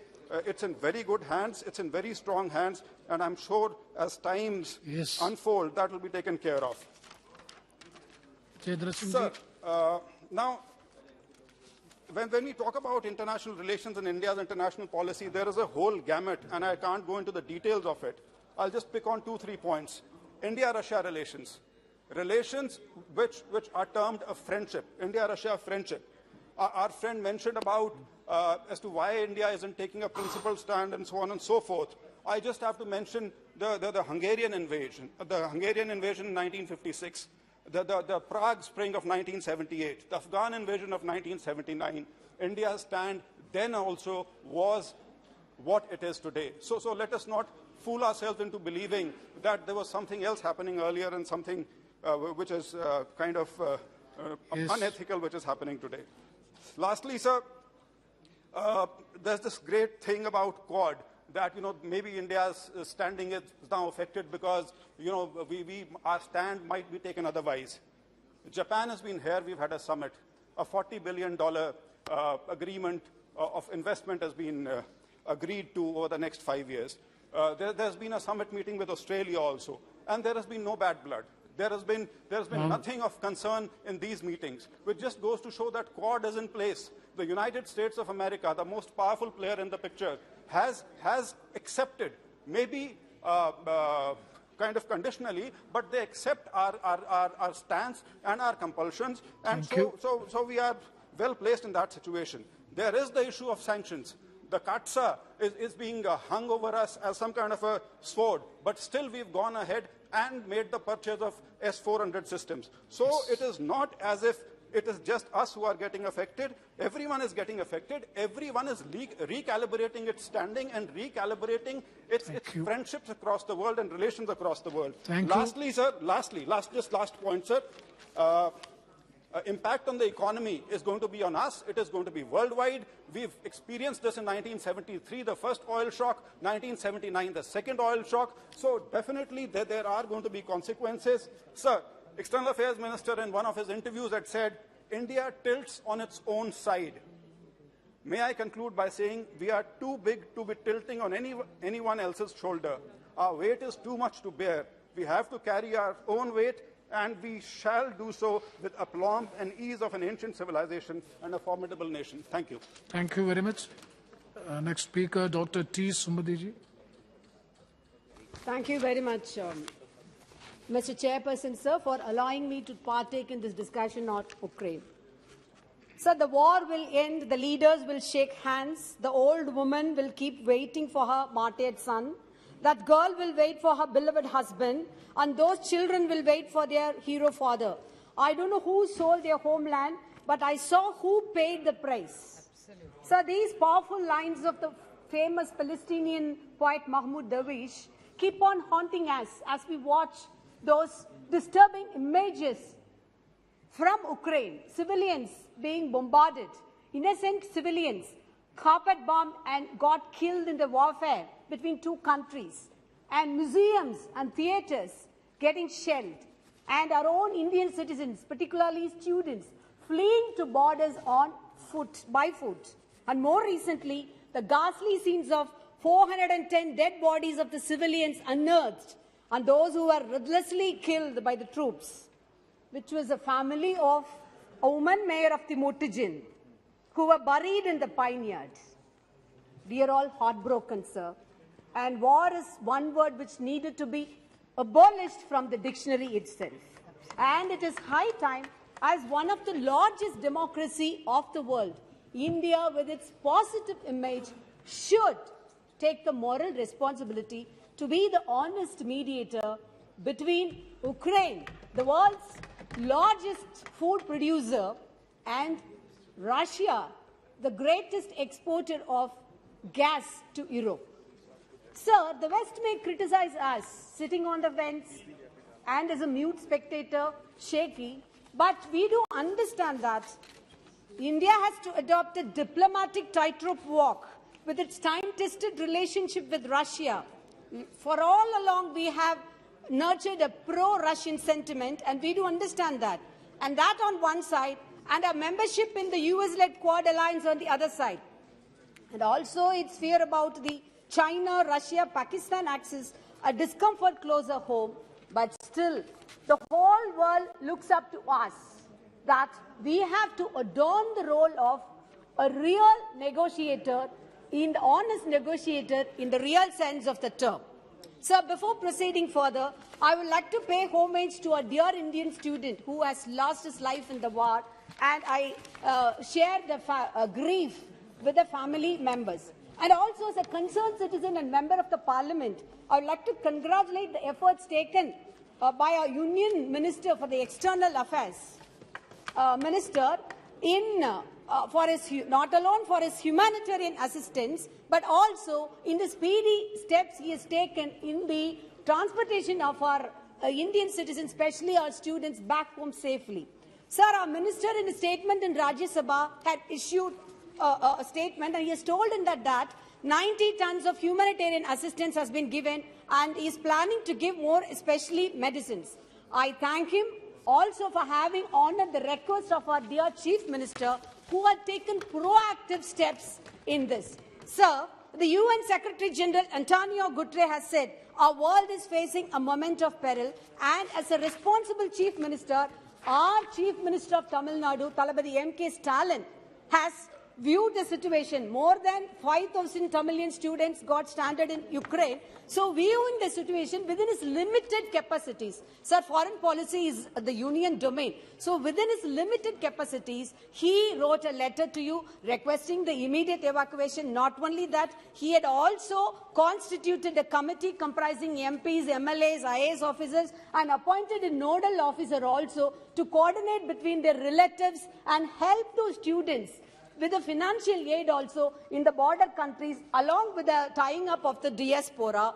And apart from this, the state government had also opened a 24/7 help desks in the Podihai Illam in New Delhi. So it is the responsibility of the Indian government as well also to take proactive steps. While we appreciate the Operation Ganga, as Mr. Manish Tiwari had pointed out, much of self-boosting propaganda had been done online with that, but we appreciate the efforts, but there are a few lacunas in it. Sir, I would like to point out to the Union Minister through you that the operation done was not an evacuation, it is a transportation.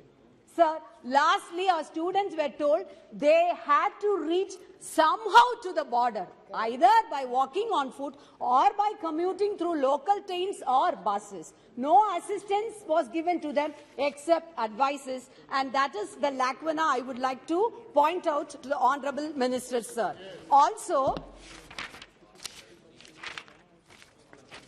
our Prime Minister, while taking stock of the situation, emphasized Make in India in medical education, and to quote him, he said, I quote, "Can't our state governments make good policies for land allotment in this regard?" Unquote. Sir, it's not the question of just allotting lands. It is the question of allowing opportunities for the students from marginal and weakening sections to enter into medical colleges, and that is why Tamil Nadu strictly resists the NEET in back home. Sir, in the last 5 years, an average of 16 lakh students appear for the NEET exam, but only 120 make it to the 562 medical colleges in India. It is not just those who score 200 out of 300 in NEET choose to go to foreign universities, but those who score 90th percentile in NEET are also opting to go out. Also, like other competitive exams in India, the cutoff for NEET rises dramatically. That is why we vehemently oppose this. Sir, the Indian medical students who have been now transported to India are facing an abyss now. There's no future for them. It looks very volatile because the NMC regulation says medical graduates from a foreign university will have to complete their education from a single institution. Now, that's a problem that they have to face. Government need to take redressal measures for that. And also, the union government should take remedial steps regarding the foreign medical graduate examination. FMGE, it can be advanced and final year students can be appointed on duty. Sir, while this is a local scenario, sir, 2 more minutes. Local scenario, I'm the only speaker, please, sir. This is the local scenario. The issue is much more larger. Sir, the Asian Aid says the Russian forces finding increasing Ukrainian resistance are following their Syrian playbook of attacking hospitals, schools and civilians, including women and children in a war of attrition. Sir, while we understand that our External Affairs Minister has repeatedly reiterated that India respects the international order and the sovereign territory as well as the integrity of the borders, we have to also take up the moral responsibility of who is the oppressor and who is on the other side of the war. So though it's a tight corner because of a dependence on Russia's oil and gas, also the long-tested relationship as had been pointed out by honorable members here, we can't just be sitting on this fence as a mute spectator, just having the moment of Hamlet, Shakespeare's Hamlet, to be or not to be. That's the situation. Sir, our BJP as well as our government always profess about Vasudhaiva Kudumbakam. If the whole world is a family, when Ukraine is part of one of the world's family, is it not a moral responsibility to go and give a helping hand to Ukraine? Yes. Also, our Prime Minister has many times reiterated that India is Vishwa Guru, the world's teacher. And I would like to quote Professor Pullapari Balakrishnan's statement here. He says, a teacher is granted respect for speaking truth to power. India marks her chosen self-image by refusing to speak the truth. So, sir, they say everything is fair in the game of war and love, but you cannot justify war in any sense of fairness in it. Sir, I would like to share few points to highlight why it is an unfair war, sir. The first point is, the Russian president has so long, he has been ironically justifying this aggression, saying that he is going to denazify Ukraine. Sir, it is a fiasco. Ukraine has embraced the Nazi Germany in 1940s, carried out by the Russian then, and our Ukraine President Zelensky's father was also a victim of that cruelty. And Ukraine is a UN member state, and declared war on it by a permanent member of the Security Council is itself a violation in the UN Charter. The International Court of Justice has condemned it. And a very important point, sir, I would like to inform you, through you to the Union Minister, the Indian judge on the International Court of Justice, I debar from referring his name, he has also voted against Russia. And India has also breached the BRICS resolution, which it had passed unanimously in its New Delhi declaration, as quoted in the Hindu 21st March. Sir, Ukraine, as pointed out by the honourable member Mr. Tiwari, gave up the nuclear arsenal after signing the Budapest Memorandum on the basis of the security given by the veto-holding permanent members. Now it is also a breach on that. Sir, as pointed out by Professor Vinay Kaura, I quote, those in India echoing Russian resentment against the eastward expansion of NATO are reminded by a Western analyst that a NATO-Russian Council has been formed specially to alleviate Russian concerns, and that Russia was recognized as one of the world's leading industrial powers through a formal admission into its elite G7, not on the basis of industrial might, but to soften its bruised superego, unquote. Yes, Sumati ji, now last 1 minute, last point, sir. I would sum up with the following observation of G.N. Devi, I quote, today, India stands in a splendid international isolation because it has not only come a long way from Nehru's non-alignment policy, but also forgotten that Nehru's non-alignment in external affairs was organically linked to his idea of a non-partisan secularism in home affairs. And therefore, rarely did either of them sound hollow in his case, unquote. Sir, also India has not officially discarded the Panchashil principles, not yet, though it has moved from its non-aligned posture during the Cold War to its multi-alignment in the 21st century of that. Yes. Sir, I also just like to conclude again by Devi by quoting a passage by the writers in an open letter which was released by the PEN International. They say, I quote, there can be no free and safe Europe without a free and independent Ukraine. Peace must prevail. Thank you very much, sir. very good. Shri Sudip Bandyopadhyay ji. Honorable Chairman, sir, this subject is to share with the views of the government of India. And we as a party, Trinamool Congress, normally in a mood or intent to extend support to the Ministry of External Affairs and the government's decision when it is related with matter of external affairs. We gauge the situation, we study about the situation, but we are concerned now at this stage also about those students who have come back from Ukraine, especially medical students, and what would be their future. Jaishankarji, last week I met Prime Minister and we had a long talk for more than 20 minutes. I was carrying a letter of Mamata Banerjee, my Chief Minister. There she put some proposals that how these medical students can be replaced. she wanted to absorb them in her own state with some ideas. But while talking, Prime Minister intimated me straightway that I have decided, Government of India has decided to send these students back to Hungary, mainly at Budapest. I said, Prime Minister, that why not you are taking or asking Russian Federation to take them back and to provide them with the seats in the medical institutions. She said it to me, though it is a 1:1 conversation, but on record, I better keep it in front of you by which you can make some assessment also. That I will not talk to Russia regarding the students in Hungary, though the education cost is little more expensive. But still, my government is taking some decision, and I hope that this problem will be sorted out easily.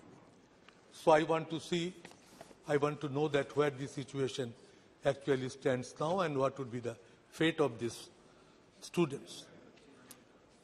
Sir, this Russia-Ukraine war is a continuation since 2014. And Minsk, the capital of Belarus, I had the scope to visit a delegation with Rajiv Rudi and Savant, with Sumitra Mahajan. The team visited Belarus and Ukraine. And this picture floats in front of my eyes. I had my opportunity to visit Eastern Europe when all were within the command of the Soviet Union. At my very early young age, I was with Youth Congress. That time I had been to Czechoslovakia, Hungary, Poland, Romania, East Berlin.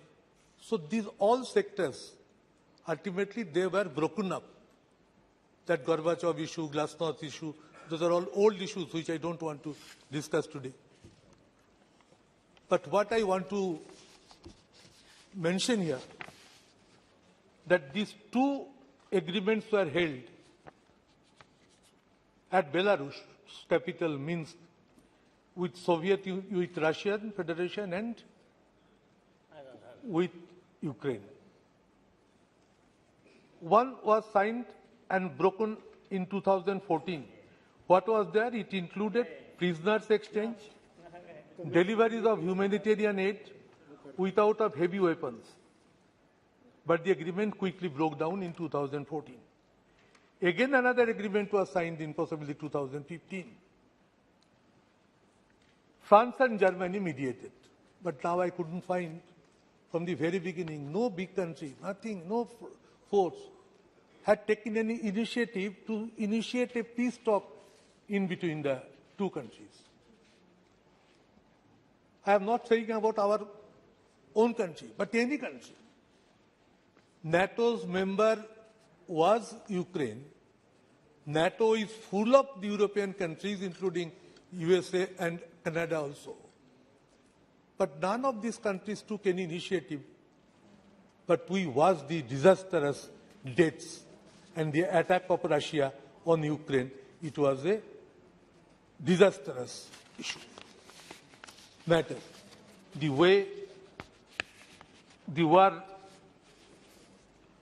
was there was extremely disastrous in nature, painful, most shocking, and no doubt it was heartbreaking. Sir, if I read a small statement that how many civilians died in Ukraine. Nearly 3,000 civilians have been killed or injured. The report is of up to 28th March 2022. This few days I have not that much of well-drafted information. And more than 10 million displaced since Russia invaded Ukraine. and 99 children were killed and 126 were injured. The cost of direct damage to Ukraine's infrastructure amid Russia's ongoing invasion has reached almost an estimated 63 billion, according to an analysis by the Kyiv School of Economics. It is their own assessment of the Ukraine group. That is also of 28 March 2022. The latest analysis shows that as of March 24, at least 4,431 residential buildings, 92 factories and warehouses, 378 institutions of secondary and higher education, 138 healthcare institutions, 12 airports, 7 thermal power plants and hydroelectric power plants have been damaged. So all totaling up to $63 billion. Compared to the previous estimate published on March 17, net growth announced to $3.5 billion according to the KSE Institute. Sir, what I want to mention that we became concerned when the war started. We expected that it will be stopped, but it was not. And naturally, the huge numbers of Indians were alive there with huge tensions. India's responsibility was aimed at evacuating Indian citizens from Ukraine. That was a good step, I appreciate. We marked the statement read by the India's permanent representative at UN Security Council was actually a non-committal statement. That was neither here nor there type statement. This escalation of tension along the border of Ukraine with the Russian Federation is a matter of deep concern. These developments have the potential to undermine peace and security of the region. India's permanent representative to the UN, T.S. Trimurti, said at the UNSC meeting. So, sir, war should be completed. And if on our part any peaceful step is possible to take up, we should try to initiate. Because India-Soviet Union is all out from the very beginning. Since our early ages, we have seen Indo-Soviet Treaty. We are concerned in many issues, at different issues, whether it is in United Nations General Council meeting, UNGA, or whether to apply veto, Russia all along supported us in many issues. So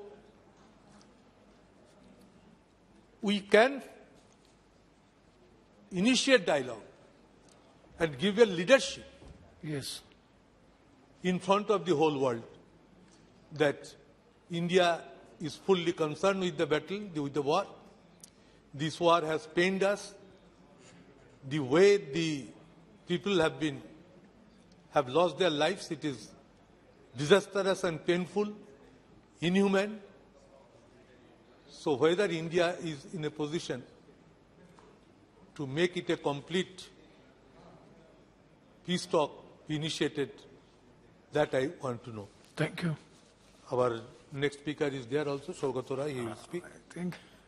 So, sir, I repeat our stand that any stand taken by Government of India so far, external affairs is concerned, we stand by the government wholeheartedly. Thank you very much. Now the Honorable Minister, Sri Hardeep Singh Puri ji, would like to intervene. Please, Minister. Sir, thank you very much.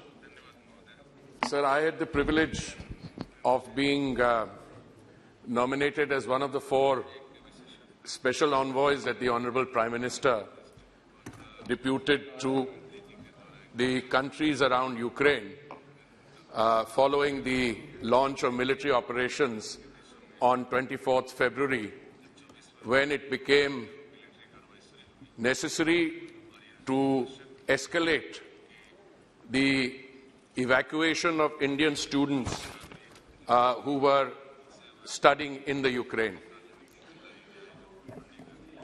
Sir, anyone who has even a nodding acquaintance with issues relating to foreign and security policy, and anyone who watches global hotspots will know that the determination that is required to be made when situations of tension are escalating and there's an exacerbation of tension, timing is of the essence.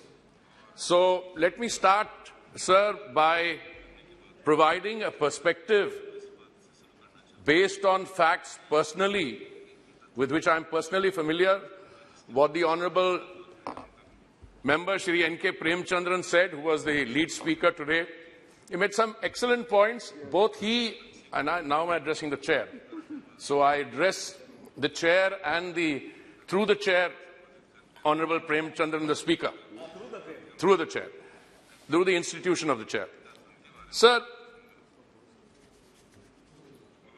there were clear indications, and first of all, let me say, what the Honourable Member said and what other Honourable Members have said have signified a broad and unambiguous support for the government's evacuation efforts. There have been differences of nuance, and I would like to take the opportunity to comment on one or two of them. The very fact that our embassy, our resident mission in Kiev, Ukraine,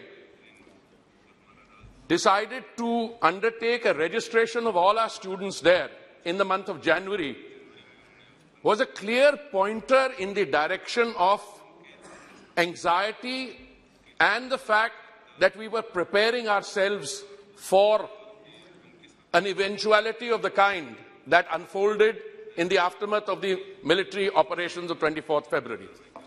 Sir, one honourable member sought to draw a distinction in the language which the Government of India issued as part of its advisory and the language which some other countries issued. I believe a reference was made to the US advisory, a reference was made to the Australian and New Zealand advisory. Sir, I am a student of the English language, and when an advisory, sir, in any case, an advisory is by definition an advisory. You cannot direct, the government cannot direct private citizens who have gone of their own volition to leave a place. It's not an order. The advisory was unambiguous, sir. It said all non-essential. By all non-essential means except those whose continued stay there is necessary on account of a number of facts, which means our embassy couldn't have, our colleagues in the embassy would have to stay there. And they stayed right towards the end till they had to be relocated to another place. So I think, sir, the advisory issued on the 15th of February and the subsequent advisories issued, if I remember correctly, on the 20th and the 22nd of February, had the effect of 4,000 of our young friends leaving the Ukraine pursuant to those advisories. Now, let us, and I have some experience, sir, because I was there. Why did the rest not leave? Was it a choice that they exercised because they thought military operations would finally not take place? Or was there some consideration, and that is why a reference was made by one of the honourable members to student contractors, to the authorities in universities? Sir, I spoke to many of the 6,177 of my young friends who were evacuated from the Ukrainian border via Hungary. I spoke to them. And many of them had the same story, that they were being encouraged by the authorities of the educational institute which they were attending to say, things are going to be all right, things are going to be all right. Maybe, and I'm in this intervention going to stay totally clear of issues of, foreign and security policy. I want to confine myself to Operation Ganga. when these young students are advised, look, you've got some of you who are in the final year of medical education, you've only got 3 to 5 months left to complete your course, or some of you have got 1 year left. If you choose to leave, we may not be able to organize online classes, and it may result in your losing a year. That is the kind that young minds, that is the kind of talk young minds had to grapple with. And on the 15th, when we issued our first advisory, or on the 20th, till the military operations actually took place, it is a determination they had made. Now, what happens after the 24th February, when that exacerbation of tension results in the commencement of military operations? And here, sir, one of the honourable members referred to, I think it was my friend, my distinguished friend, Shri Manish Tiwari ji, evacuation operations that have been carried out from 1960-61 onwards. Certainly. One of the honourable members who is not here referred to this being a transportation exercise, not an evacuation exercise. I'd like to come back to that in a minute. वहीं से भी चर्चा शुरू कर सकते हैं. Sir, I want to say, based on 39 years experience that I've had in the previous profession, that no matter what the average perception of the lethargy in a bureaucracy is, or a political system, come a crisis and everybody springs into this thing. And this was an operation which the Honourable Prime Minister personally took meetings on, which my friend, the External Affairs Minister, my distinguished colleague, personally took charge on. I was in Guwahati on the 28th doing a Gati Shakti mission event for the Ministry of Petroleum and Natural Gas, when I got a telephone call late in the evening saying, "Ab kal raat ko jaiye, kal jaiye." And then all of us gathered, some of us flew out within hours. I believe that the eye to detail, the meticulous manner in which this was done. Look, I was a student of conflict situations. When some honourable members referred to that one life lost, I am the first to say one life lost is one life too many. But if you're dealing with a situation, now let's look at numbers. So words are used lightly. Displaced personnel or refugees. Number of displaced, I think, are in the vicinity of 10 million, possibly, which includes internally displaced. Number of refugees, perhaps 4 to 5 million. Sir, we were agonizing and we were worried about the welfare of each one of our citizens through Prime Minister's involvement in Delhi, through the External Affairs Minister being in touch with all of them. But look at the overall numbers. I remember one particular evening in Budapest, when I got a call from the External Affairs Minister, said that, you know, this front we thought was well managed because we had 1,200 people on the ground in hotels, in dormitories. Suddenly 1,700 came because there was clogging at the borders of Romania and Poland, and some people were just being pushed down. 1,700 people arrive in one place. We managed. We increased the number of flights from 4 to 7 to 11 in a day. Why and how did that become possible? It is, you know, बहुत आसान होता है राजनीतिक रोटियां सेकने, कोई एक social media clip करा. I can share with you hundreds of thousands of messages from grateful students and their parents which were sent that their evacuation, and I use the word evacuation, was being facilitated. A lot of people were provided buses. That last operation which took place in those cities which are under siege, buses were arranged from neighboring countries. Buses were arranged inside. How is this a transportation arrangement? And the Honourable Prime Minister was working the telephone lines. I know, and I don't need to go into the details. I'm sure this is a part of the geopolitics which the Honourable External Affairs Minister will respond to. He was speaking to the heads of state and government, not only in the Russian Federation, not only in the Ukraine, but all the others. But ladies and gentlemen, let me just tell you, we had barely recovered from COVID, and we are in a warlike situation. And in a warlike situation, the two disputants who are waging war, and I don't want to go into whose fault it is, whether our vote, etc. It's so easy to talk about votes. I've had some experience. The making of foreign and security policy has to be based on tangible national interest, which the government and all the honourable members have said, it is the government which will determine that, rather than easy temptation to episodic social media tweets. Sir, very often in those difficult times, even when you were able to negotiate safe passage from one of the countries involved, only to find that the other party had maybe other military and objectives which they had to look at.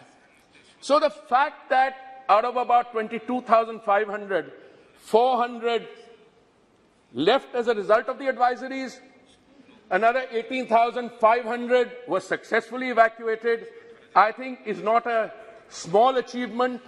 And as if you look at the history of evacuation operations I am familiar with, Operation Safe Homecoming, Operation Rahat in 2015, Yemen crisis, Operation Maitri, Nepal earthquake, evacuation from Brussels, Operation Devi Shakti, Operation Ganga, sir. In my humble submission, with 39 years of experience in that field, will rank as one of the most well-coordinated and successful humanitarian evacuation missions undertaken by any country anywhere. I'm not just talking about India. Sir, we faced some very interesting situations. That evening when the Honorable Prime Minister guided us, he said clearly that this is a humanitarian evacuation mission. When you say humanitarian evacuation, you don't stand by technicalities. You do not follow the literal letter of what is written. I remember I was traveling back in a car from the Ukraine border with the person who used to be our ambassador in Budapest. He had been sent back. And I got a telephone call saying that one of the airlines had been fined because they were bringing in Nepali or some other nationals of neighboring countries. We worked the lines. Within minutes it was sorted out. Whole of a government approach. Because we not only brought back, thanks to the clear visionary guidance of the Honourable Prime Minister, nationals of our neighbouring country, we also brought back nationals from other developing countries in further continents. Thank you. Sir, before I conclude, I also want to say, sir, that this gives me an opportunity, because you said, sir, that the advisories were lacking in clarity and direction. I have tried to place that in perspective, and now I say the advisories were both focused and clear, but also that there was certain uncertainty has been unleashed on account of the disruption in supply lines, which is going to happen depending on the duration and the cost that the military operations take.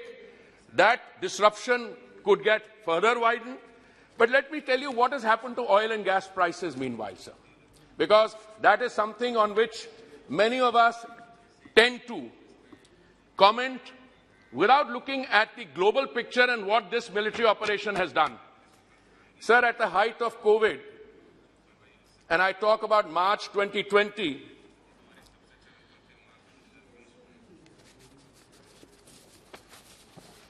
gas prices were $19.56 a barrel. They went up in 2021 to $60 to $80. On 24th February, when the military action took place, suddenly they shot up to $92, then up to $124, went up to $130. Sir, are we the only country affected by this? I have with me here, sir, and I can give you the same on gas prices. We have raised the price of petrol by, I think, 9 rupees over 12 or 13 days, when the international price has shot up. Now, I have something, sir. Gasoline at the pump, comparison between April 21 and March 22, in USA the increase percentage is 51%. In Canada, 52%. In Germany, 55%. UK, 55%. France, 50%. Spain, 58%. Sri Lanka, 55%. India, sir, 5%. Yes, Our Minister. percentage increase is 1/10 Yes, of what Minister. it is elsewhere. Now- Similarly, I could do for gas, sir. Sir, I thank you very much for the opportunity to be able to participate in this discussion on Rule 193. I think a lot of very valuable issues have been raised. I'm sure my other colleagues, when they participate, and particularly the External Affairs Minister, he will be able to respond to some of the issues on why and with what degree of success we have been able to navigate through this difficult situation, and that navigation will continue with a degree of confidence because the Prime Minister's roadmap that had been laid out is both clearly with a clear direction, and it will be able to avoid the pitfalls which some of the other countries are getting into because of the soundness of our policy. Thank you very much, sir. Thank you. Thank you very much. Sri Pinaki Mishra. Mr. Chairperson, I listened with great admiration my very distinguished colleague and friend, Shri Hardeep Puri, make a robust defense of why oil prices in India are going up in a very artful manner, as befits him. He's been a lifelong diplomat of a very, very distinguished career, and therefore he knows how to artfully weave in defense in some other area on an issue quite unrelated today. But I think he's answered some of the critics who've been shouting since the morning about the rise in fuel prices, and I commend him for his artfulness in having dealt with the matter. Mr. Chairperson, all shades of opinion in this House are always one and bipartisan when foreign policy issues are discussed in this House, and today has been no exception. I think even the most trenchant critics of the government are one with the government when dealing with foreign policy issues. There is no question that the non-alignment, which has been the bedrock of our foreign policy for the last 75 years plus, has stood us in good stead, has given us great respect worldwide, has managed to keep us afloat, has managed to keep us deftly clear of many conflict situations wherein otherwise there was a potential for us getting roped in. And I think, therefore, this is a policy that has held us in good stead, and I commend this government for having continued the same policy, even giving credit where it's due sometimes, as we heard the Prime Minister say off and on. The morning television visuals that one sees from Ukraine are heart-rending. There is no doubt about it. I think every heart cries at the kind of massacre that's taking place there. But then all war is about massacres. And therefore, I particularly wish to commend the government for the manner in which it has stood up to the near hectoring by the United States of our position that we've taken, of the nuanced position we've taken, to the point where lowly officials, of course, have virtually openly tried to threaten us. But even the President of the United States has gone to the extent of saying that India's position on the war has been shaky. And I think that's about as strong an indictment as can happen comes from the top quarters of America. But I mean, I find it a bit, frankly, shaky position on their part to give us this model posturing, considering their track record.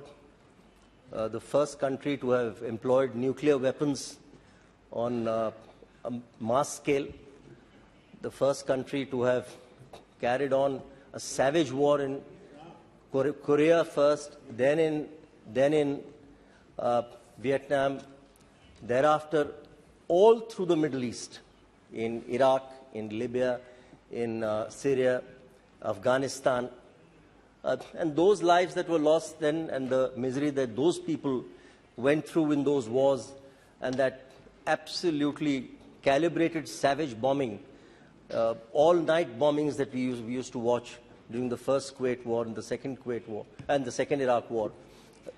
those are still very fresh in our minds. So therefore, it ill behoves the United States to morally hector us on the position India has taken. I think there is, though, even in these blurred lines, something that India will have to strongly consider on at least 2 or 3 issues going forward. Number one, that the entire civilized world, and, which is the Western world as well as our Quad partners in the East, they've all come together on one platform, and therefore there is some degree of isolation that India possibly has to contend with on that score. And that's a matter of, I think, some concern which I have no doubt that the government is fully mindful of going forward. Secondly, clearly now, the Russia-China axis, with Pakistan being a very minor tail there, but the Russia-China axis now is going to be a formidable axis going forward, with Russia very much a junior partner, very much dependent on China virtually for its existence, because with the kind of savage sanctions that have been imposed, and these sanctions are going to go on for a very long time clearly, they now desperately need China to bail them out financially and economically. And so therefore, China's position in our sphere of the world is going to become infinitely stronger, infinitely more powerful, and therefore we have to now contend with that fact very, very carefully. Thirdly, I think we also have to take into consideration the fact that Prime Minister Modi, who has an excellent equation in relations with most of these countries that we deal with, and Mr. Pardeep Puri was absolutely right when he said that the Prime Minister speaking to many of these countries actually entailed some kind of a ceasefire to ensure that Indians were evacuated. And that's quite unprecedented and extraordinary in these times. So therefore, I think there possibly is some also expectation in some quarters that he would go the extra mile in playing peacemaker in these times, that India's position of strength in terms of our track record of ahimsa, our track record of non-alignment, and all the other qualities that our forefathers have bestowed upon us, that we should play with the Prime Minister's muscular diplomatic posturing that has happened over the last 7-8 years, and with good measure, I'm saying this in a positive way, that he should perhaps play a slightly more proactive role. I mean, now that the major part of the evacuation is over, that even for a ceasefire or even for the hostilities to at least come to some kind of cessation, I think perhaps some more vigorous dialing on his part should be in order. There is, I think for India, everybody has spoken about the problem of, give me 5 minutes more? Or 3 minutes. 5 minutes more? Is that good? So the problem of almost 22,000 students coming back to India is, of course, a very, very serious and critical issue. Everybody's spoken about it. We need to seriously reflect on how we are going to burnish our own infrastructure in this country to ensure that our children don't have to go abroad for much cheaper education, because we lack for nothing in this country, and therefore for them to have to seek refuge abroad like in this fashion, and then now to come back and be left virtually mid-water is something that we'll need to very seriously consider. And I have no doubt, and this is a very sizable number because there is 40,000 which have come back from China earlier due to COVID last year, and now this is 22,000 more coming back from here. So therefore, the possibility of them being adjusted in various other countries, again, a more aggressive and a more forward-looking policy has to be undertaken by the government. There is, I think, a silver lining also. Mr. Puri spoke about oil prices going up. Yes, that's been happening. It's been fluctuating.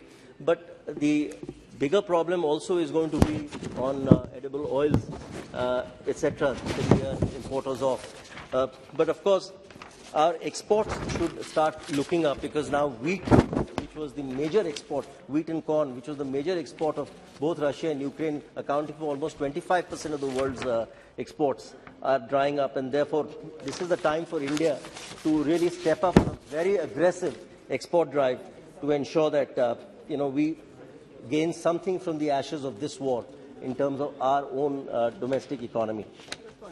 Mr. Chairman, I expect the government to very proactively, therefore, while all, the government is solidly backed by all shades of both public opinion as well as political opinion in our country. So, therefore, they are rock solid on that count.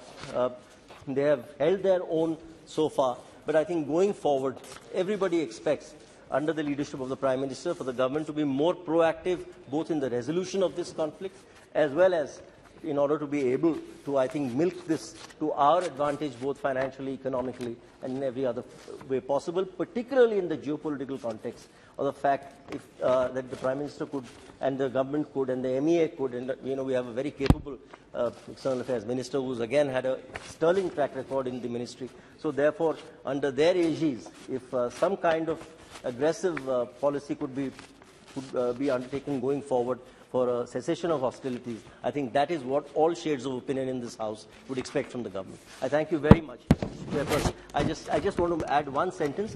Mr. Naveen Patnaik has, of course, done his bit. There were many ODIA students abroad, and I think Mr. Puri will bear us out, because many of them have come back under his aegis, the ODIA students, and we've thanked, my Chief Minister has personally thanked him for the effort he's made, and therefore I also would like to say that Mr. Patnaik has done everything he could have to ensure that our ODIA children have come back from abroad. Thank you very much, Thank Mr. you, Chairman. thank you, Sri Pinaki Mishra. Next, Sri Dr. Shashi Tharoor. Thank you, thank you very much, Mr. Chairman. I think this has been a very rich debate already, and I know it's going to continue.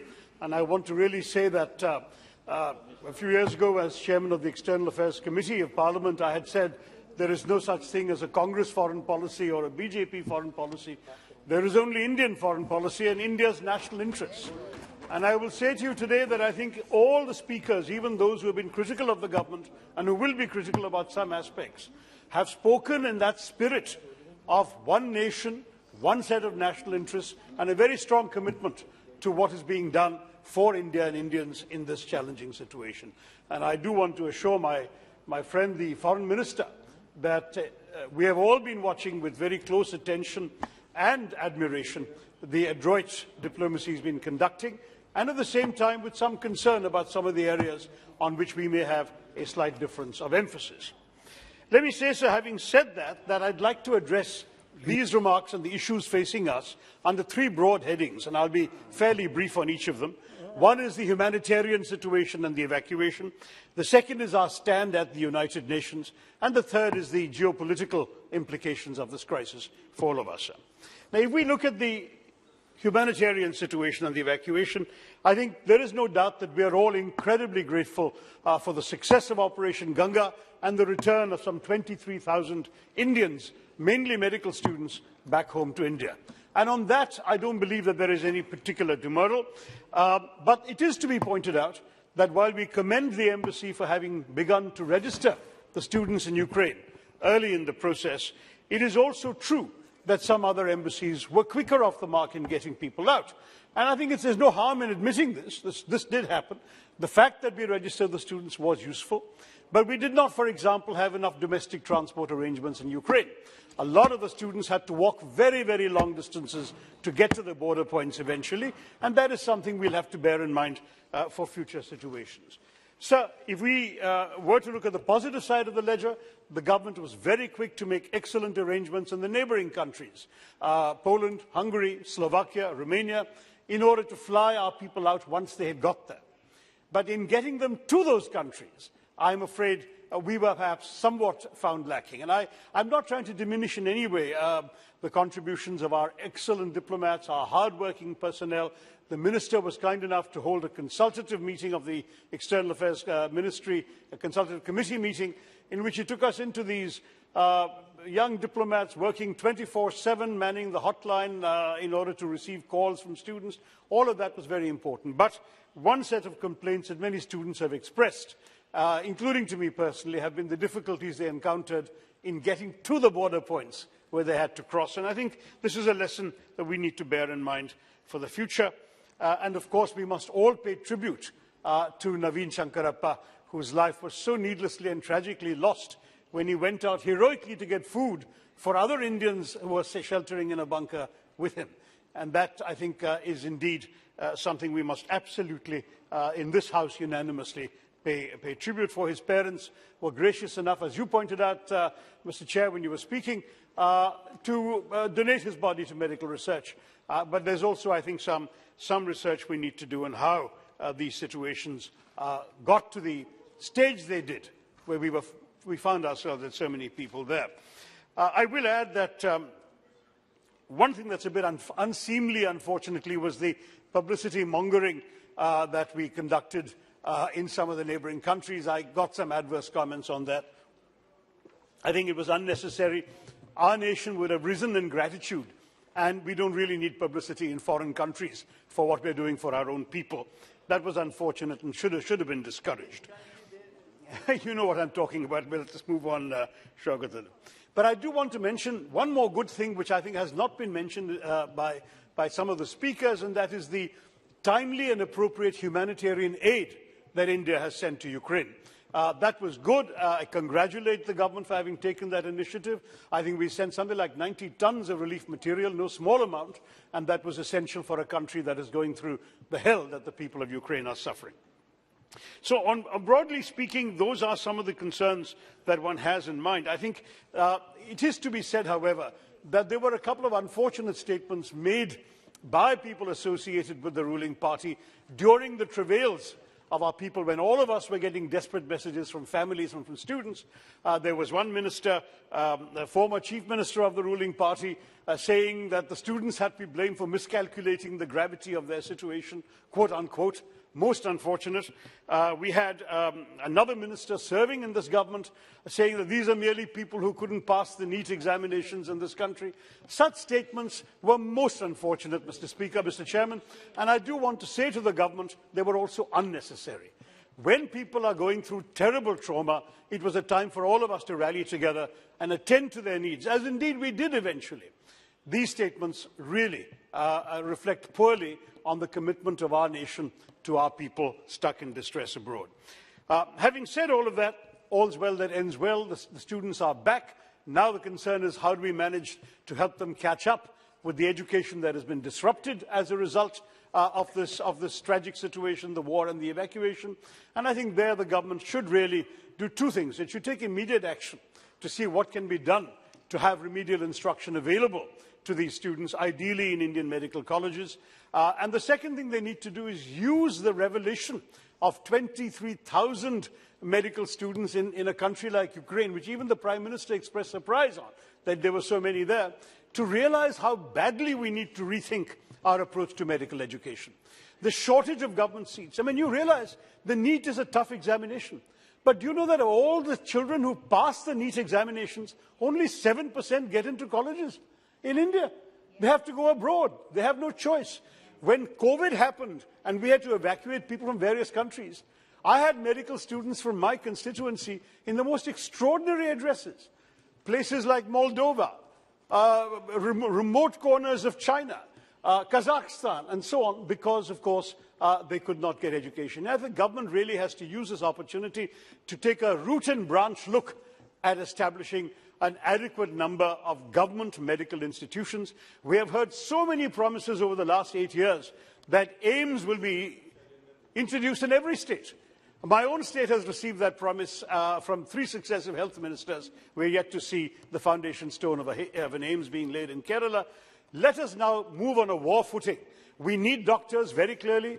We have people capable of studying to be excellent doctors. Let's give them an opportunity to do so affordably. So that, sir, is the first basket of issues, the humanitarian ones.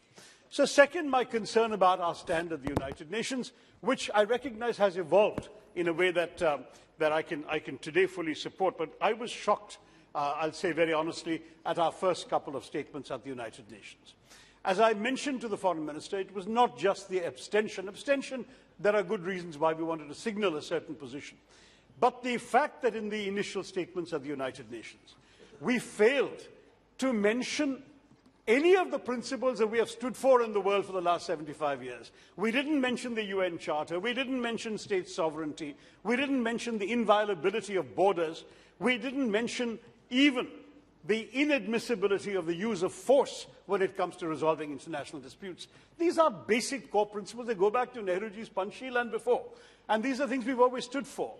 It took a while, but eventually we've got around to it, and we have in our last few statements done this, even while abstaining in the UN Security Council, in the General Assembly, and in the Human Rights Council. Now, the fact is, we have great respect for strategic autonomy. We want to make our own choices, but our choices can sometimes involve standing up for principles. We need not have behaved as we did in the initial stages of the UN. And what was particularly deplorable was that first statement in which we showed a shameful even-handedness between the aggressor and the victim. We actually merely urged both sides to de-escalate. Now, if somebody is attacking you and you're defending yourself, are you guilty of escalation? How can we use language like that? We said that we call for concerted efforts on all sides to return to the path of diplomatic negotiations and dialogue. Well, one side is being attacked. If you don't want to use harsh language against that side, because in the name of your friendship with them, then I think one has to also ask, if we can't speak frankly to our friends, then what is the friendship worth? I think it's very important that we stand up for the fact that in these matters, we can at least have spoken with a certain amount of moral conviction and courage, even while, if necessary, choosing to abstain. And I understand we have a special, privileged strategic partnership with Russia. It goes back a very long time. I myself, just last month, had inaugurated the celebrations of the, whatever it was, 75th year of Indian-Russian diplomatic relations or whatever. And I had spoken very warmly of our warm relation, of our close relationship. It's not something that anybody on this side of the aisle is going to be criticizing the government for respecting. But at the same time, we have to understand that in this particular instance, it is Russia that resorted to the use of force. It is something we have to understand that though we have a long list of IOUs, most of those IOUs on Kashmir and so on, vetoes in the Security Council, are to the Soviet Union, of which Ukraine was also a part. So let's face it, we owe those IOUs to both Russia and Ukraine. And let us also face it, we are indeed a major client for Russian weapons supplies. Our defense systems rely a lot on the weapons we've imported from Russia and on the spare parts we need to service them. But first of all, we pay top dollar for those weapon systems, sir. No one is doing us any favors. The seller needs the buyer as much as the buyer needs the seller. We should not act as if it's always a one-way traffic. Equally, sir, we must understand that when we have a situation like this, when we have, for example, a country that is taking a stand in relation to us, that troubles us and compromises our own relationships, and very directly hurts our own people because of the short-term after effects, the rise in oil prices, the rise in commodity prices. We have some seed, even 70% of the sunflower oil and sunflower seeds that India has comes from Ukraine. That's no longer coming. These are simple examples, but all of this are matters that do affect us, and we should have the right to be able to say to our friends, look, this was not right. This has caused us some pain and difficulty. But finally, I'd say that now our position has been calibrated, our line has become notably tougher, and I want to stress one thing that I'm sure my friend, the Foreign Minister, will want to stress also, except that perhaps he will not be able to do so as openly as I can, which is that refusing to condemn Russia is not the same as endorsing what Russia has done. And that, I think, is a reminder for all of us that whatever India may be accused of, we have not at any stage, through any action or any words, implied an endorsement of or a support of what the Russians have done by conducting this invasion of Ukraine. Thank you. Finally, sir, the third set of issues will be the geopolitical implications of what we have seen. In the short term, there is some very worrying consequences, sir. I would say that the Ukraine war has exposed, 3 minutes, has exposed India's strategic vulnerabilities in a tough neighborhood as nothing else could have done, and it's raised some fundamental questions for our security. We had been maintaining a relationship with Russia while developing a strategic partnership with the Quad, with the US, Japan, Australia and India. Suddenly the 3 Quad members have taken a very different position on Ukraine from what we have. We are somewhat out of sync with them. We have scrambled to keep them on side and to show some understanding of our position. And so far I commend the diplomatic efforts of our government that we have been able to keep them on side, and they have signalled an understanding of India's position. At the same time, there are some real concerns about the larger implications. We are seeing Russia and China getting more and more close to each other. And if Russia is weakened as a result of this misadventure, which it almost certainly will be, then its weakening can only give China the upper hand in that relationship. A Russia that becomes essentially a subordinate state of China is a major concern to us in India, sir, because we have, as recently as 2 years ago, lost 20 of our Jawans in Ladakh to Chinese aggression. And in these circumstances, the neutralization of Russia, or even Russia coming along with China, is a matter of grave concern to us. And there is the sideshow of the Chinese-Pakistani relationship. Prime Minister Imran Khan was in Moscow the day the attack began on Ukraine, and he went through with his meetings anyway. He continued to do so. What does this mean? Are we witnessing the emergence of a Russia-China-Pakistan axis that we have to think about?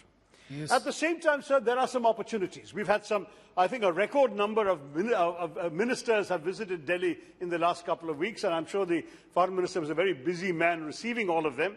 And that's a very good sign, because it suggests that there is an area of opportunity for us. What is that opportunity? It is the opportunity to leverage not only understanding for our position, but also to go beyond our traditional reluctance to choose sides on matters in which, frankly, it is sometimes necessary to take a stand. We cannot sit on the fence all the time, Mr. Chairman, sir. I think it's important that we listen with open ears to these distinguished visitors who have come.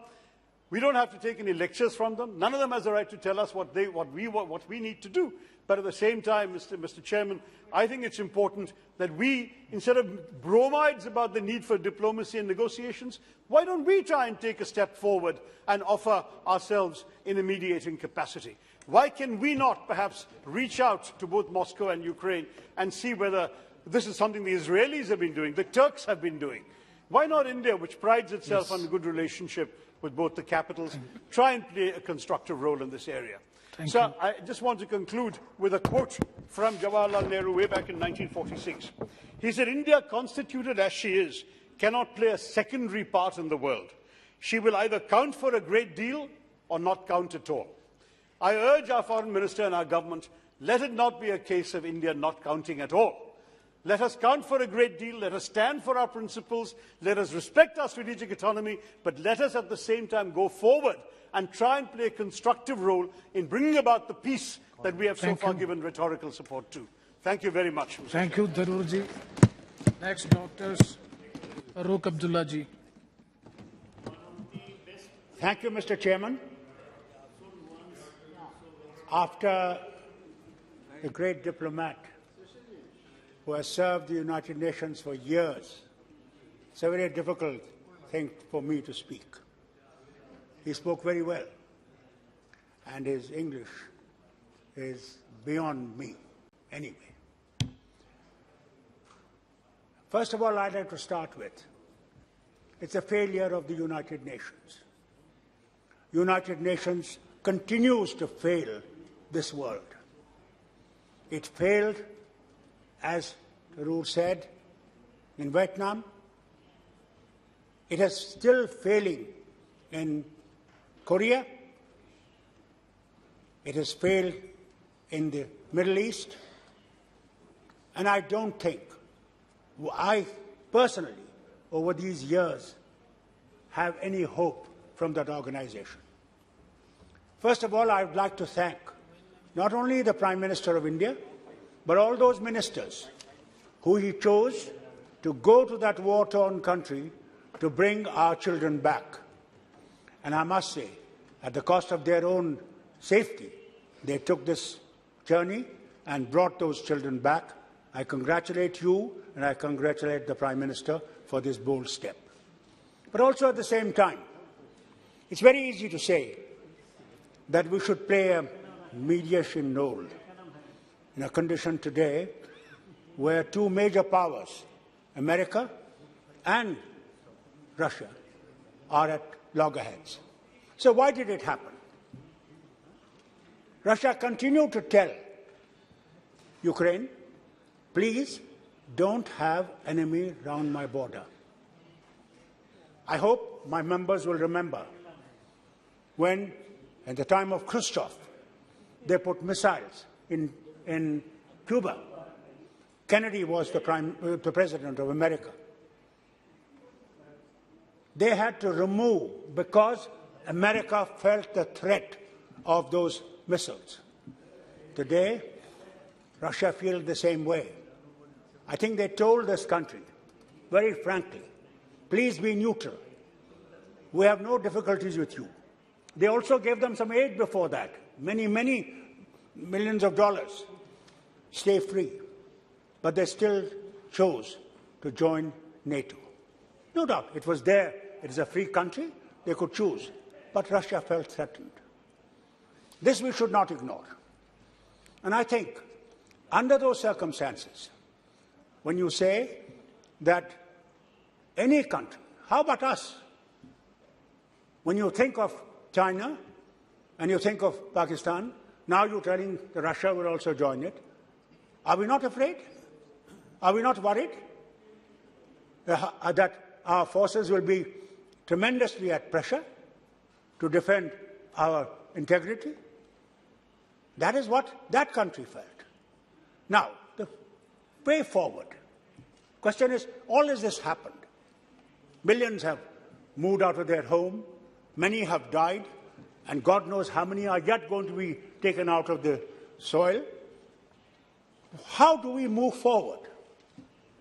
Let's forget. It's over. The war is there. It is still there. But how do we now comprehend of saving whatever is left so that the war comes to an end and the world comes to a position of surviving? Today, the world is not surviving. You see our neighbor, Sri Lanka. Look at the position there. I hope we don't have to go through that situation in this country. Therefore, it's essential that the war must end. How do we end it? All right. Now, you said diplomatically. Is there a diplomatic chance? I remember Trump said, America first. Why is India not thinking India first? If it is not in India's interest, this war, then I think to the foreign minister and through him to the prime minister, I would request, we must take major steps. Major, not small steps. Major steps in de-escalating that war, finishing that war. Unless we do that, you will not be able to tell future people that India played its part. India is a neutral country. India never took sides. Though Russia gave it, the only country that the Russians gave when our ambassador was D.P. Dhar, and they signed an agreement which they have signed with no one, that war on India will be war on Russia. Never forget that. And therefore, what we must remember, that if we want to save friends, because we have got friends in America, we've got friends with Russia. We're not enemies of any of these countries. And that is one of the biggest things that country has achieved from the Nehru's time. Whatever one may say, it was the Nehru's foreign policy of keeping neutral with friends from all sides so that we could move forward and take this country from poverty to the developed country. Therefore, my request to the foreign minister would be, sir, please move faster so that at least people will say, Gandhi's nation has saved this world. And thank you, sir. God bless you.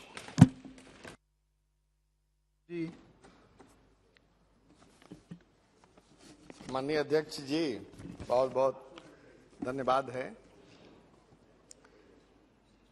Ukraine और रसिया की लड़ाई क्या है, हम एक minute में बहुत basic, जब दो भाइयों में अलगौझा हो जाता है, बीच में दीवार हो जाती है, और अगर एक भाई गुंडे बदमाश को बुला के बैठाने लगे अपनी तरफ, तो दूसरे भाई की चिंता होना बहुत स्वाभाविक है।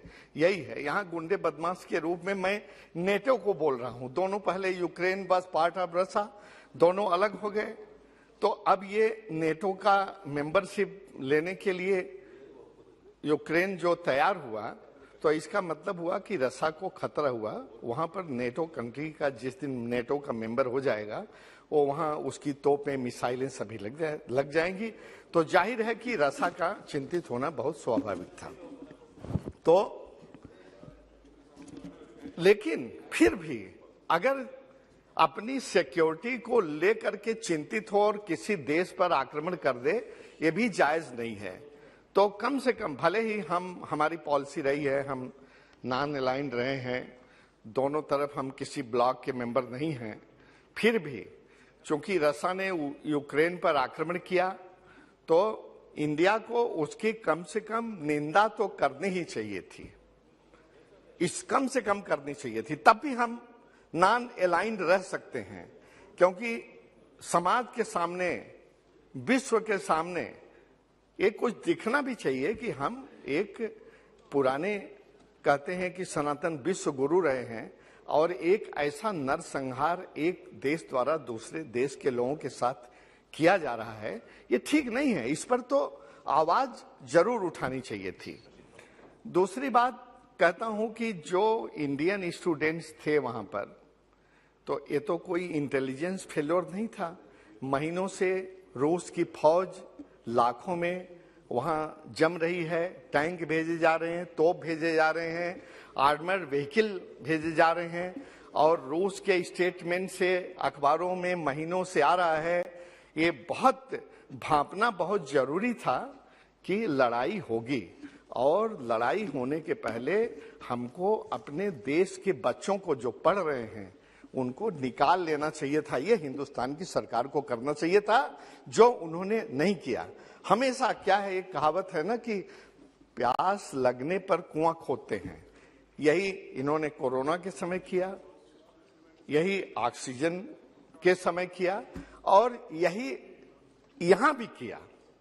अब 20,000 लड़कों को निकाल करके इतनी अपनी छाती ठोक रहे हैं। मैं बताऊं, मुझे याद है जब इराक वार हुआ था तो यूपीए गवर्नमेंट थी, 1,70,000 लोगों को निकाला, और भी एक दो लड़ाइयां हुई थी। जब उसकी इजराइल हिजबुल्लाह की लड़ाई हुई थी तब भी इंडिया ने अपने सिविलियंस को निकाला था। लेकिन कभी आपने देखा कि कोई मिनिस्टर जा करके वहां पर इसकी निकालने की वाहवाही किया हो? मेरा कहना है कि ये करते कम हैं, कहते बहुत ज्यादा हैं। हमारी जो इंडियन एम्बेसी के लोग हैं वहां यूक्रेन में, they have limited resources, limited man power, कुछ लिमिटेड नंबर ऑफ ऑफिसर्स। वहां जब 1, 2, 3, 4 मिनिस्टर जाएगा, हमको इस चीज का फीडबैक है। इन लोगों को नहीं कहेंगे वो। माननीय अध्यक्ष जी, मुझे मालूम है कि कैसे यूक्रेन के जो एम्बेसी के लोग कहते थे, ये लोग आकर के मुझे तंग कर रहे हैं, क्योंकि सबके पीछे प्रोटोकॉल देना पड़ता है। उनको गाड़ी दो, उनको रहने की जगह दो, उनको ये दो, उनको ये दो। इन्होंने वहां पर जाकर के किया क्या इंडियन एम्बेसी के लोग यूक्रेन में जो बैठे हैं, क्या बेवकूफ हैं कि उनको इवैक्यूएट करने के लिए वो कुछ नहीं कर पा रहे हैं? मैं पूछना चाहता हूं, जितने मिनिस्टर गए हैं सब ने उनकी ड्यूटी में उनको व्यवधान किया है। एक मिनिस्टर अगर बता दे माननीय अध्यक्ष जी कि जा करके इन्होंने क्या सहयोग किया, क्या मदद की इंडियन स्टूडेंट्स को निकालने के लिए, तो मैं अपनी बात वापस ले लूंगा। केवल एक मिनिस्टर बता दे कि वहां पर जा करके इन्होंने क्या मदद की है? हाँ, क्या मदद की बता दें। और देखिए एक चीज, अरे सुनिए, मेरी भी बात को सुनिए। मैं कोई लिखा पढ़ा नहीं भाषण बोल रहा है, मैंने जो समझा है, जो मेरी आवाज है वो मैं बोल रहा हूं, और आप मुझे दबा नहीं सकते। चाहे जितने लोग चिल्लाते रहें और मैं बोलता रहूंगा, आप मुझे बता नहीं सकते। लेकिन हाँ, वैसे सुनिए जी, वैसे अरे हम सभी लोग जानते हैं कि यूक्रेन का जो प्रेसिडेंट है मिस्टर जेलेंस्की, पहले एक कॉमेडियन था। वो एक मैच्योर नेता नहीं था, लेकिन इतना पॉपुलर था कि उसका प्रेसिडेंट हो गया। अब जब जान रहा है कि हम रसिया से बहुत कमजोर हैं, तो उसको फौरी तौर पर कुछ निगोशिएशन करके कुछ डिप्लोमेटिक वे में रास्ता निकलना चाहिए था, समझौता करना चाहिए था। हजारों लोग मारे जा रहे हैं, इतनी बड़ी बड़ी बिल्डिंग, अस्पताल, सैन्य ठिकाना, सुनिए, सैन्य ठिकाना, माल, सड़क, आप देखिए टीवी में कितना खूबसूरत कंट्री लगता है। देखिए, एक देश का मामला दूसरा है, इंडिविजुअल मसला दूसरा है। अगर आज हमसे कोई टकराए तो मैं कहूंगा कि मैं सीना तान के खड़ा हूं, मैं झुकूंगा नहीं, गोली मार दूं। लेकिन जो ये सरकार का मामला है, आज अगर NATO, European union, western countries, सारे देश मिल करके अगर वार क्राइम में भी पुतिन को पकड़ें और उसको फांसी भी दिला दें, देखिए अगर उसको जो कि दूर दूर तक कुछ नहीं कर पाएंगे, तो क्या यूक्रेन का जो तहस नहस हुआ है वो वापस आ जाएगा? ये सोचने की बात है। तो मैं तो माफी के साथ कहना चाहता हूं कि जो यूक्रेन की लीडरशिप थी जेलेंस्की की, इस मामले में उसने सीना दिखा कर खड़ा नहीं रहना चाहिए था, उसको समझौता करके इसका रास्ता निकलना चाहिए था। और हाँ, हम मोदी साहब की बड़ी हर मामले में क्रिटिसाइज करते हैं, लेकिन इसमें तारीफ करते हैं कि जेलेंस्की को भले वो थोड़ा थोड़ा, जैसे वो क्रीमिया ले लिया है, ऐसे थोड़ा थोड़ा और देता रहता, कुछ बातचीत करता रहता, जैसे मोदी जी थोड़ा थोड़ा दे रहे हैं। आपके दल के एक माननीय सदस्य और बोलेंगे तो जैसे जी, मेरी बात सुनिए जी। मैं आपके माध्यम से, माननीय विदेश मंत्री जी भी बैठे हैं, और बहुत चैलेंज के साथ कहना चाहता हूं कि जितना टुकड़ा टुकड़ा करके देश का हिस्सा चाइना को देते जा रहे हैं, ये केवल उसी पर लड़ाई रुकी हुई है।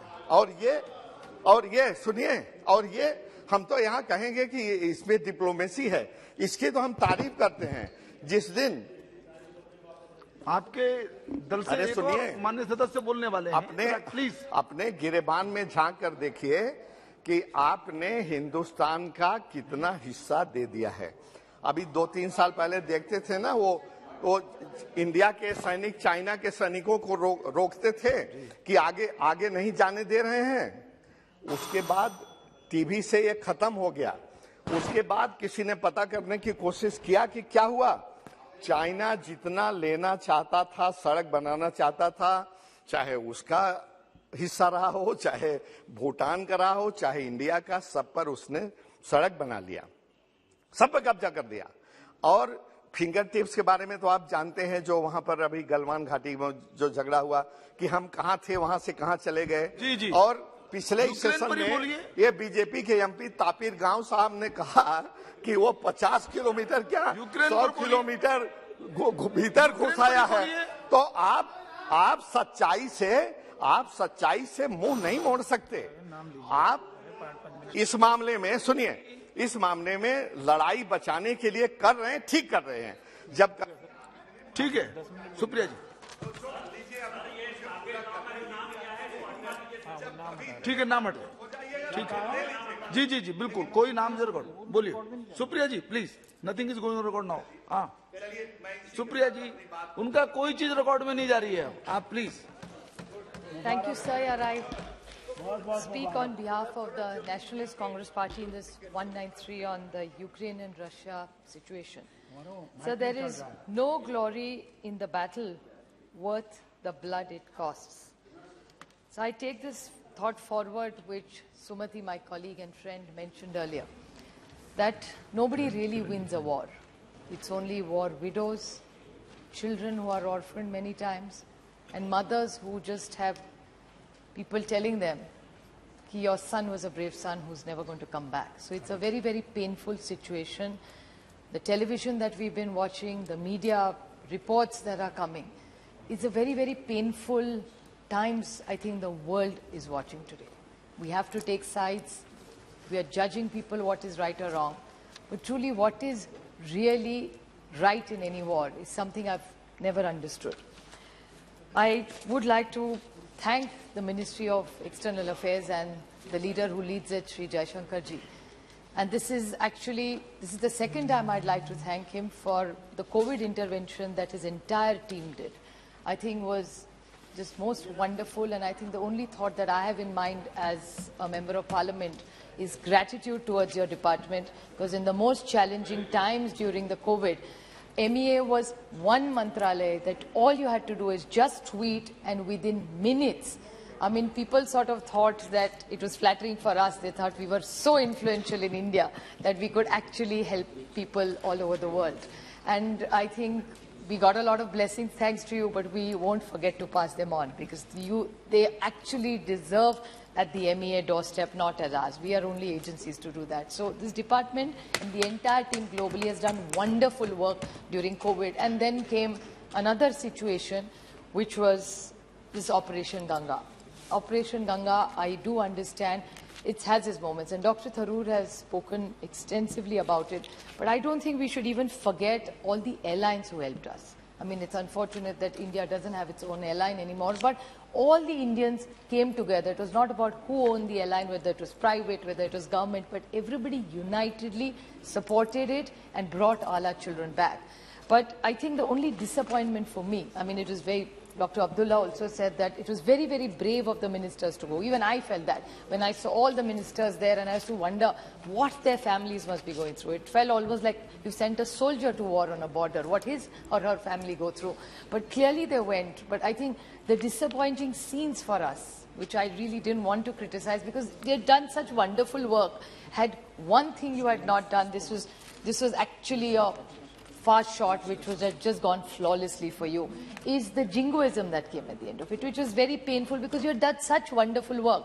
And fortunately, I didn't see you doing it, so there was hope for me in this government that one of my most favorite ministers didn't do it, because he really showed dignity and class, because we are not doing a favor to our children by bringing them. Bacche hamare, लाना हमारी जिम्मेदारी है, and they are our children, they are not yours and mine, and everybody's children study abroad.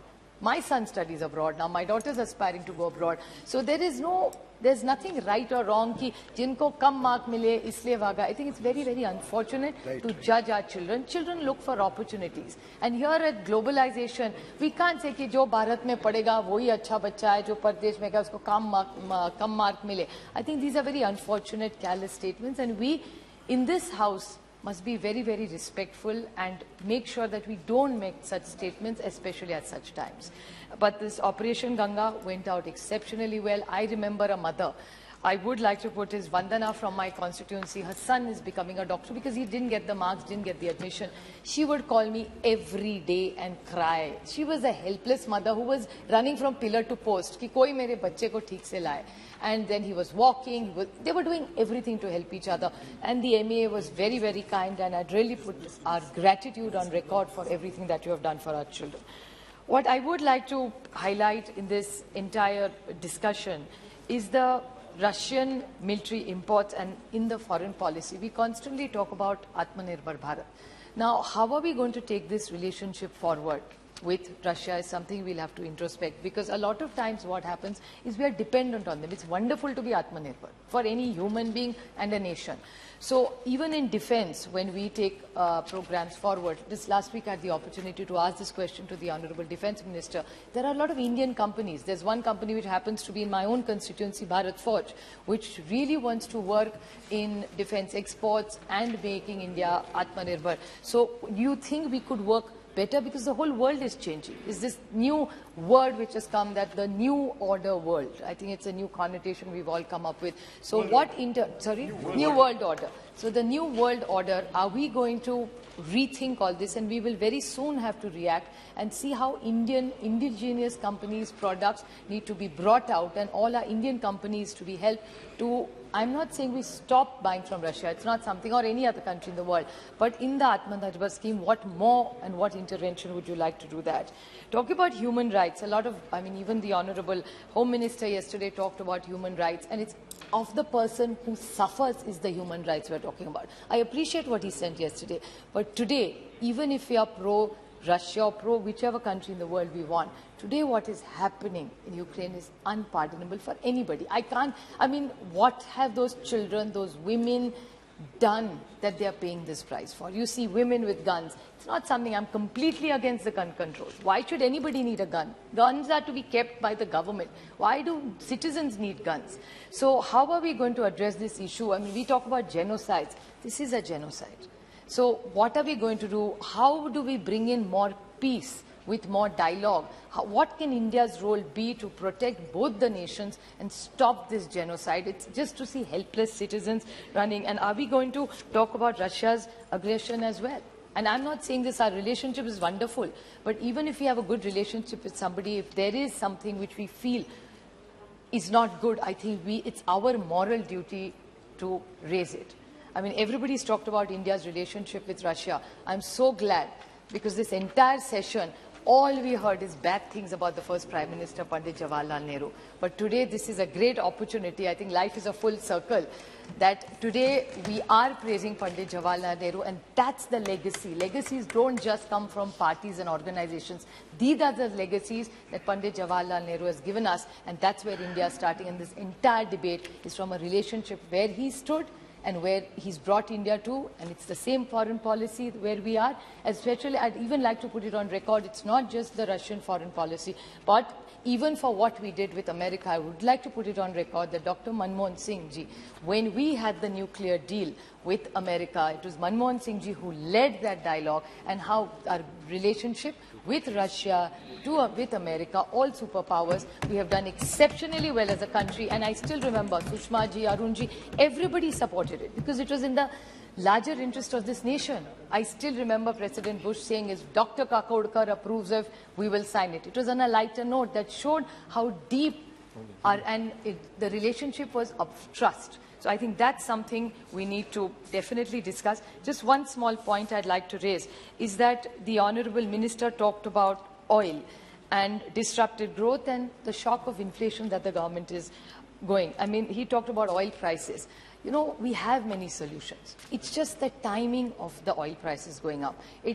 When there was elections going on, the war had already started, oil prices had already. So the only reason, since he was defending it, I'd like to put it on record, that oil prices do fluctuate, but just to blame it all the time on something else. Maybe we can use the cess. You take this government, every government collects a lot of cess, and with the COVID situation, with all the price rise going on, is there a solution that we could use some of our cess, which we could do that? And a last point, sir, I'd like to say, he talked about, Hardeep Puri ji talked about colleges and universities and how we could not help our children because our children didn't get clear signals. Why could we not reach out to the universities as well? So when he was there and making several calls, maybe we should have reached out to universities. So there, lot could have done. I'm not saying nothing was done. A lot, in his reply, he said that children didn't want to come back in his intervention because universities were giving them mixed signals. So country versus, and the children are torn between this. And one last question, sir, that whatever's happened, you've done a great job. There were hiccups. I understand it was a crisis. It can't be flawless. But now what next? When these kids have come back, some kids have come back during COVID and now kids back, what is the specific intervention the government plans to do for the future of all our children have come? And what is the larger goal in this new global situation? You see what's happening in Pakistan, what's happening in Sri Lanka. We're trapped in a situation, I would use the word trapped, because of all our neighbors. There seems to be some instability, so India is going to go through a very difficult time resolving all these issues. It's not going to be an easy road. It's going to be a slightly difficult for you. So I think all we should really look for, sir, I'd like to quote, peace cannot be kept by force. It can be only achieved by understanding. So I expect the MEA to show a lot of understanding, and you can lead, and I'm sure we can get a world better order for the world. मैं समझता हूं कि ऐसे अनुभव सभी माननीय सदस्यों को आए होंगे कि पहले बच्चे की चिंता में, दुख में माता पिता आंसू गिरा रहे थे और बाद में मिलने पर आंसू गिरा रहे थे. दोनों प्रकार के आंसू इस दौरान हम लोगों ने देखे हैं. एनीवे, हाँ, ऑनरेबल मिनिस्टर श्री किरण रिजिजू जी जी जी एक प्रयास से पहले, एक प्रयास के बाद. I thought I may not require to make a quick intervention because the issue which we are discussing under Rule 193 on the situation in Ukraine arising out of a military conflict between Russia and Ukraine, as honourable members have raised certain important questions, they sought clarifications, and our Minister for Foreign Affairs will respond it appropriately. And foreign policy is very, very serious. That is why, as a member of this House and as a part of the Cabinet, I will not make any statement about the policy and other issues which my colleague Jai Shankarji will respond. But there are certain points which I feel I must speak because during the discussion and outside the House also, many issues are being raised, which were not necessary at all. जैसे हमारा अभी एक साथी ने भी कुछ बातें ऐसे बोल के चले गए जिसको कहना ही नहीं चाहिए था, कोई जरूरत भी नहीं है। और फॉरेन पॉलिसी इतना सीरियस मैटर है। शशि थरूर जी ने कुछ बातें अपने बोल गई, मनीष तिवारी जी ने भी, दोनों कांग्रेस के हैं, दोनों ने बोले, थोड़ा अलग अलग लाइन बोले। अगर इसको अब बाहर चले जाएंगे तो बोलेंगे कि ये कांग्रेस ने ऐसा बोला है, तो कांग्रेस का पॉलिसी लगने लगेगा। इसलिए सरकार में भी हम कुछ बोलेंगे तो लगेगा कि ये सरकार का पॉलिसी है। इसलिए इसमें दो आवाजें फॉरेन पॉलिसी को लेकर के नहीं उठना चाहिए। और कभी कभी ऐसा भी हो सकता है कि एक मेंबर ने कुछ बात कहे और इंडियन पार्लियामेंट में ऐसा बात कही है तो देश के छवि में भी वो असर पड़ता है। इसलिए मैं समझता हूं कि कुछ बातें हैं, कुछ पॉलिसी है जिस पे हम एकजुट होना चाहिए। बहुत सारा सदस्यों ने कहा है कि फॉरेन पॉलिसी में तो हम एकजुट होना ही चाहिए। ये जो यूक्रेन क्राइसिस का, जैसे मैंने कहा, जिक्र तो हमारा डिटेल में फैक्ट्स, फिगर्स, पॉलिसी मेरे colleague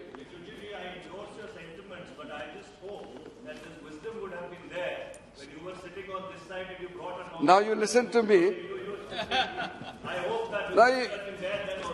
Yes, exactly with that spirit, I'm going to make a quick intervention, not more than 7-8 minutes.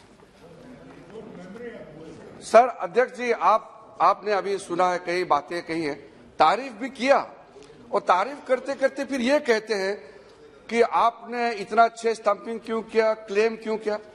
जब एडवाइजरी इशू हुआ तो फिर आप बोलते हैं एडवाइजरी इशू नहीं किया। हम बताते हैं कि एडवाइजरी किया है, फिर आप बोलते हैं क्यों क्लेम करते हैं। फिर बोलते हैं कि सरकार वहां जाता नहीं, मंत्री जाता नहीं, मिलते नहीं बच्चों से, किसी को नहीं भेजा। फिर जब भेजते हैं तो फिर बोलता है कि आप फिर दिखाता क्यों है, फिर चेस्ट हम्पिंग क्यों करते। अरे तो करे तो क्या करे, नहीं करे तो भी आप पूरा आपत्ति इसमें उठाते हैं, करे तो भी आपको तकलीफ होता है। तो इसलिए आप लोगों को मैं बहुत ही विनम्रता पूर्वक से मैं कहना चाहता हूं कि इस तरह का लड़ाई का सिचुएशन में, लड़ाई जैसे हालत में सरकार जो भी करता है वो देश के लिए करता है और सबको उस समय तक तो कम से कम मौन व्रत रखना चाहिए। जब ऑपरेशन खत्म होगा, राजनीति करने का समय होता है और आपने ऑपरेशन समय में ये नहीं किया था, ये करना चाहिए था, उस समय बाद में हम लोग जिक्र कर सकते हैं। लेकिन जब ऑपरेशन चल रहे हैं उस समय में भी यहाँ दुनिया भर का बातें जो है लिखी जा रही है। मैं एक बार जब वहां पहुंचे, ब्रतिस्लावा कोशिशे में थे और वहां एक छोटा सा एयरपोर्ट है सर, छोटा सा एयरपोर्ट है। वो नॉर्मली इंटरनेशनल ऑपरेशन वहां से होता नहीं है, वो सिर्फ इंडिया के लिए खोला गया। हम यहां से निकलने से पहले प्रधानमंत्री, वहां के प्रधानमंत्री से बात किया और एक एयरपोर्ट को हमारे लिए पूरा यूज करने का अनुमति दिया, हमको पूरा अंदर तक एक्सेस दिया। इतना वहां कर रहे, हमारा 24 घंटे वहां मिशन के लोग लगे हुए हैं। यहां आराम से किसी ने, मैं तो टाइम नहीं था लेकिन किसी ने दिखाया, एक स्टाफ ने दिखाया, सर ऐसा ऐसा आने से दुख लगता है। तो यहां से किसी ने क्या कि वो एम्बेसी के स्टाफ, इंडियन मिशन के डिप्लोमेट्स कुछ काम का नहीं है, बच्चे को अपने आप छोड़ दिए मरने के लिए, कोई काम नहीं कर रहा है। वहां 24 घंटे रात दिन काम कर रहे हैं, खाना लेके खिला रहे हैं, रहने का व्यवस्था कर रहे हैं। और ऐसे समय में यहाँ बहुत ही रेस्पॉन्सिबल इस देश का पॉलिटिकल लीडर्स इस तरह का जो बातें करते हैं उससे कितना तकलीफ होता है। कुछ समय के लिए तो आप रुक सकते थे। मेरे पास में भी हजारों संख्या में SMS, व्हाट्सएप आया, इसको उठा के लाइए, इसको लाइए, इसको लाइए। हमने कहा कि यहाँ ऐसे सिचुएशन में किसी को प्रायोरिटी दे करके आपको पहले एयरक्राफ्ट भेजेंगे, ऐसा नहीं है। वो व्यवस्था बनाया हुआ है और व्यवस्था के मुताबिक जितने भी आ रहे हैं, एक तो वो लड़ाई का माहौल है, उसमें जो पहले आएंगे उसी को भेजेंगे। कि किसी MP ने, किसी चीफ मिनिस्टर ने कह दिया इसलिए आपको पहले लाइन तोड़ के आगे भेजेंगे, ये तो सब नहीं कर सकते। तो इस हालत में everybody is Indian and every student is Indian student. तो सबको बराबर का हम लोग को तवज्जो देना था। और आप याद रखिए, यूक्रेन कोई छोटा मोटा देश नहीं है सर, यूरोप के अंदर में रशिया के बाद सबसे बड़ा देश यूक्रेन है। यूक्रेन इतना बड़ा साइज है और वहां लड़ाई का जो माहौल में हमारे जो लोग बच के आए, निकल के आए, किस परिस्थिति में आए, अब जरा उसको कल्पना कीजिए। ईस्टर्न यूक्रेन से वेस्टर्न तक आना, और वहां हम किसी यूक्रेनियन को कह भी नहीं सकते कि आप हमारा क्यों मदद नहीं कर रहे। वो खुद अपने बचने में लगे हुए हैं या वो काउंटर ऑफेंसिव में लगे हुए हैं, सारा इमरजेंसी लगा हुआ है, और इस हालात में सारा चल रहा है। और यहां आराम से कोई बोल देंगे कि क्यों स्टाफ नहीं भेजा, तो वहां हमारे कोई इंडिया का तो मिलिट्री ऑपरेशन तो नहीं चल रहे हैं। हमारे वहां जो सिविल स्टाफ है, एम्बेसी के लोग हैं, वो काम कर रहे हैं, और वो भी जो पूरा शेलिंग हो रहे हैं, फायरिंग हो रहे हैं, मिसाइल छोड़े जा रहे हैं। और ऐसे बीच में कितना मुश्किल में, जिसके लिए ट्रेन नहीं है, फिर भी हमारा डिप्लोमेट जो मिशन में जितना काम करने वाले हैं, वो पूरा अपने जोखिम जान को डाल करके काम कर रहे थे। और इस समय सर, क्योंकि सर जब मैं अपने आंखों से जो देखा, और बॉर्डर एरिया में हमारे इंडियंस तो आ ही रहे थे और यूक्रेनियन लाखों में जा रहे थे। लाइन मैंने देखा, लाइन खत्म नहीं हो रहे थे, इतने लोग आ रहे थे, इतने लोग जा रहे थे, और इस बीच में हमारे भारत के भी लोग आ रहे थे। तो ऐसा हालत में ये सारा जो मैनेजमेंट करना सर, ये कोई आसान तो है नहीं। इसलिए आप लोगों ने, कई लोगों ने तारीफ किया, प्रधानमंत्री जी की तारीफ किया, भारत सरकार के एफर्ट को तारीफ किया, ये अच्छी बात है। ये क्योंकि हम लोग इसको क्रेडिट लेने के लिए नहीं कह रहे हैं, ये तो हमारा ड्यूटी है। कोई भी सरकार होता ये करते हैं। और सर, हम वहां पहुंचने से पहले मैं हमारे कलीग जयशंकर जी को और उनके पूरे टीम को भी मैं अभिनंदन करना चाहता हूं। प्रधानमंत्री जी जो लगातार हम लोग के साथ में भी रिव्यू मीटिंग लिया जाने से पहले, और जब मैं वहां पहुंचे, मिशन के लोग, स्लोवाकिया में जब मैं था सर, वहां पेरिस के मिशन से, जिनेवा से, यूएन मिशन से, और वहां जर्मनी से और ब्रसेल से, सारे लोगों को एक्स्ट्रा लेकर के वहां लगा के रखा हुआ है जमीन पे, और रात दिन पूरे ड्यूटी काम कर रहे हैं। मैं सर आज इसी सदन में और जिक्र करना चाहता हूं, हमारे कितने स्टूडेंट्स जो यूक्रेन के जो बॉर्डर में पढ़ रहे थे, वो भी वॉलंटियर के रूप में काम कर रहे थे। और कई हमारे देश के लोग हैं जो वहां बिजनेस करते हैं और अलग अलग चीजों के लिए वहां जाते हैं या रह गए, वहां की नागरिकता भी प्राप्त कर चुके हैं, कई लोग इंडियन ओरिजिन है, उन्होंने भी पूरा सेल्फलेसली घर से खाना बना के भी लेके आके हमारे लोगों को खिला रहे थे। मिशन में तो ये देश बड़े देश नहीं है, छोटे छोटे देश है, तो हमारे मिशन का साइज भी तो लिमिटेड है। तो इसलिए हाँ जी, हाँ, सबको, यूक्रेनियन को भी, और खास करके खैर यूक्रेनियन तो संख्या में बहुत ज्यादा थे, और क्योंकि यूक्रेनियन को छोड़ के हमारा देश के लोग काफी थे, और सर लगभग 23,000 के लोग जो वहां से निकले हैं, तो आप इमेजिन कीजिए, हमारा टेरिटरी नहीं है, वो किसी और का टेरिटरी है। पहले के जो ऑपरेशन होते थे उसमें हमारा कुछ लोग होते थे, अगर 500 को भी ऑपरेशन करके निकालना है, इवैक्यूएशन करना है, वो भी तो एक टफ जॉब होते हैं।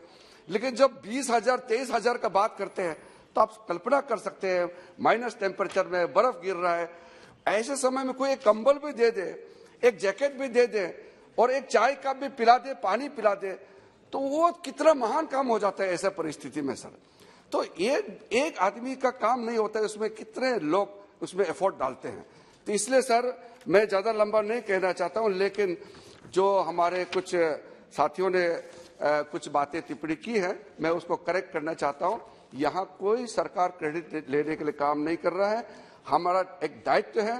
प्रधानमंत्री जी ने इसलिए मंत्री लेवल को भेजा क्योंकि ये ऑपरेशन का स्केल बड़ा था। और सर जैसे कि एक देश का राष्ट्रपति जाता है तो उस देश का प्रोटोकॉल में रेस्पॉन्ड भी उस हिसाब से करते हैं। अगर हम यहाँ से ज्वाइंट सेक्रेटरी भेजेंगे तो वहां भी रेस्पॉन्ड ज्वाइंट सेक्रेटरी ही करेंगे। ये एक अंतर्राष्ट्रीय का एक स्थापित प्रोटोकॉल है। जब मंत्री जाते हैं तो उनका रेस्पॉन्स उस स्तर पे होता है। ये एक सेट प्रोटोकॉल है। एक प्राइम मिनिस्टर का बराबर का दर्जा होता है। इसलिए मैं जब स्पेशल एनवॉय होकर के गए और वहां के प्रधानमंत्री मिस्टर एडवर्ड हेगर जो स्लोवाकिया के प्रधानमंत्री, उनसे मैं जब मिला तो उन्होंने दो चीजें, काफी लंबा बात हुआ लेकिन दो चीज मैं बताना चाहता हूं। पहला तो ये कहा कि इंडिया का जो एफर्ट है अपने देश के लोगों को जिस तरीके से आपके प्रधानमंत्री जी ने, आपके सरकार ने काम किया है, कोई और सरकार किसी और देश ने नहीं किया है।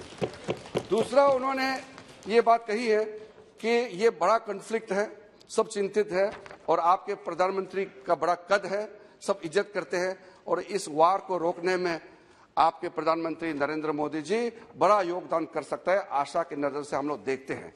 ये उनका प्रधानमंत्री जी ने औपचारिक रूप से ऑफिशियली हमको कहा है। इसके अलावा सर मैं धन्यवाद देना चाहता हूं वहां के पूरा टीम, वहां के पूरा डिजास्टर मैनेजमेंट के टीम, वहां के फॉरेन अफेयर्स के, वहां के जो सिक्योरिटी स्टाफ, एयरपोर्ट के जितने भी लोग हैं सर, इनको, क्योंकि मेरा पास सूची है लेकिन नाम लेने से लंबा हो जाएगा, लेकिन मैं सबको भारत सरकार की ओर से, इस हमारे जो संसद है इसके ओर से, हमारे इतने हजारों हमारे बच्चों को, भारत के बच्चों को लाने में जो जो मदद किया, सबको मैं धन्यवाद देना चाहता हूं। और अंत में सर ये इम्पोर्टेंट जो चर्चा आज हुई है उसमें बिना राजनीति लिए हुए मैं फिर से जितने मेंबर्स ने पार्टिसिपेट किए हैं आपको धन्यवाद देना चाहता हूं। आखिरी में क्योंकि हमारे एक वो मेंबर ने कह गई है, इसलिए श्याम जी जो अच्छा नहीं कहना चाहिए था, लेकिन उन्होंने कहा कि भारत जमीन टुकड़ा टुकड़ा करके चाइना को दे दिया, इस तरह का बातें सदन में नहीं कहना चाहिए। सर सबको मालूम है कि जो भी हमारा जो क्लेम टेरिटरी चाइना के कब्जे में या पाकिस्तान में, ये अभी का नहीं है, उस जमाने का है। मैं किसी का नाम लेके कहना नहीं चाहता हूं। नरेंद्र मोदी जी जब से प्रधानमंत्री बना है 1 इंच हमारा जमीन गया नहीं है। मैं अरुणाचल प्रदेश से आता हूं, जहां किसी एक टेलीविजन वाला ने बदमाशी किया, एक विदेशी वेबसाइट से लेकर के कहा कि यहां चाइना ने अरुणाचल में आकर के एक बस्ती बनाया, गांव बनाया, ये गलत है। जो बनाया गांव बनाया वो 1959 में चाइना उस समय ऑक्युपाई किया था। ये गलत, इस तरह का बातें करके देश को गुमराह नहीं करना चाहिए। और साथ में 2013 में एंटोनी साहब जब डिफेंस मिनिस्टर था, उन्होंने सार्वजनिक रूप से इस सदन में कहा है बात को कि भारत का पॉलिसी कि बॉर्डर एरिया में रास्ता नहीं बनाना, इंफ्रास्ट्रक्चर नहीं बनाना, ये भारत का पॉलिसी रहा है, ये गलत रहा है। उस पॉलिसी को नरेंद्र मोदी सरकार बदलने का काम कर रहा है और हमारा बॉर्डर सिक्योर्ड है। मेरे राज्य अरुणाचल प्रदेश जहां से मैं चुन के आता हूं वो भी 100% सेफ एंड सिक्योर्ड है। Thank you. Shri Abdul Samad Samadhan ji.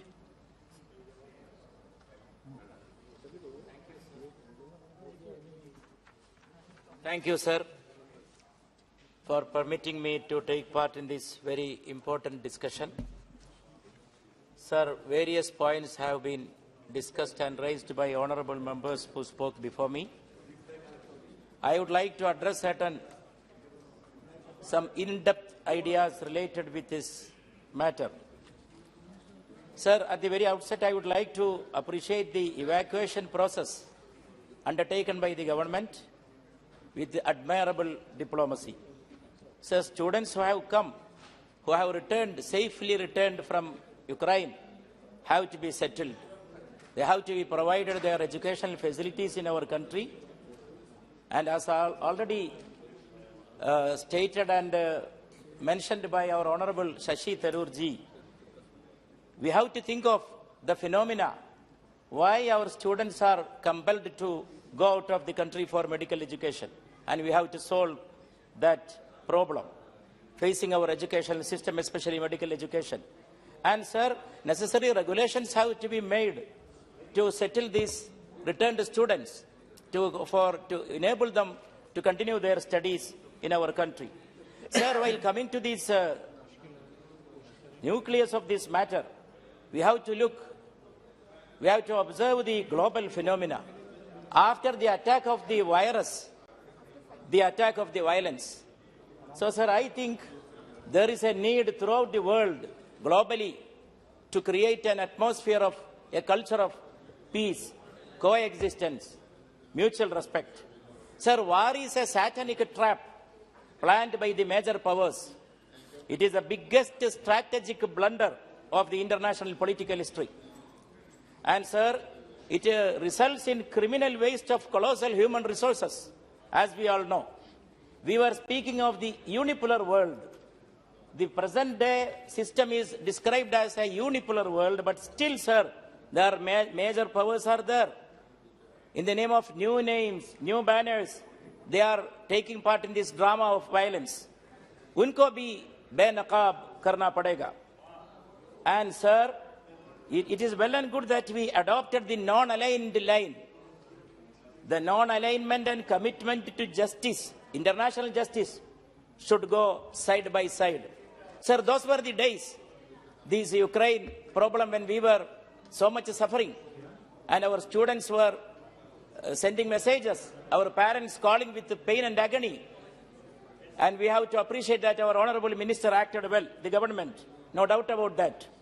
But sir, those days we remembered the legacy of Pandit Jawaharlal Nehru, the non-aligned legacy. But sir, along with that, aggression is aggression. Keeping our line of non-alignment, we have to condemn the aggressor. Colonialists and imperialists, sir, they are still active. In the name of diplomacy and security, they are attacking nations by nations. That is why, sir, these international confrontations are taking place throughout the world in different parts. Sir, I think there is a problem of humanity crumbling under the burden of its own weight. Science, technology, intellectual advancement, everything is